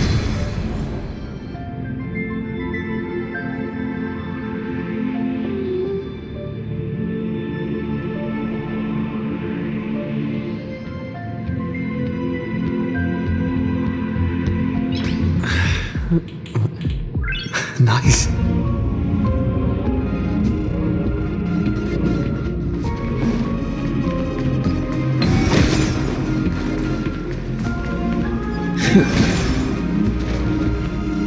World-bearing. This divine authority is so heavy that I do not know how I can even tell its story.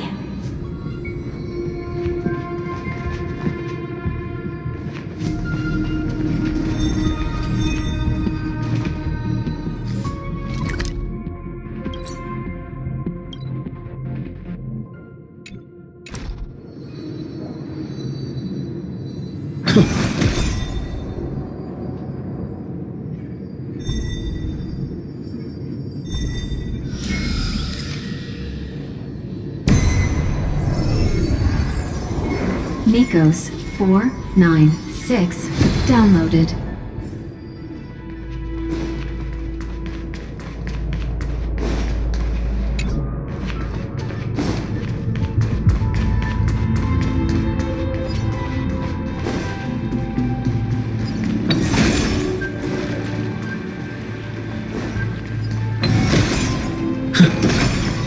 Romance. in warm gold, forged the long staircase for humanity. How wonderful it would be if she could witness the dawn with her own eyes.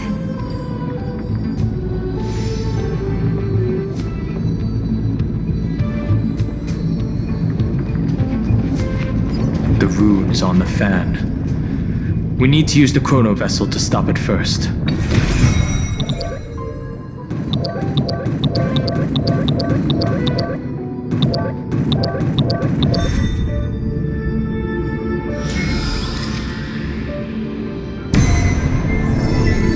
Kalos 618. Downloaded. Aporia 432. Downloaded. Branch number 3. Archiving.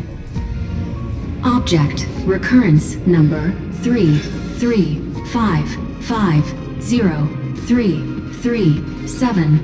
Progress 13.131%. That's the last encryption key. Take it with you. Branch number 3. Archived.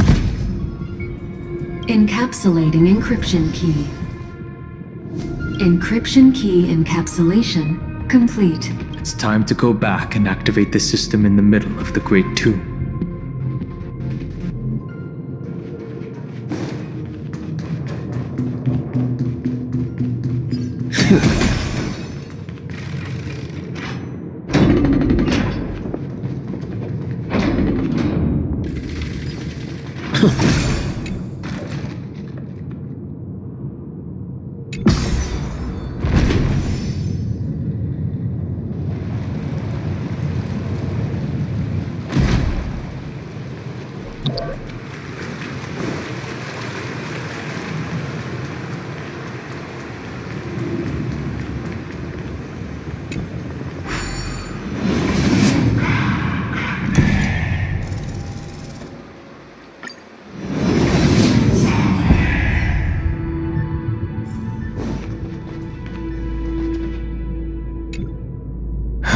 The third encryption key. And the final piece of the puzzle. I pray that you can dispel all the mysteries and lead us into the deepest bowels of this world.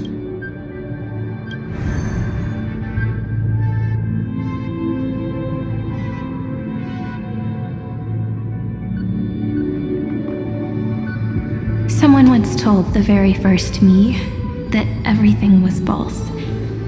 That the only life in Amphorius was a great catastrophe, nurtured using the world as a factor.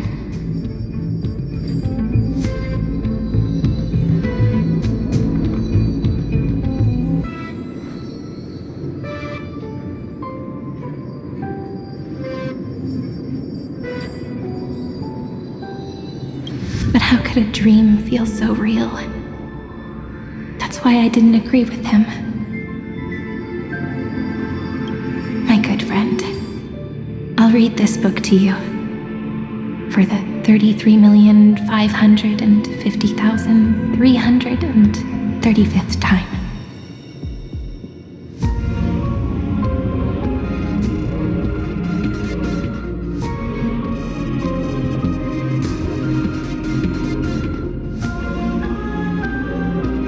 That way, it won't just be Cyrene's memories alone. Formatting progress 23.815%. Process error. Analyzing. It doesn't even make me feel cold anymore. It's like a ceremonial conclusion, ending every cycle's narration with a full stop. Then, there will be a new me returning here with new memories. Before I knew it, this palace we built together was no longer a dream that Cyrene alone indulged in. It's now a saga, composed by you, me, and all the flame chasers. It's our weak but endless prayer for tomorrow. There will come a day when someone turns over this nearly eternal page. And and awakens all the dust-covered memories, so they can be recalled by the world in a more beautiful form. Process error. Analyzer.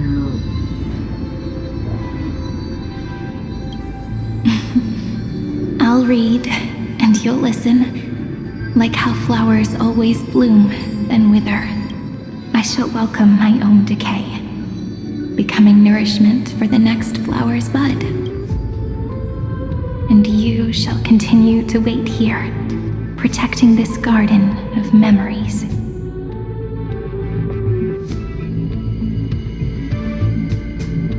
That way, when the deliverer arrives, the first thing they'll see is an endless sea of flowers, and our stories will be lying silently among the flowers, like every ripple of remembrance.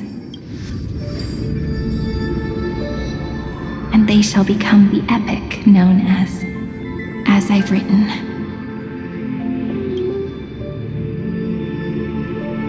The texture of memories is preserved in countless pillars. She gave everything to record all the forgotten recurrences across 30 million cycles.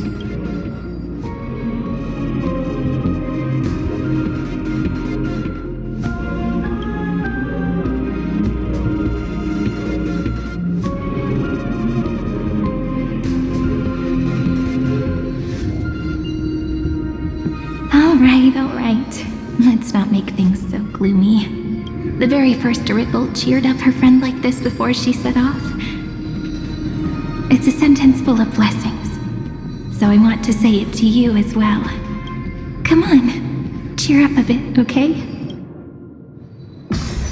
I bid farewell to this beautiful world, so that we can reunite in your memories in the way I want.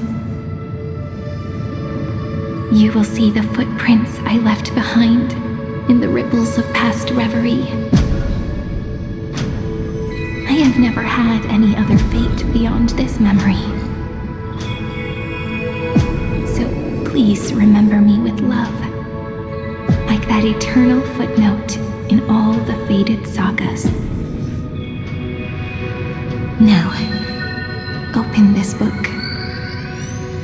I'll be waiting for you in the past. Operation authorized.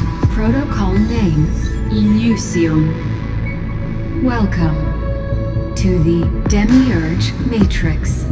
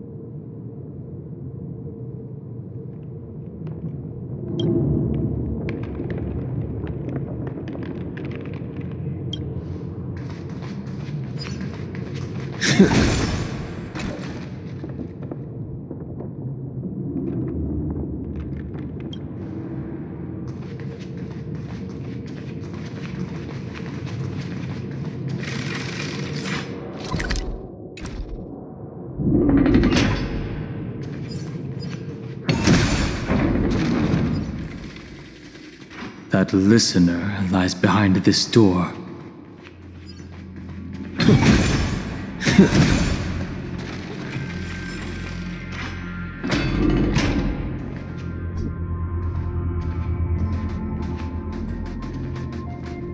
She gave everything to record all the forgotten recurrences across 30 million cycles.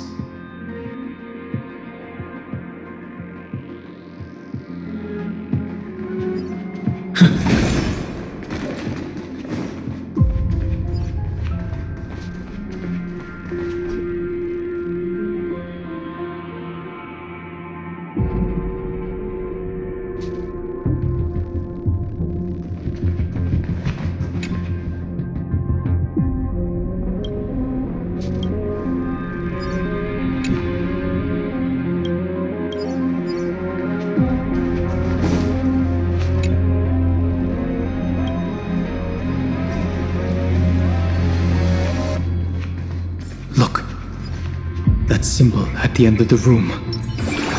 It belongs to the 13th Titan, the unknown solitary god. The first new spore, Demiurge.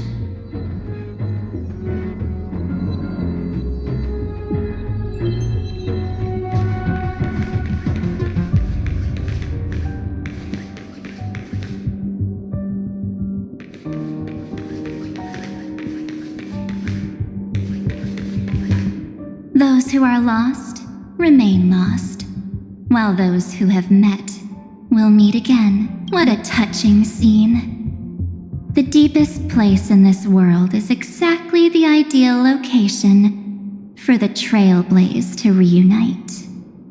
You're not the one we want to reunite with, Evernight. But you'd better explain everything to us.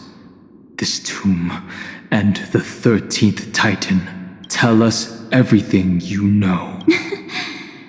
You're too on edge, Don Hung. I've always been honest with the two of you. Before we talk about Amphorius's destiny, why don't we lay aside our differences and take a moment together to mourn for the cruel truth? Truth? So you still haven't figured it out. Take another moment to look around. Look closely. You must be curious as to where the final Titan is located, right? What a good question that is. I too am curious, because there's absolutely nothing here. Except a cold, empty void. You mean Cyrene was deceived?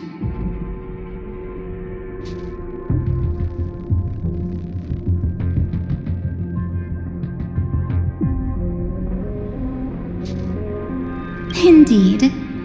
Fu Li planted a false hope in her heart, making her believe that she was special, and that Amphorius still had a chance. Then, that poor girl walked into the Great Tomb over and over again, and willingly offered herself to the remembrance. Why did they do that? Did you really think they would just save this crumbling world? In the way Cyrene was praying for? Don't be naive, Memo Keeper. In this game between gods, the remembrance chose to stand with the destruction.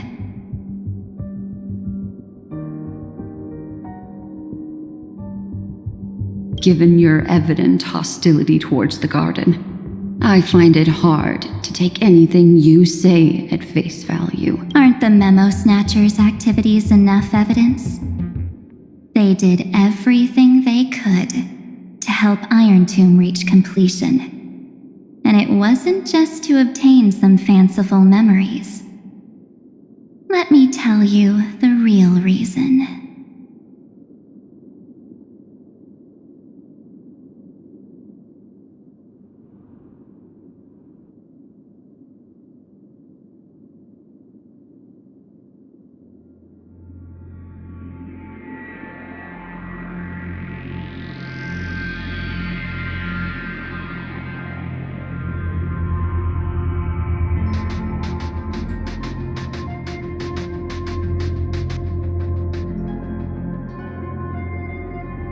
Iron Tomb is a perfect arc.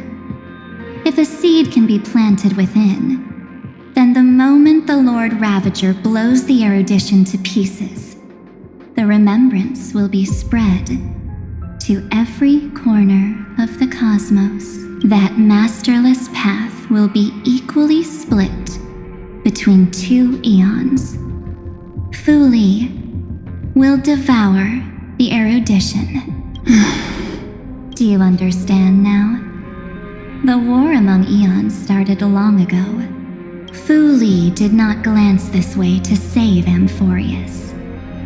They will drain this world dry and turn it into a most poignant and tragic poem. But fortunately, that girl's sacrifices won't be wasted. I will give her another possibility. I promised him that I would recreate the cause and effect of this world, a flawless Amphorius, but the only way for a world that can't be turned back to be considered flawless is to burn it with a raging fire until nothing remains. You plan to destroy all the memories Serene has ever recorded? That's right. I'll set fire to all the stories, all the emotions, all the futility. I'll turn the garden's conspiracy to dust. Setting fire to this much material will be enough to completely annihilate the scepter's operating logic. Iron Tomb will lose the soil upon which it grows, and Amphorius will be truly set free. The freedom you speak of is no different from destruction. Everything this world ever was will disappear from the extrapolations, never to be regained. That would also include your memories, by the way. That's right. That's why I needed your help, little bird. The more we walked together, the more I was convinced that you have a beautiful Dharmakaya. It fits me very much.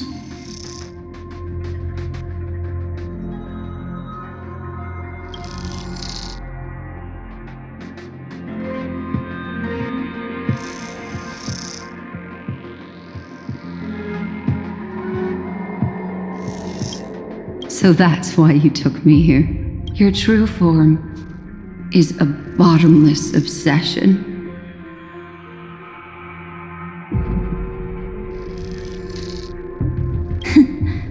Smart girl. You haven't disappointed me. This avatar is but a shadow cast by the candlelight. Discarding it invokes no feelings within me. What I must preserve is only my wish to kill the path of remembrance. March 7th will not find peace as long as they and their fanatical henchmen exist. The road ahead is still long, and she needs a guardian to stand by her side. You are my best choice. Allow me to refuse. That duty seems far too heavy. Resistance is pointless, my darling birdie. I will personally plant myself into your heart. And once I've calmed down those two, I will head into reality and find the true you. So, that wasn't enough to fool you. A genius's mirror trick and a protective mechanism of the erudition. Is that right? Those layers of security do make things a little difficult. But unfortunately, those two nameless are already right outside the door. Your plan is about to encounter a few mishaps until we meet again, Miss Evernight. Will you still not stand with me, my companions? We'll save the beautiful cosmos, and we won't leave even a single scar behind.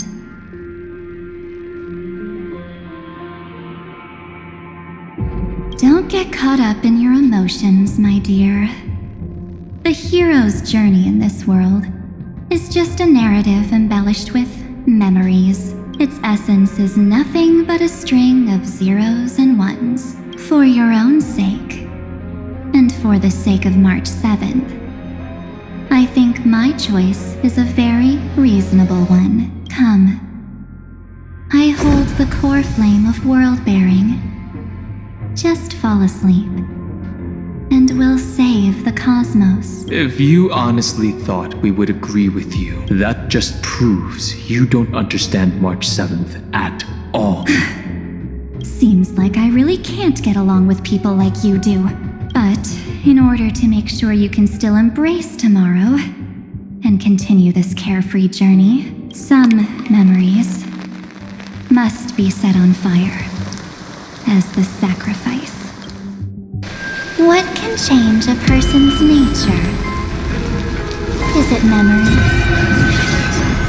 Unfortunately, the result is just the opposite.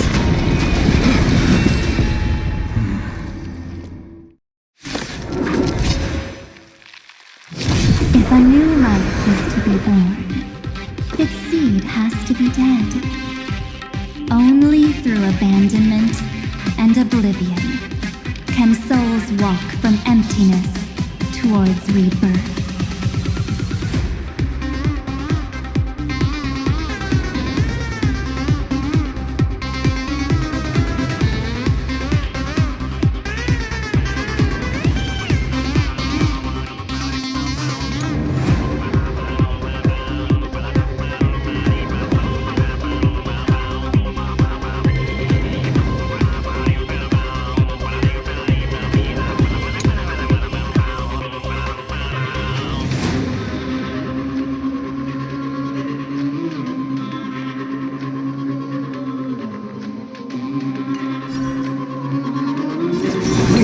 Do it all! The future will be bright.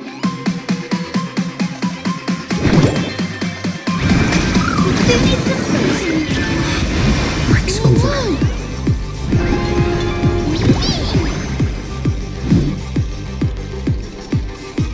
Trust me. Together, we can do anything!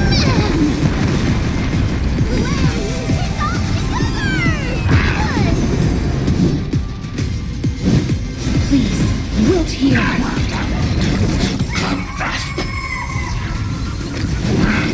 You just don't learn.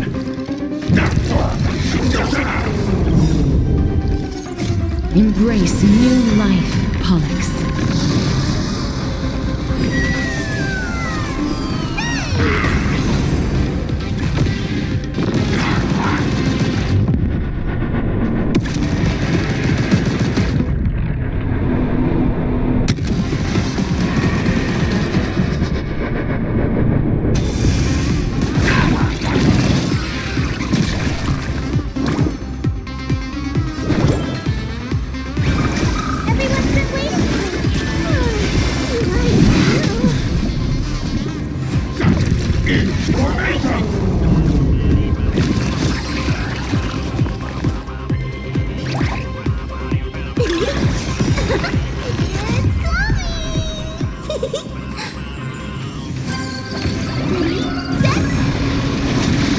Everyone's been waiting for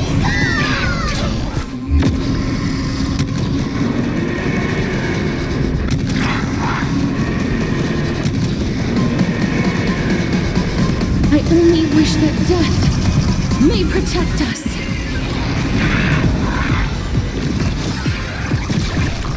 Don't worry, I'll do it. Nani nani.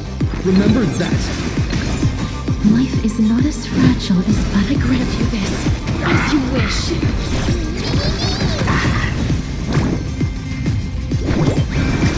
There needs some sunshine. Ready to faint light. Dispel the gloom. Restore clear skies. Once more. I shall remember this place.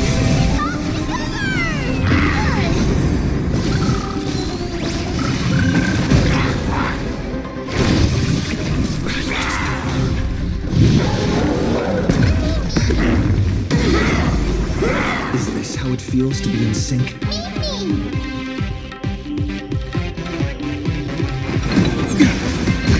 I will guide with the rainbow bridge. Embrace new life, Pollux.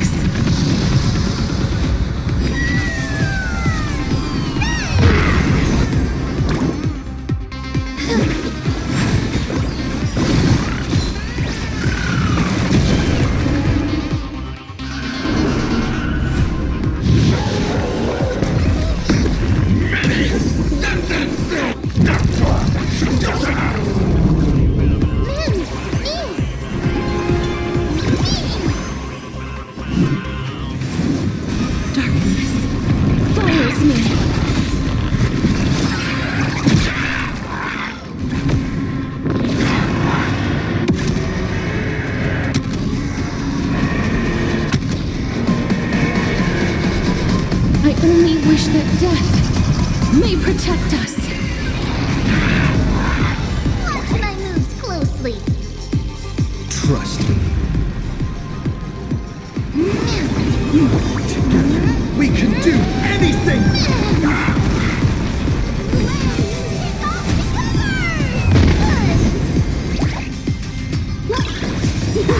It's coming. Ready, set. I know I swing away we go.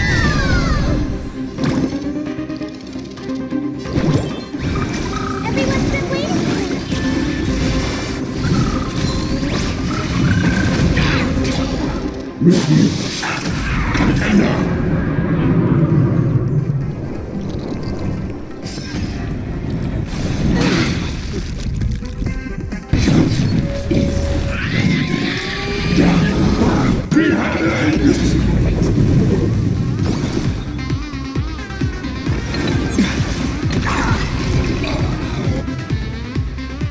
It's time to end this.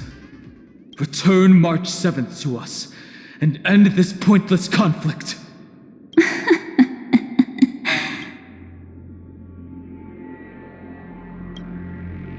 Don't get the wrong idea. I just need some time to deal with some unnecessary trouble. The encryption key written by those geniuses is already invalid. How about we play a game, dear? Don't worry, it won't take long. It's a simple multi-choice question. A or B? I understand it's too difficult for you to treat the Chrysos heirs as extrapolated data. Then why don't we assume for now that they're living, breathing humans?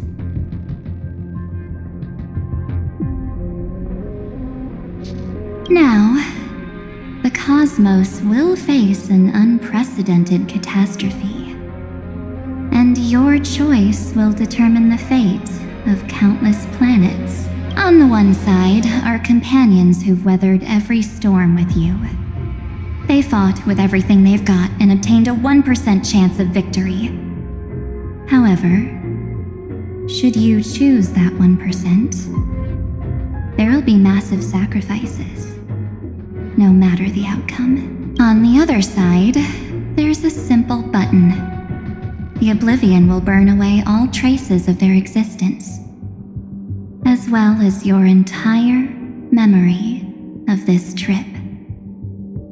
But it will also halt the brewing catastrophe and spare the universe from destruction. Those who are to be sacrificed will be fully aware of the decision you need to make. There will be no concealment or deception. Tell me, what will you choose?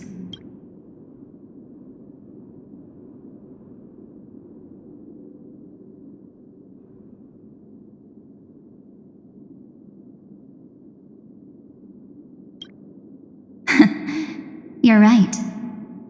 This choice is meaningless and unimportant. The only interesting thing is the number of people making that choice. I've just posed the same question to Dan Heng. The answer doesn't matter. Let me see. Is this Trailblaze spirit truly as unified as you all claim it to be? Now, why don't you prove it to me? Wait!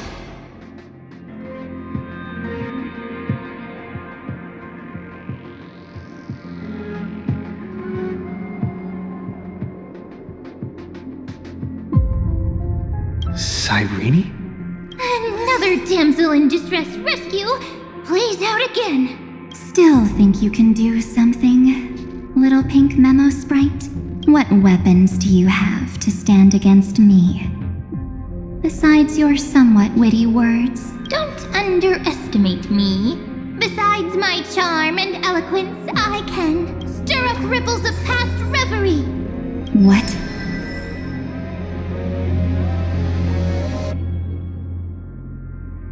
We don't have time for endless chatter at crucial moments like this.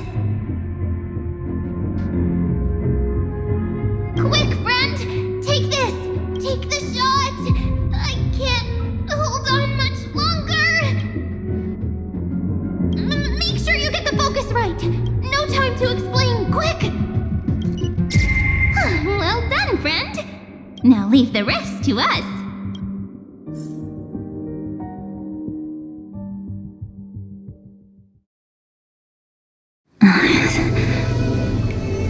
This is a light cone made from someone's memories. Oh, and there's a harmony entwined with it. Looks like someone's been busy behind my back. We meet again, naive me.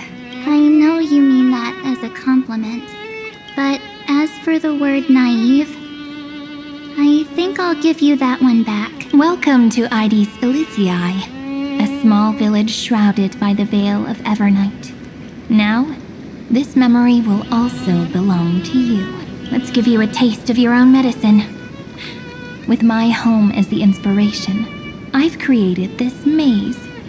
Hope you like it, Miss Evernight. Quite perceptive, little memo sprite. But with just you and that Harmony's little birdie, thinking you could trap me? That's a bit of a stretch. So, tell me, what role did you play in all of this? I really didn't think that this other me would be this strong. But at least when it comes to brains, I've still got the edge. My brilliant plan? Bet you never saw it coming. Oh. You mean that time? In that split second when we switched bodies. With your last flicker of consciousness, you hid yourself within the Titan's veil. Huh? You got it already? No suspense at all, but my plan was super thought out. I know those two better than anyone. A promise is a promise for them. They never go back on their word. History books, diaries, and photostones are all perfect catalysts for memories. That's right. So when I hear him press the shutter, even if there's just a tiny bit of my consciousness left,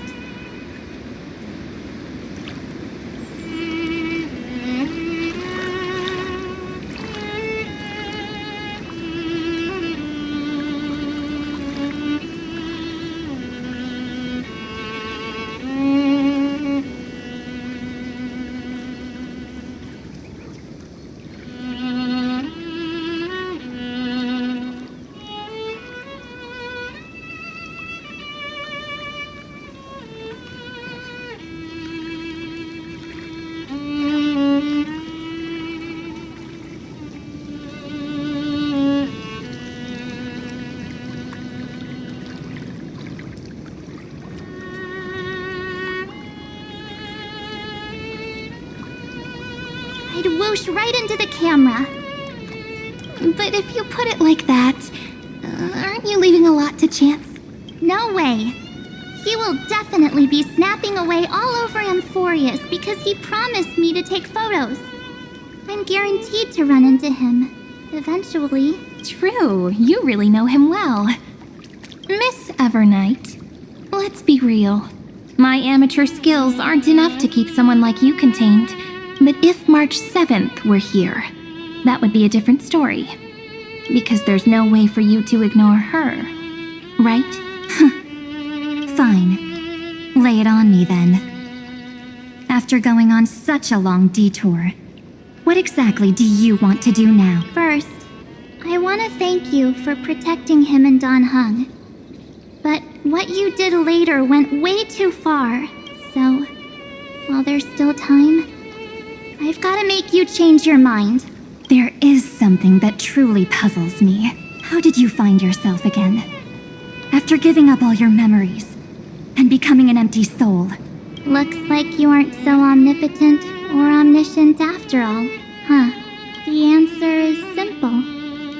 I have been dozing inside the camera all along, and I accompanied him during his entire journey.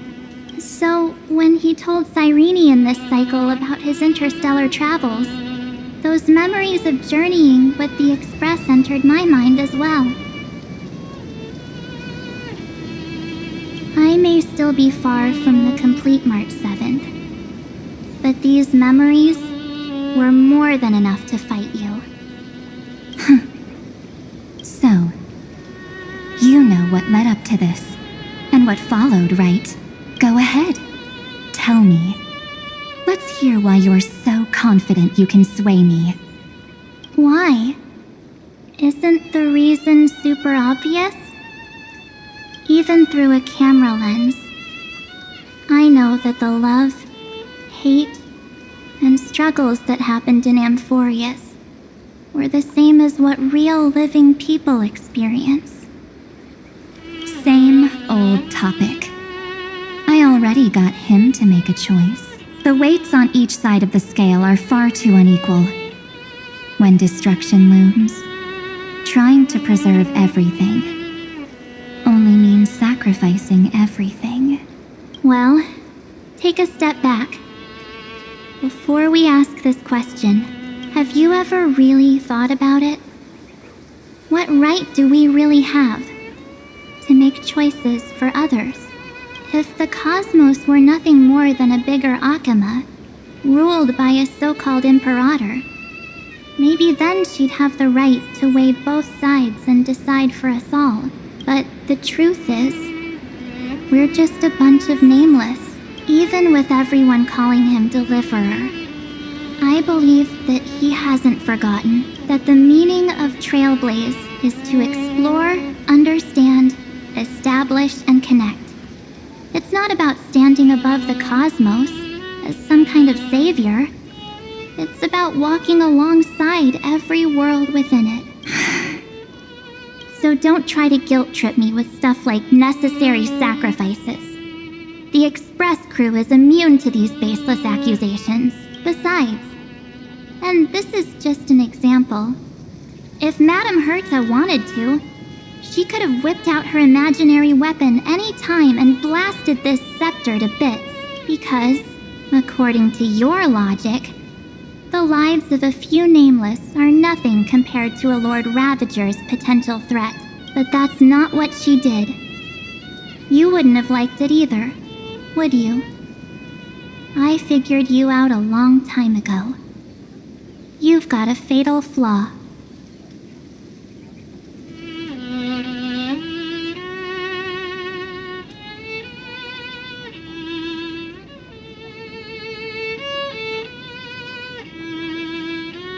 A weakness in the shape of me. You've got such incredible powers, but you still kept your promise to me. That only means the sole motivation behind everything you do was just so I can keep traveling. You're not as naive as you seem, are you? In that case, I can prove it to you. I won't answer for someone else, but for myself. Here, hold this.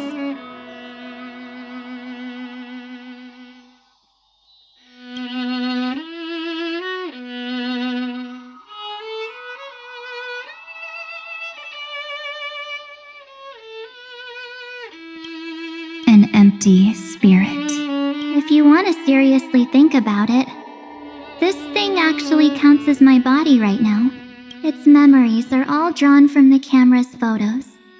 In other words, from my journey of trailblazing.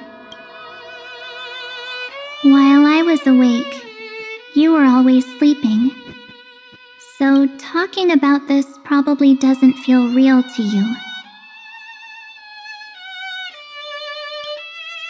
So, why don't I walk you through these memories all over again?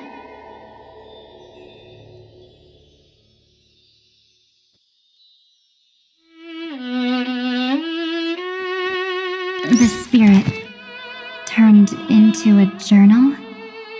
Yep, that's what memories are. You don't know where they are, and you don't know what you actually remember.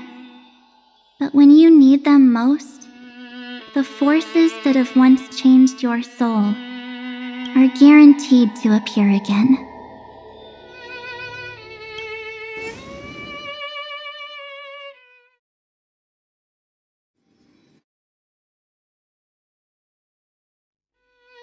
So, how was your first Trailblaze journey?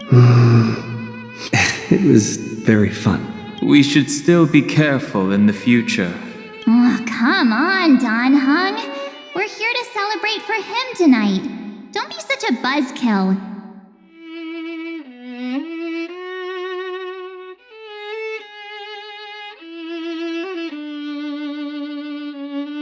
Don't listen to him. Listen, I am practically a Trailblaze expert. Stick with me, and you'll be just fine. You call this trip fine? Well, that's because we could only find 700-year-old guides online. So, you've been to a lot of places before? You bet. Capital of Passion, Calcis, Tychean. If I count on my hand, it looks like this is my 6th stop. All my souvenirs are in my room, but they're just a bit of a mess right now. I'll tidy up later and give you the grand tour. Oh, look at this. A Belabogian notebook. A special souvenir I asked Branya for. She prepared quite a few gifts for us. Raw Geomarrow, Supreme Guardian medals. But I only asked for this little notebook. What's so special about it? The previous Trailblaze missions were all on super high-tech worlds. Forget about paper books. Even holographic projections were ancient relics there. Eurillo is completely different. Watching people record their lives with pen and paper, I finally understood why some still cherish writing journals by hand. It's just like calligraphy. Those deep emotions buried in human hearts can only be awakened through such seemingly thankless actions. Don Hung, you truly embody both a fierce beast and a delicate rose. Anyways, that's what I thought too. A camera can only capture fleeting moments, but stitching those moments into a story, you've got to use your own hands. In other words, just taking photos isn't enough. They need a place to be displayed. Isn't the photo wall enough? I told you it's different. Besides, this little notebook is a memento of our first Trailblaze together with you. That makes it even more special. Anyways, the next stop is the legendary planet of festivities, Penacony. So, when we get there, I'll make sure we take tons of pictures together, until the memory card's bursting. Fine by me. And one more thing. If I'm ever too busy to get off at a stop, this camera is gonna be in your hands. I don't want to miss a single Trailblaze. So you all need to practice your photography skills until you're at least 80% as good as me. Got it? Back then, I was only half joking. I never thought I'd actually miss out. And after just 2 stops, too. Those 97 days alone had me on edge. I honestly thought that was gonna be it for me. Thankfully, with my quick thinking and sharp planning, I managed to keep up with those 2. By hiding in the camera. So what? That's still trailblazing. The camera is my true form. That might have been a joke, but it came true this time. Well, yeah, it was super inconvenient. I couldn't help them when they were in danger. Couldn't complain when they talked total nonsense. And watching him snap a terrible photo, but I stuck with them all the way. Till where we are now. Together with them, I got to know this beautiful yet dying world. I claimed our first core flame on the flame chase journey. I met new companions, then bid them farewell. I inherited everyone's determination, carrying it forward into the future they fought for.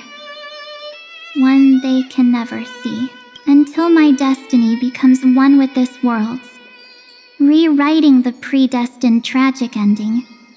and returning to the true starry skies together with everyone. Only then can I pen the name March 7th into this hero's journey called Amphorius, into this unprecedented trailblaze.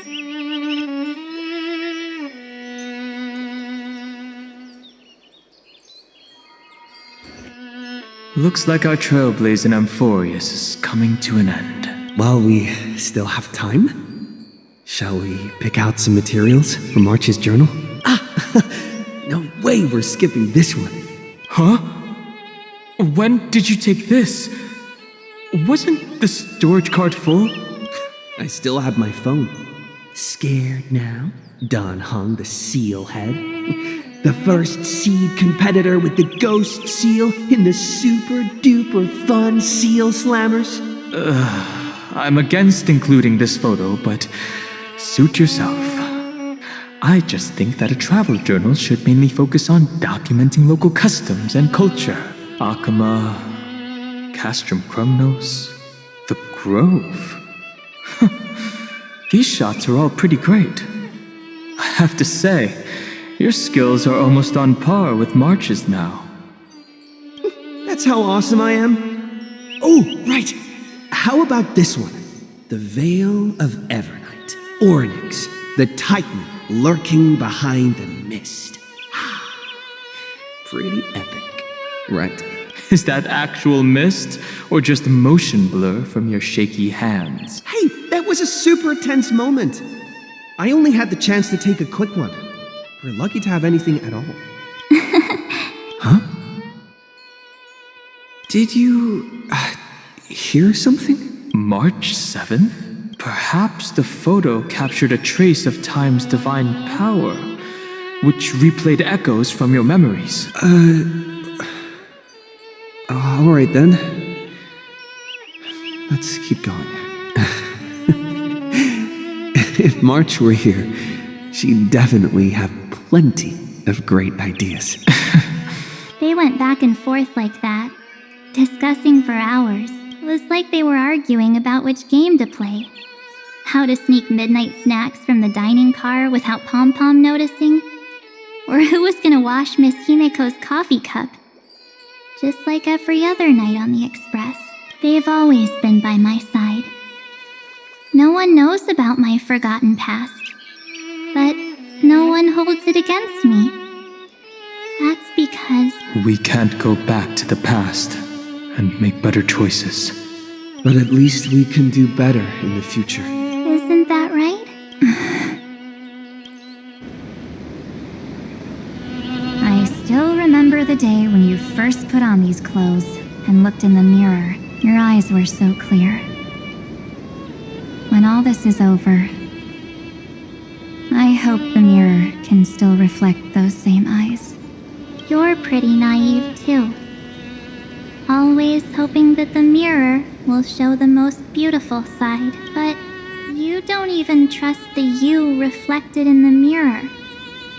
And if you keep trying to shoulder everything for me, then I'll actually end up as a wallflower, waiting forever for my turn.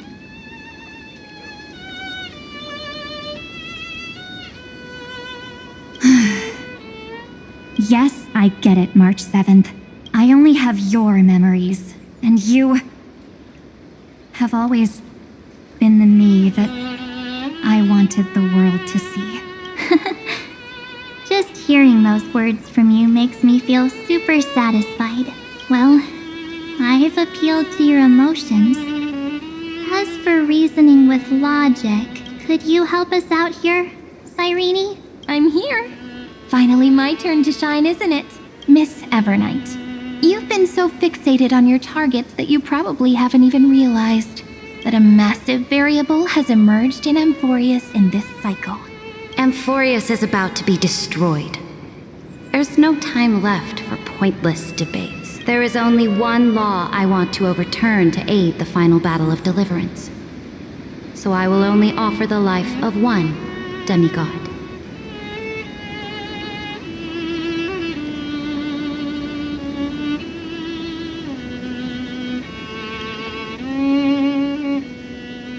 The Imperator added added one extra rule to the final Aranova at the cost of her life. That's how she can ensure Amphorius doesn't become a sacrifice in the cosmic conflict. Even if this world has to exist in the form of Iron Tomb, it will stand on its own among the stars, just as she had wanted. Oh, interesting. What does she want to do? Simple. If any anomaly occurs during the Aranova process, all foreign elements will be eliminated immediately. Whether it's the Remembrance or the Trailblaze, and the 12 core flames will complete the final Aranova through the purest form of destruction. A daring wager indeed. That ruthless Imperator. Could she have already sensed that the Remembrance was plotting in the shadows? No. You managed to fool everyone. There's no way she could have known your plan. Modifying this law was just a precaution, to prevent the Astral Express and the geniuses from betraying Amphorius after her downfall. But if you insist on doing this right now, then the cosmos will undoubtedly face the worst possible outcome. My friend, Dan Heng, and March 7th will all merge with the Scepter and become a victim of the destruction.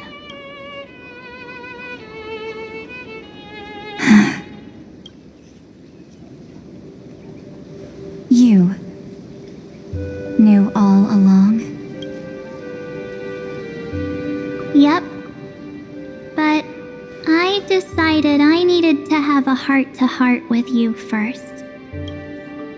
I won't be afraid. Even if my inner world is nothing but an Evernight. That's because my journey's destination lies among the stars. I believe what lies ahead will be bright enough to illuminate my past.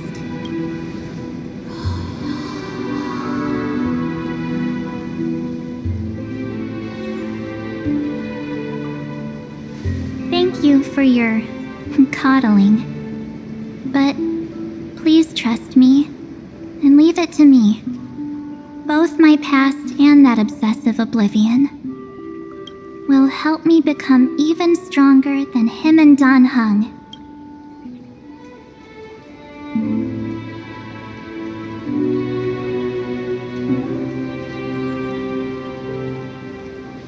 I'm sorry for becoming an obstacle in your journey. Don't apologize, Evernight.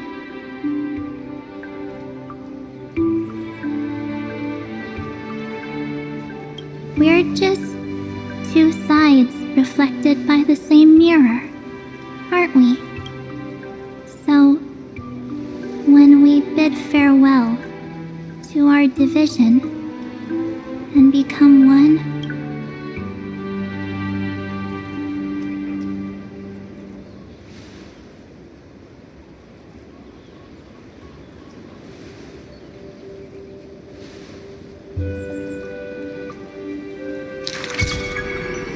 our memories will only grow more beautiful. Many thanks, Mr. Sunday.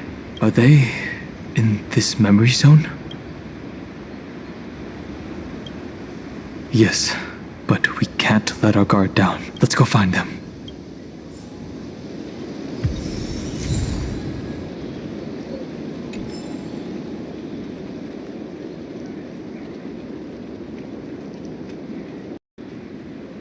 It's unusually quiet here.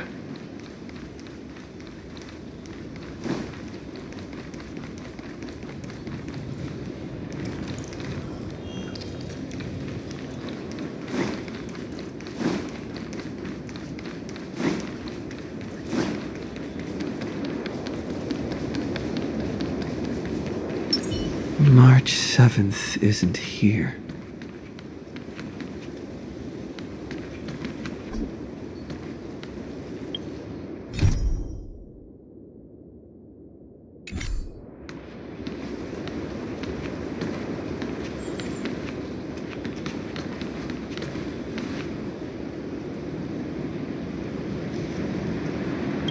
ready. We can't give her any chance this time. 3 of a kind. 2 pair. Ace. Ace?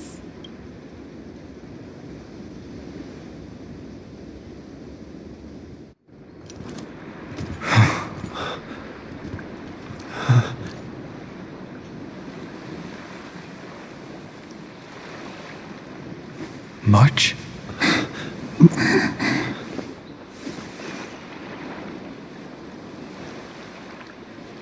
Of course it's me. It's been a while.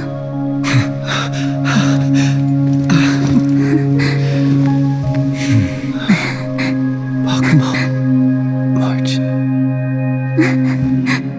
I'm back. Finally.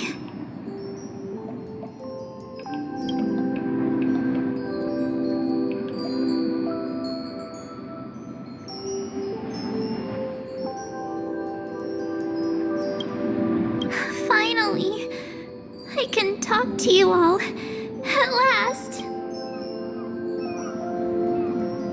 You saved us, March. Really? That's wonderful. I had so many ideas for our reunion. I was gonna sneak up from behind you when you weren't looking, tap you both on the shoulder, and then flick you each on the head.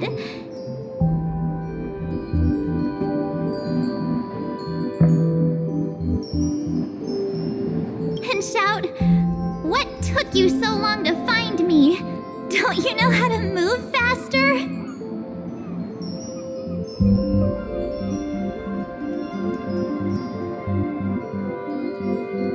Stop being so serious.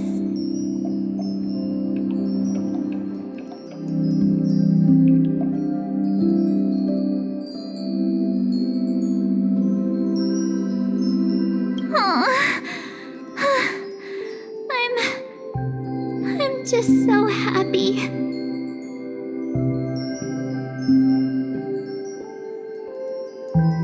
We both know that you've been by our side this whole time.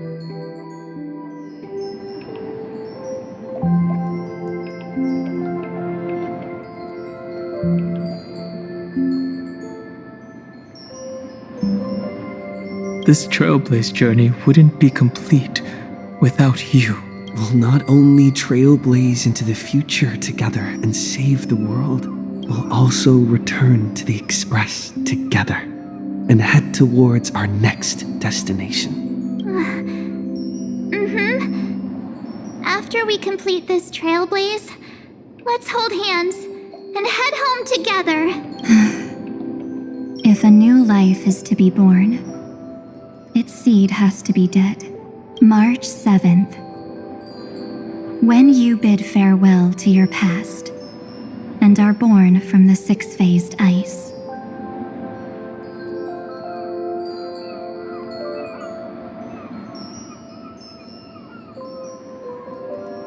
Have you thought about the version of yourself you want to see in the mirror? As of now, I have no intention of making choices for you.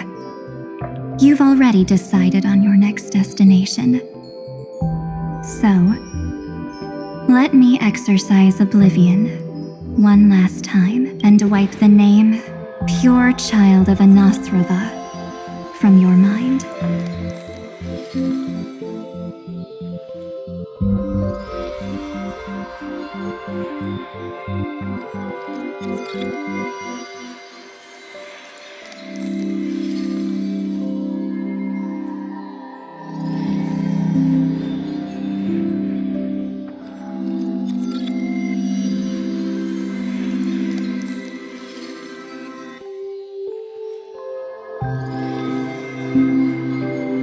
Obsession whose purpose it is to protect you.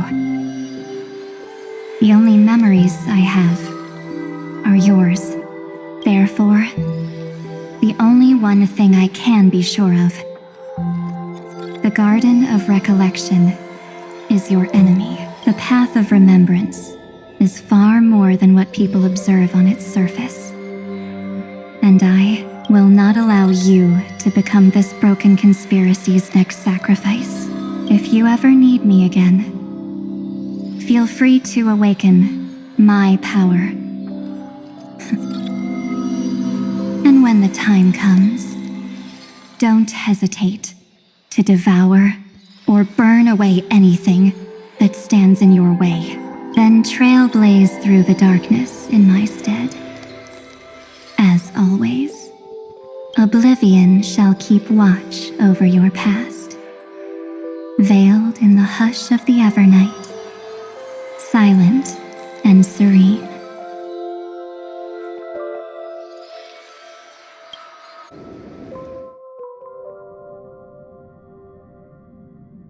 Oh? The chronocognitive anchor readings?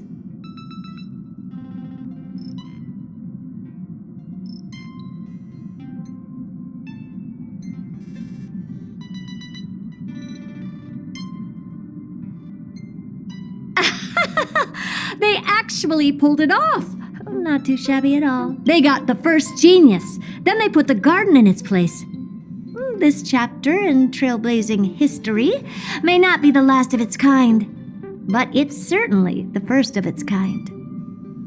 We couldn't have made it this far without the wholehearted support of the two geniuses. And next, we'll be facing the Lord Ravager as they break free from their shell.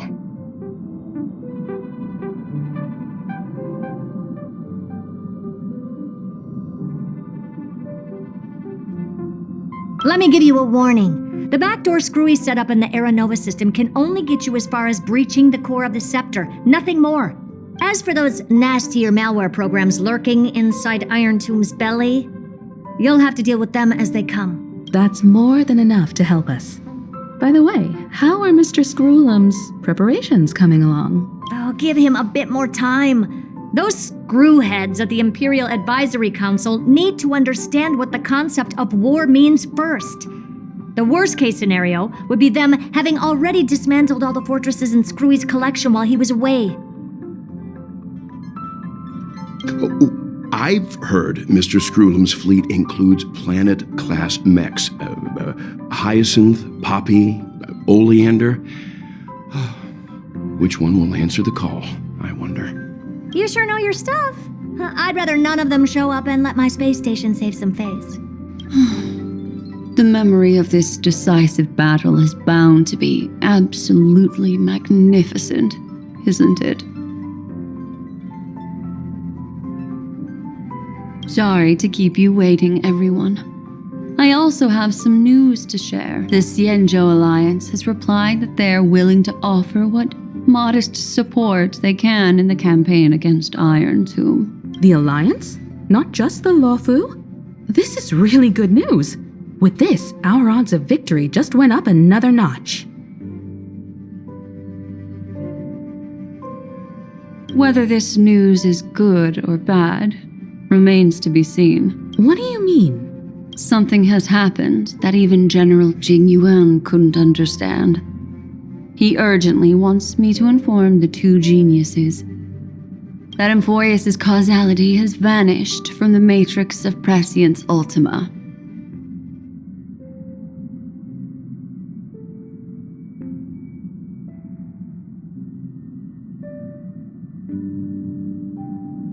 This means the instant in Noosa's calculations is drawing closer to this world. As the Theoros, I have observed. The night has faded away, and what I have created, I will destroy. This starry sky will return to freedom and chaos, just as it was in the beginning. Confident, aren't you? But from where I stand, it seems you've run out of options when the Deliverer and his companions fully uncover the secret of the 13th Titan.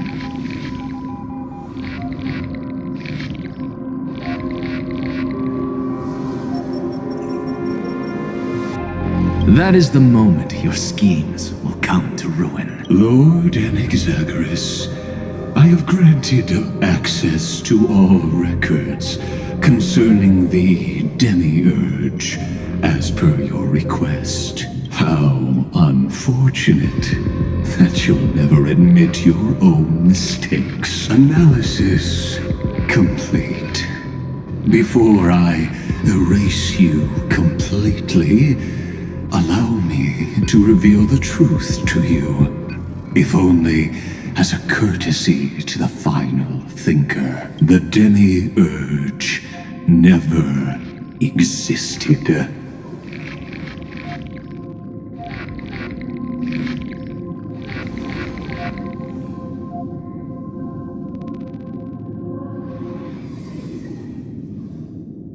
If it never existed, then where did the nameless Titan's tomb come from? Isn't that exactly why it's called a tomb? Because it only houses the remains of what once was.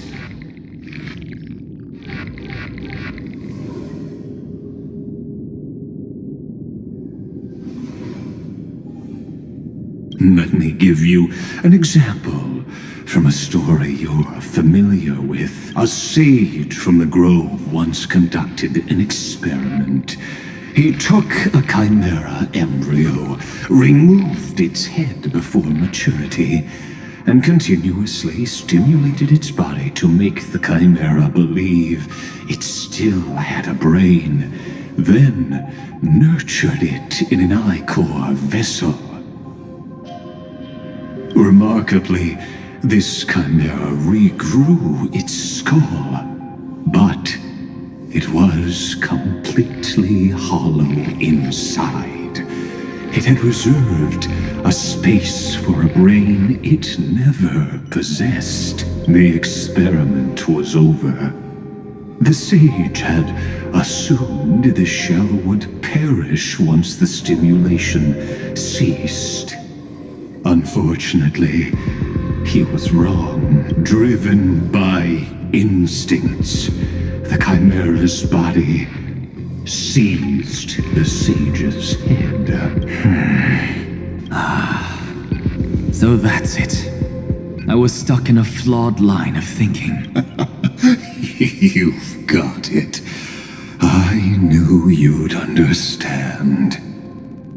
The 13th Titan never existed. But the scepter must believe that the Titan exists.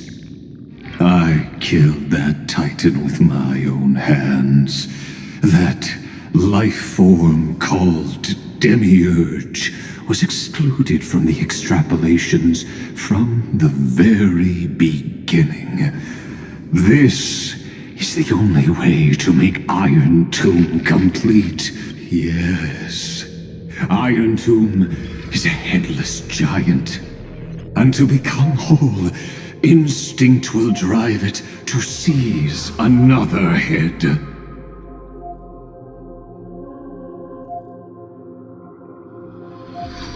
Noose. The erudition. Your Titan. The Eon of Erudition. I see. So you were afraid after all. Afraid of history repeating itself. Of losing control over your creation yet again. You had to resort to turning it into a mere puppet.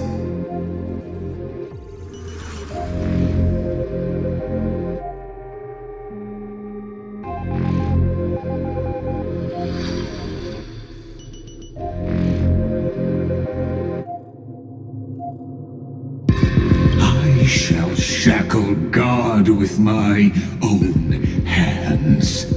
Iron Tomb will connect to their body, infiltrate their mind, and guide all their extrapolations toward the destruction.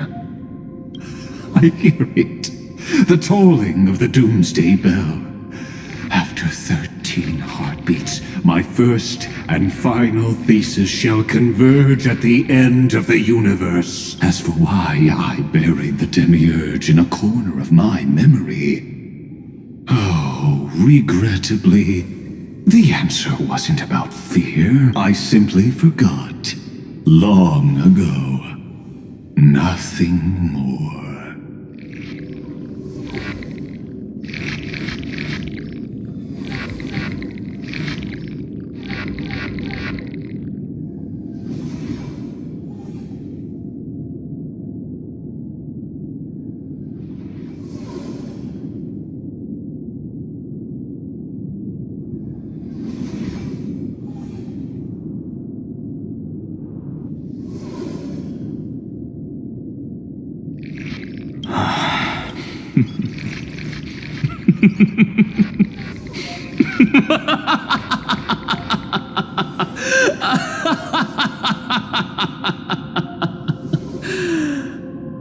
Your laughter is but a helpless sigh.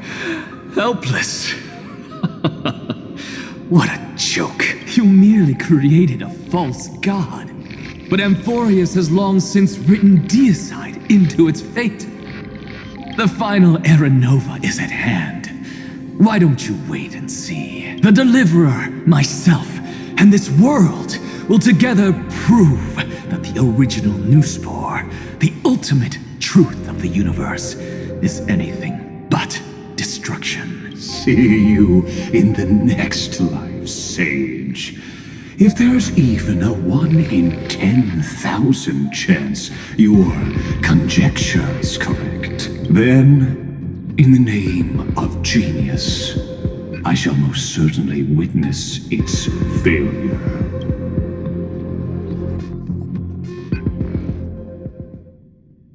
All shall bid farewell to one, and that person alone will witness the miracle. Such is the will of fate.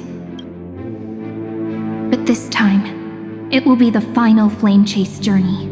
The epic with endless cycles is about to end. The extrapolations of the erudition, the core flames of the destruction, and the textures of the remembrance.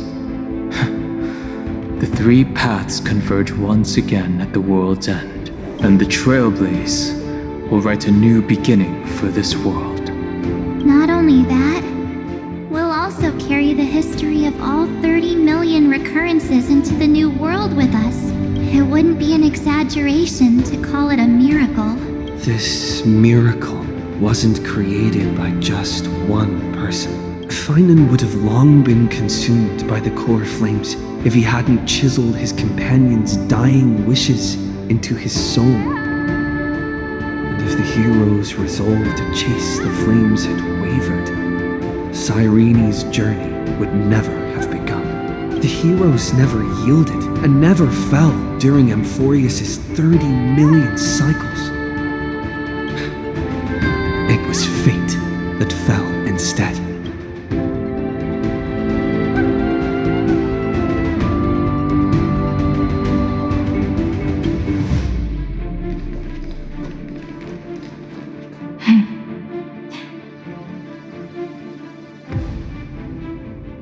I know you're watching, aren't you?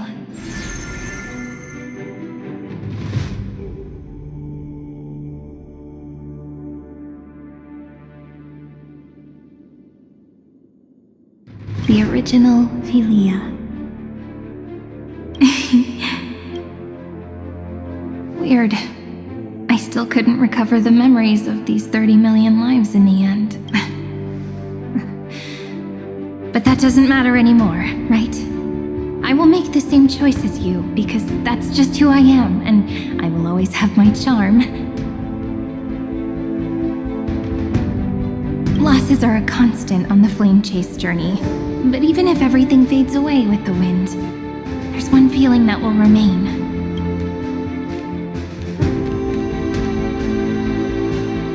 Love will always exist, right?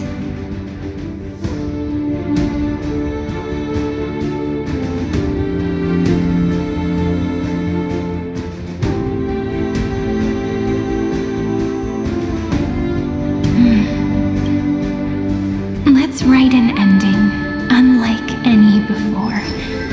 For this world we so deeply love.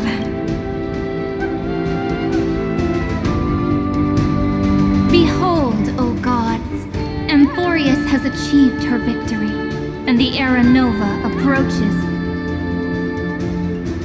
The radiant soul has arrived, having walked through the bustling nights, bearing the golden fire and blood, stepping with pride into daylight.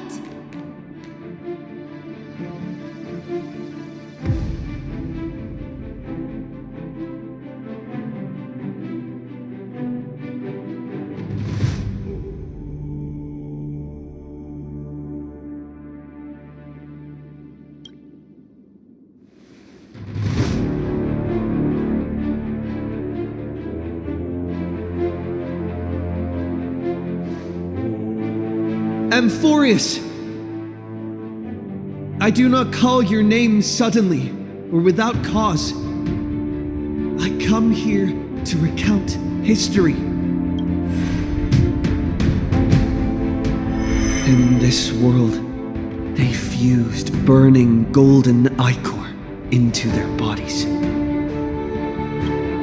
Will destiny remember their names in days to come?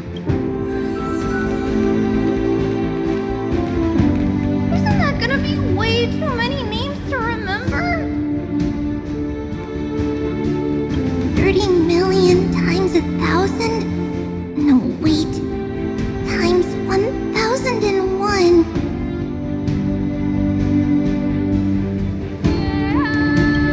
Oh, let's not get hung up on that now. If there are more of us, then there will be more passages in Amphorius too.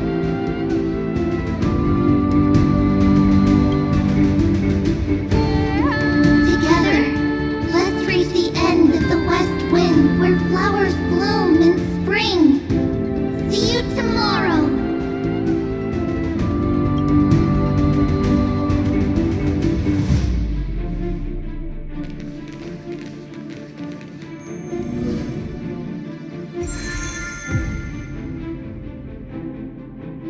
Now, the people of this world will no longer be bound by a single rule, but will make their own laws.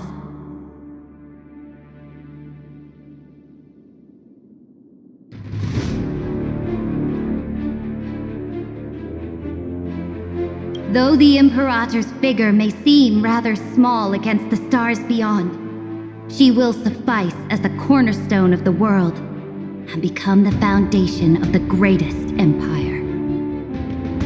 Looks like this will be a feast that never comes to a close.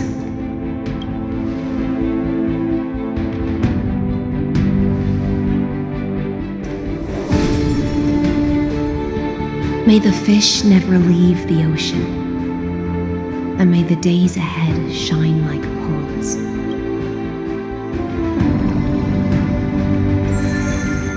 May the gentle sky watch over all beings. There'll be no more distinctions of status or rank. Only you, me, and everyone's shared hopes. Reason or defects, they will all be sown by my own hands.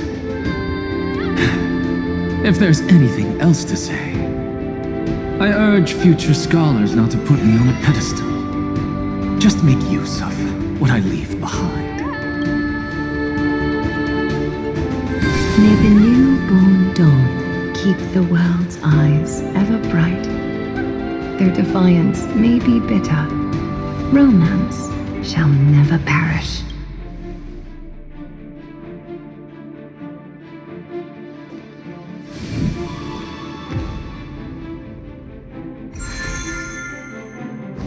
In the name of the son of Gorgo, warriors shall fight for strife. Not with glory as their end, but to march forward in its light. Even though death shall eventually separate us, let every embrace we share be without regret. Why are you guys all so serious?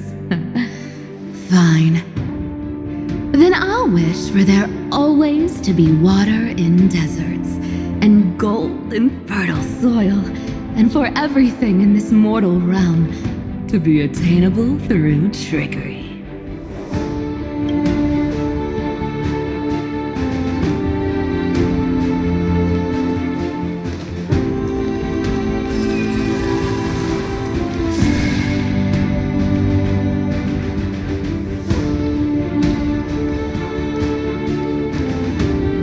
Earth shall protect the past, present, and future, eternally sustaining life. Is it my turn? Then let time watch over the past and guide us to the future.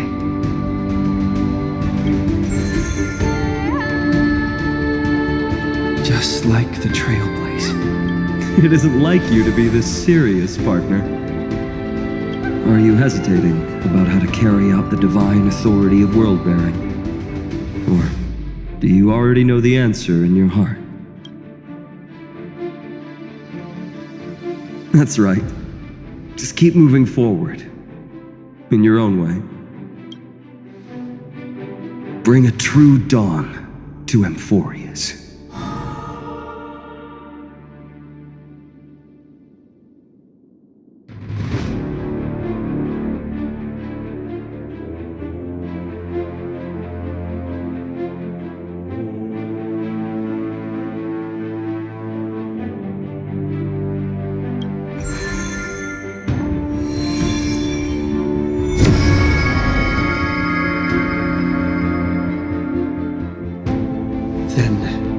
In the name of world-bearing, I promise you, Kefali will never forget this.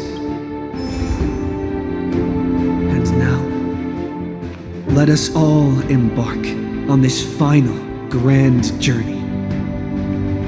Stand with me and become heroes.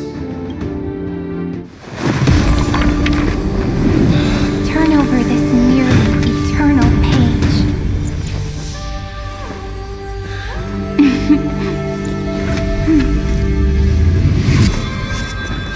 Let the Trailblaze rush ending unlike any that ever was.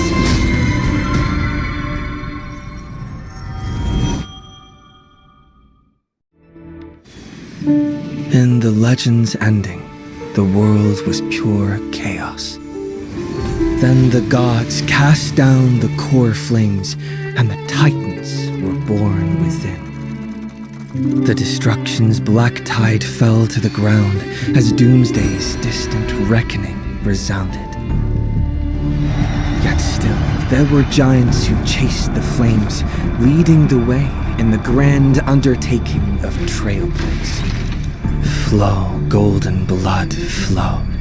Converge into a boiling river that flows across the divine inscriptions of this world. Aglaya, the chrysalis of gold, you must caress the holy city's web and hearken to the sounds of the stars.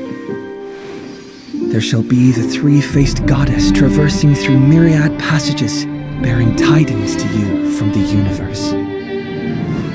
An Exagoras of reason has enough knowledge to refute the world and to stir up a torrent capable of enlightening all.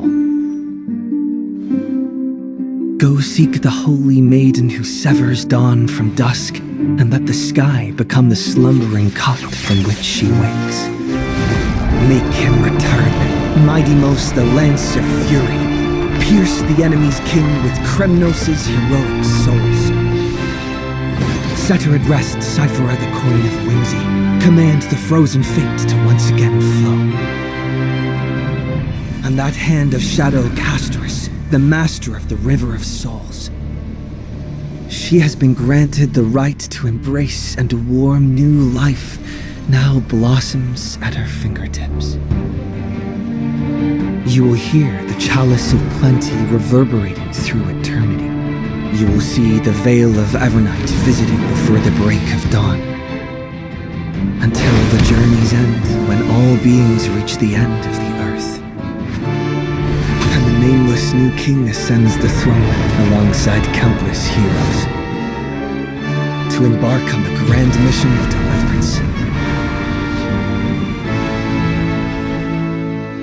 I have witnessed the distant past where the blazing sun once etched the footprints of humanity. The children of humanity known as the Chrysos heirs have restored the gods' core flames and once more upheld the world. Losses are a constant on the flame chase journey, among which even life itself holds little value. Therefore, we cast even ourselves into the flame, only to inscribe the opening stroke in the poem of creation.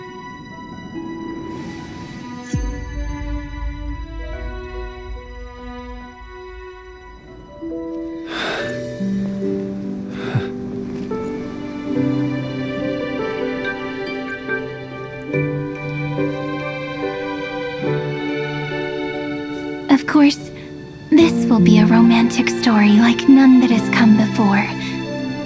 You think so too, right?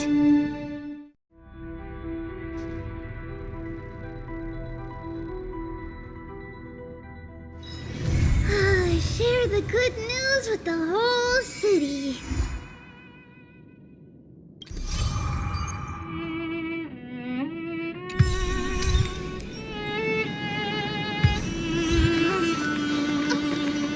It's a letter.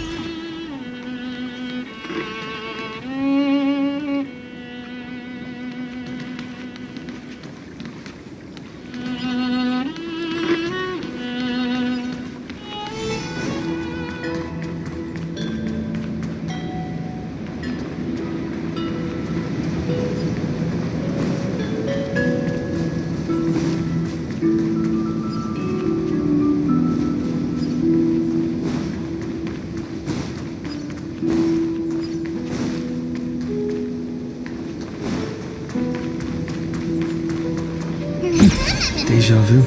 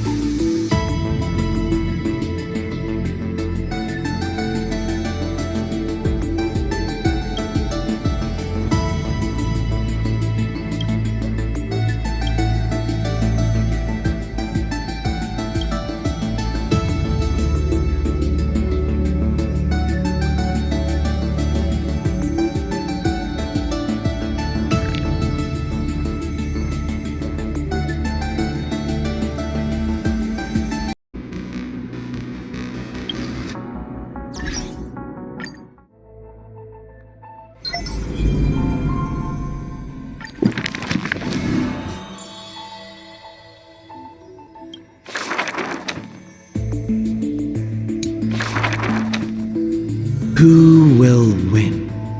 The fanatical followers of the Eon of Erudition, or the audacious plots of the monarch playing against heaven? The Atavissearch Forest's monkey creatures, the steel soldiers reviving the Emperor, that Theoros' visage of arrogance. On her chessboard, all faded to null. In the name of Amphorius, I will grant freedom to blind faith. The monarch stood before the inorganic throne, driving the scepter into the Emperor's vacant gaze. Even the gods beyond the sky shall crumble like the Titans, as she swears to seize the glory of conquering the stars. Who will win? The immortal faithfuls of the Eon of Abundance, or the storms dancing between the chessmaster's fingertips?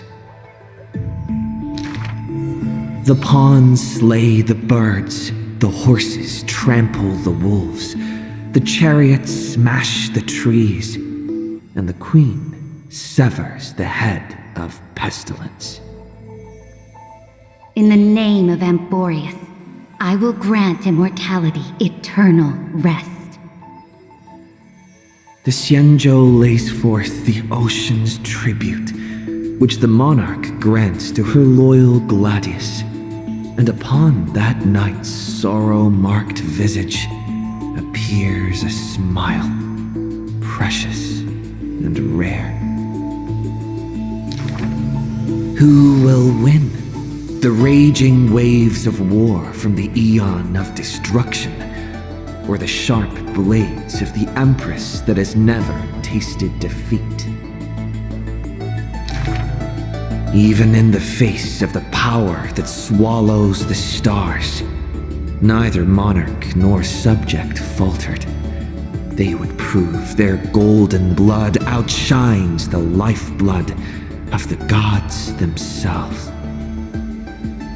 In the name of Amphorius, I will grant destruction to the destruction. The monarch's core flame supplants the flames of annihilation. Soldiers drink deep of the golden blood of the blemished one.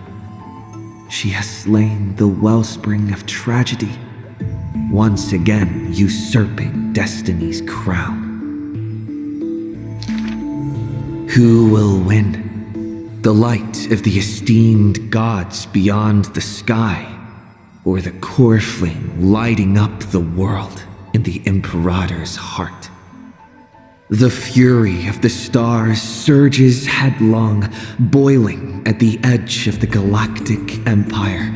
Mighty factions thrust into her realm, yearning to seize back the splendor of old. In the name of Amphorius. Stellar winds scatter the enemy's remaining ashes, as golden blood once again congeals into familiar epitaphs. The master of the infinite cosmos lifts the edict high, declaring to her boundless, ceaseless realm, I shall conquer the heavens, and all stars shall submit. Chuckling, the Imperator tosses her final pawn, her previous delusions withering away during the game. She wiped off the formations that were purely imaginary and caught a glimpse of rust blooming upon the throne. On the night before the monarch faced fate, she left behind a grand dream of conquering the stars. In time, she shall become but a humble pawn, so that this grand illusion retains a sliver of truth.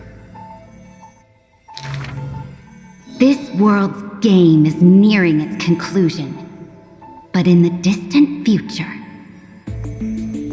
For the raging and burning ambition. For the flame chase through 30 million creations. For the Imperator's realm and all her citizens. Who will win? I will win. And Boreas will win.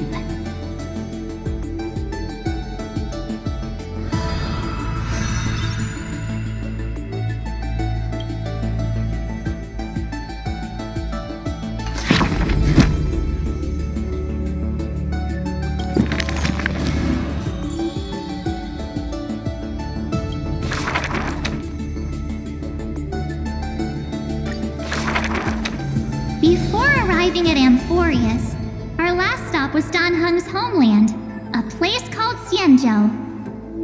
Xianzhou is just a general term. This starship is called the Luofu. I had some wonderful times there practicing swordplay. By the way, which is stronger, the bow or the sword? I'd say the sword. It can cleave a mountain in half. You've been watching too many Immersia. I've been working my butt off just to avoid using a bow. Come on, let's become weapon masters together. To master a skill, one must first find a mentor. And I ended up with 2 of them. So, sometimes I run laps, sometimes I lift weights, and sometimes I do both at the same time. Looking back now, those days were really fulfilling. No pain, no gain, am I right? Between sword practice sessions, I occasionally hit up the food stalls in Arum Alley to recharge with some delicious eats. Oh, Master Yun Li was right. These berry pheasant skewers are absolutely delicious. Hard work pays off. This girl's been up at the crack of dawn every day, and finally defeated countless formidable foes. I can testify. March really did defeat countless training dummies. Those wooden dummies aren't exactly easy to break. It takes real skill. Every hero's story needs a villain. And when it comes to the great heroine March 7th's nemesis, it's definitely gotta be Scott. Rather than a freight skiff, maybe an IPC eco-ship would suit him better. Ugh, why? After all, he's got a knack for talking like animals. During the decisive battle, I defeated Scott with my epic move, Star Shatter Shard Supreme! Did you actually master that move? Well, naming moves doesn't cost anything. There's still some space left, and I just happened to find a nice photo.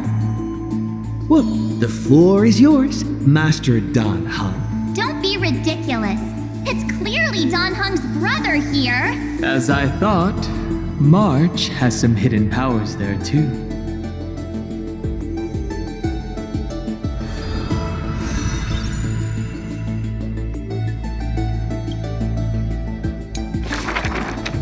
In memory of our first trailblaze together, the 3 of us.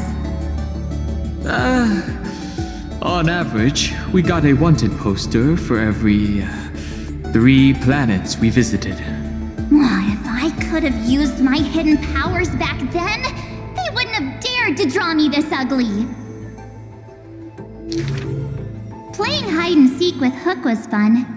Those kids under her command have quite the hidden talent. When both players in hide and seek are experts, it will turn into a contest of who can last longer without food. On the day the overworld and underworld were connected, I too took the first cable car. The seats were so hard that day, my butt was killing me. Let me teach you a trick. Just keep standing instead. Then how can you even call that sitting in a cable car? For the sake of walking smoothly towards tomorrow, we sealed away the truth of the decisive battle, along with our memories, in a box. The juice that day was delicious. I want to drink it again. Ugh, that's Jim Roger bread soda. And what's with that March 7th themed blue and pink color in there? That's just food coloring. Hey, you two! Don't ruin the nostalgic mood! Visiting Urillo again for the Soulworm Festival, I put on some pretty clothes specially for the occasion. Look! Don't I look like a princess? So that's how you've seen yourself all this time. Well, I want to change my clothes and become a devil too.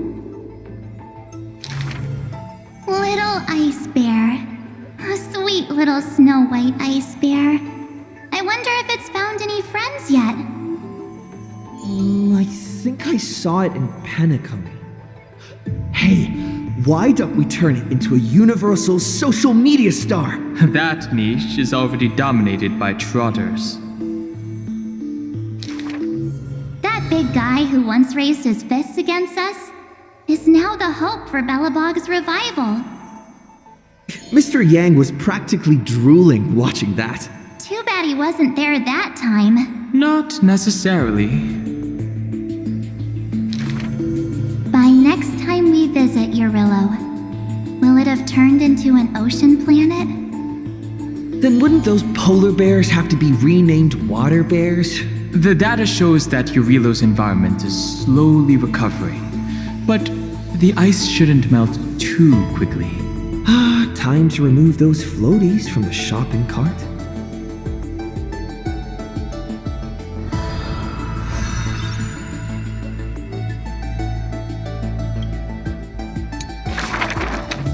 I heard I was once frozen in this ice block, drifting all over the universe.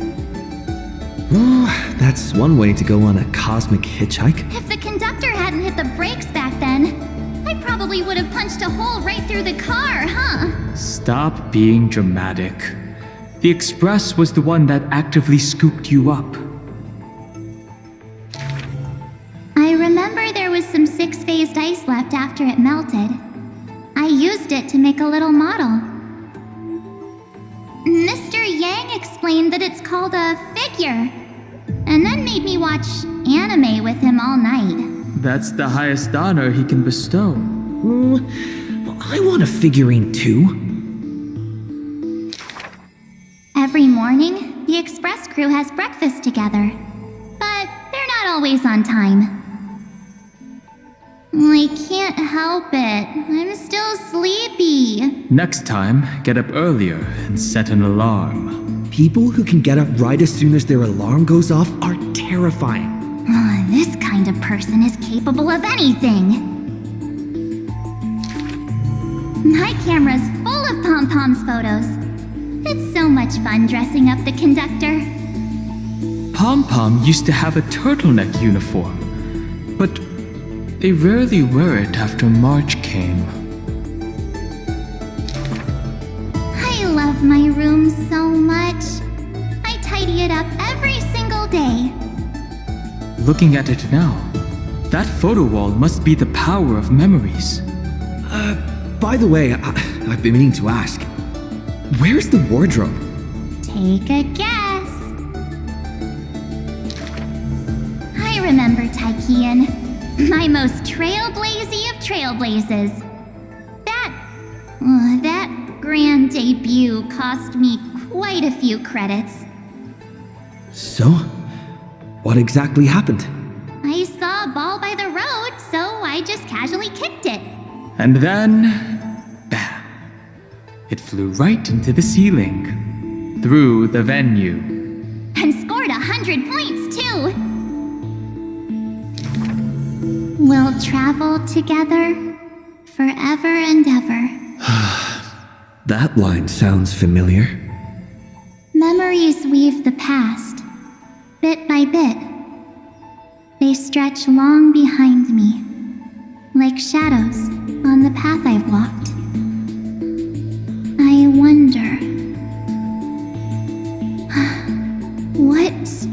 memories will the future me create?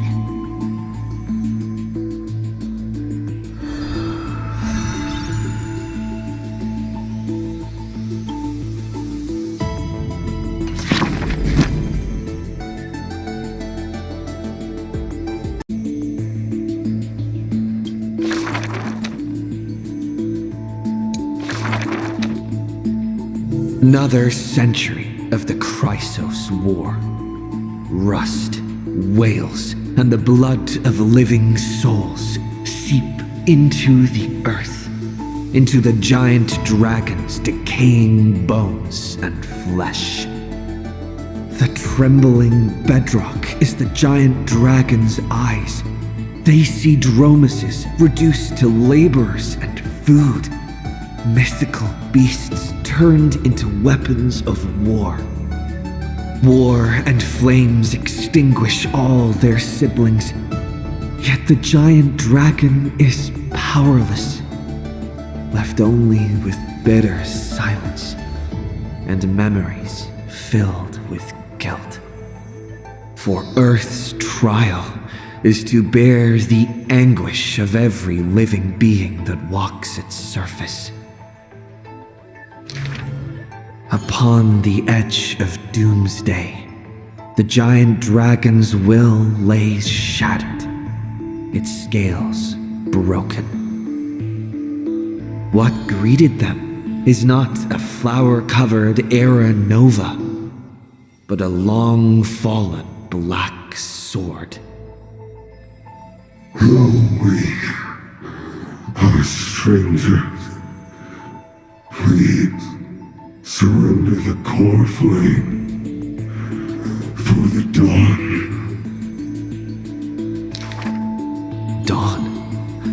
Dawn? If this puppet of destruction yearns for dawn, then what awaits at the end of the flame chase? The torment of the black tide, the sacrifice of their kin. Is it an undeserved destiny, or merely futile lament?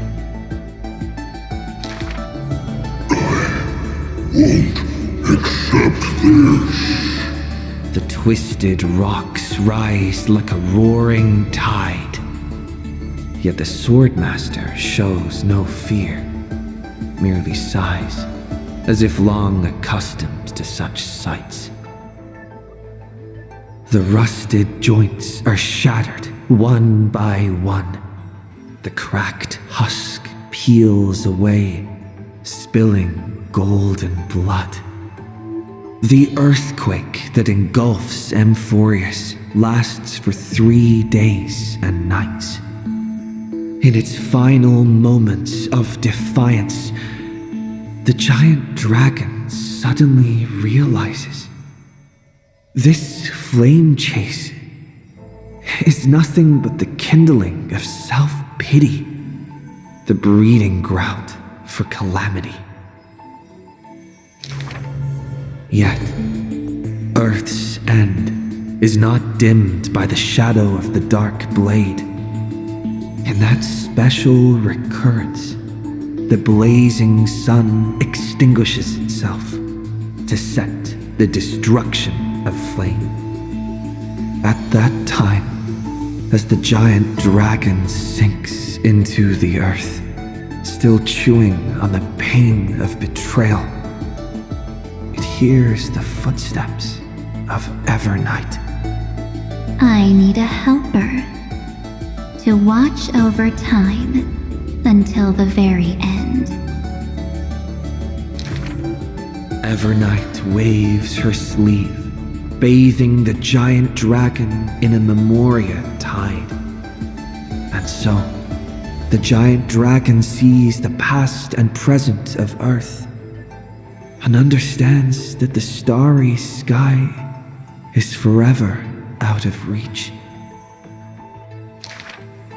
The 33,550,337th eternal recurrence. The demigod Terravox feigns their fall using the tides of memories to dilute their existence, forging an arc with Earth's core flame.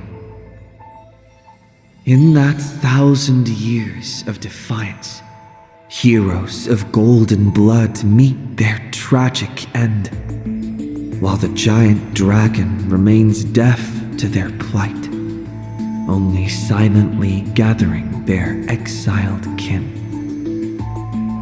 The pact with Evernight is simple. Time would erase the pain of Earth and cradle it in peaceful slumber among its own. And Earth shall become Time's ally, for it alone can keep watch until the end of the world.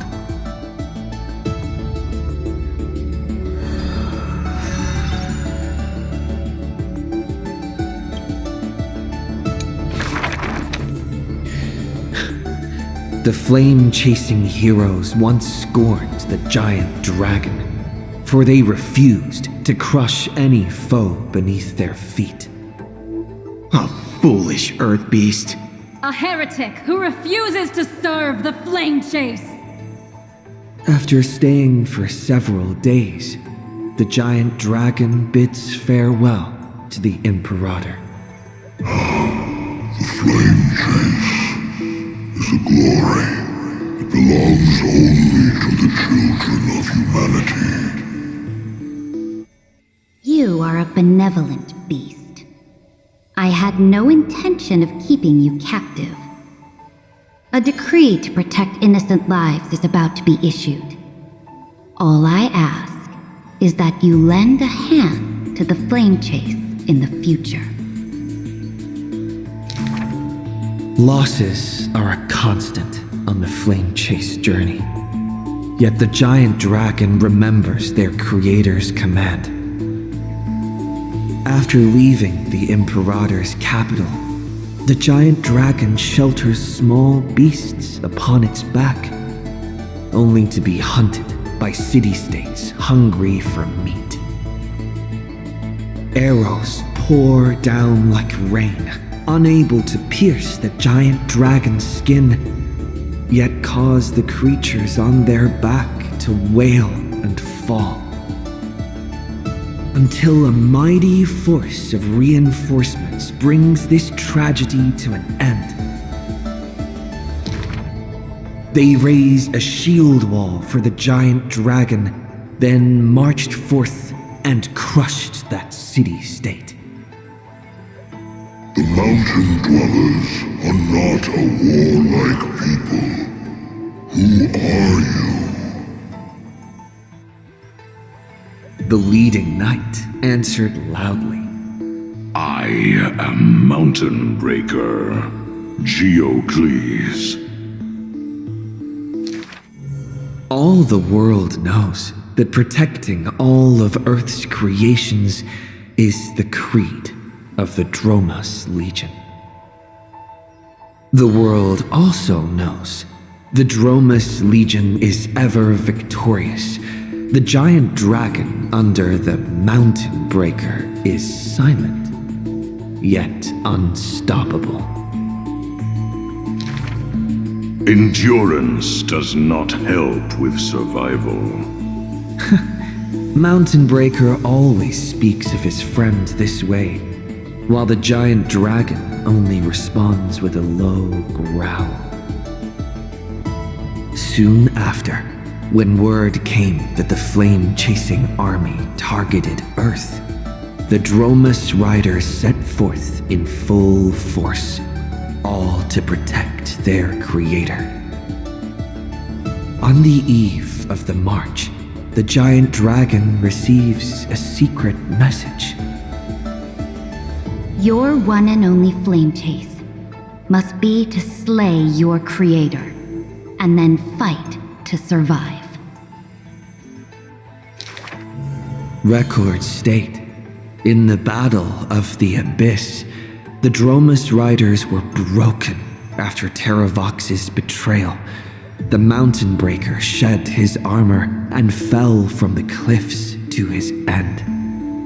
Earth carved the memories of the betrayal into its strata, until Evernight would leaf through them. Oh, Earth. Time is willing to wash away that pain of betrayal. As a memo sprite, the mighty mountain breaker reunites with the giant dragon. His voice trembles in a whisper. That couldn't have been your choice. The giant dragon only responds with a low growl.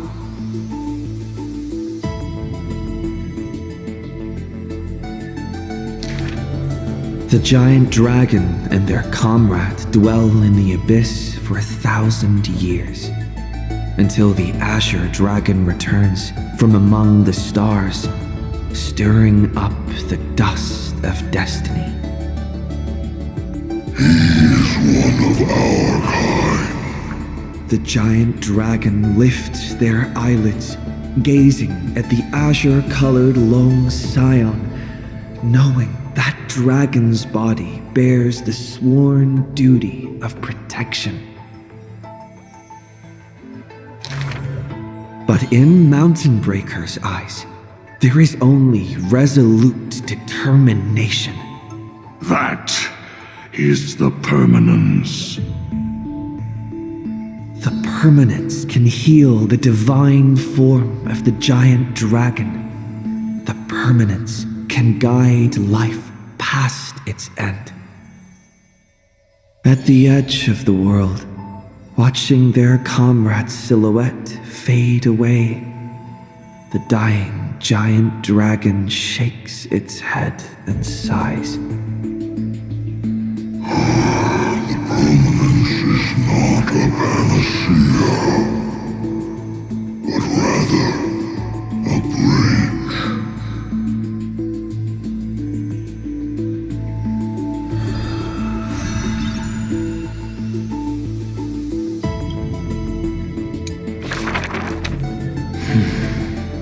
Years later, gazing up at the vast starry night sky, I often ponder, what does the permanence truly mean? The countless souls entrusted by Terravox still surge within my chest, like an eternally burning furnace. I once thought about finding them a home, and tried to communicate with them in my heart. And yet, the living beings of this world, they are now inseparable from me. As if from the very beginning, they were a branch of my own bloodline. Inseparable? After I told everyone, a heated discussion broke out in the express car. Will you turn into a little chimera and snuggle up in our arms? March 7th lets her imagination run wild. Maybe he'll become a baby seal. A magical beast would be fine too. I've always wanted to see that species. These are the reassuring words from Himiko and Mr. Yang. No matter what he becomes, Dan Heng will always be Dan Heng. His words are unusually poetic. But if you become a Dromus, you absolutely must let me feed you red soil. Don't you even think about it. Sometimes I have dreams like this. Countless beings flee alongside me. Behind us, black floods blot out the sky as if to devour all signs of life. In our darkest hour, the living beings form a bridge of dragons, and I lead them limping towards the starry sky. At the end of the vast procession, a lone giant dragon comes to a halt, watching us depart into the distance. The children of Earth will always find their own path. Thank you for being their bridge. Something stirs within me at the moment of awakening. Perhaps the legacy of the permanence lies not in recreating flesh, nor in the merging of bloodlines. One day, while browsing through the databank, I noticed an update on the universe's animal species. In an ocean-covered planet, a new species of seals evolved, with a penchant for bumping into things. On a barren desert wasteland, evolved a herd of red soil-craving beasts. Many familiar silhouettes are now active in the cosmic ecosystem, yet they are not my old Amphorian friends. This is their rebirth. This is life's way forward. Perhaps, just as Terravox wished, I've become a bridge bearing the weight of their life. They once shattered the battle formation of the mountain dwellers, tore open Giorios' chest, swallowed the core flame, only to resolutely pass it on. Creation will always betray its creator, just as witnessed at the dawn of civilization. Frail beings betrayed the dark tides, climbing onto land, ascending the branches high, finally betraying their home and gazing upon the stars. The furnace in my chest still pulses. In the gaps between the heated torrents, I sometimes find myself in a daze, catching glimpses of that colossal figure in the cosmos's cracks. It was a giant dragon named the Permanence.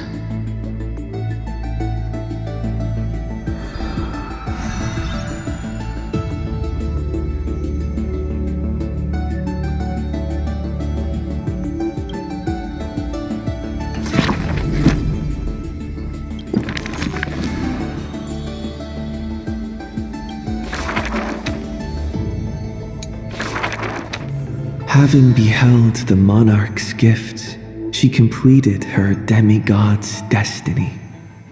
The tides within her heart recede, and her requiem draws near. A sliver of light fell from a crack on the cave's ceiling. A blazing ray pierces the surface of the sea. An aching urge to chase the light wells within her, and with a flick of her tail, she drifts toward the breach. In the deep sea, 1,000 years past, the sea siren once swam to the shore with unwavering will. Fish gathered in silent procession to escort the princess to her final rest. The moment she leapt free from the water, she felt the waves stirred by peals of laughter. Mirages of her friends shimmered and faded, and songs of joy rang out from the shore, just as she had wished. Dux Forgoris sliced the Dromus flank with a time-worn edge. Dux Brumalis cast an icy chalice, steaming with the breath of frost. Dux Halcolithist brimmed her vessel with honey brew, while Dux Carminum unfurled a scroll of new verse. At last you have arrived, our belated musician. The gold weaver's silver needles hover in the air, weaving beautiful outfits for her. Electra accepts the gift that does not exist. as salty water wets her new attire. She knows this is not reality. Just like the world she loves, mere foam in the sea of stars. Even so, she drank down the aurora lights in the cup as intoxication flew from her fingers into music and song. In the drunkenness granted by her mother, in the dream granted by that drunkenness, in the feast granted by that dream. I too shall have my fill of feasts. Now sober, she begins one last song. The musician plucks her strings in the spring, and the waltzing hem stirs the water into waves, revealing memories in throngs. She sings of the once awakened Titan, how the princess accompanied the queen to swim in azure waves. She sings of the confident and dashing monarch, of loyal knights who marched with the imperator to seize the solemn states. She sang of the one destined by heaven's will, of demigods who bore 1,000 years of watch for the hero.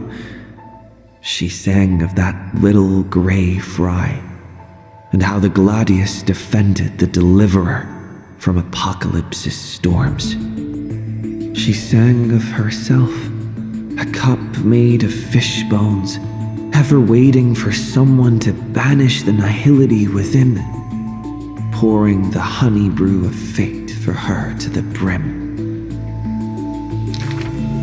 She sang until her voice turned hoarse, and the spirit water she held was no more.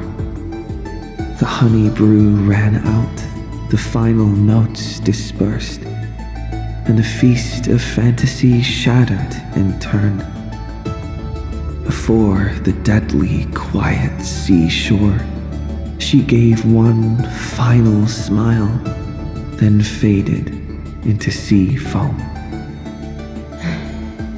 To the fish from beyond the sky, we shall sink into the past. For she had glimpsed the sky beyond the cave, and chose to believe in the promised future, embracing a hope as fragile as mist. You must carry the new sun and swim toward the distant horizon.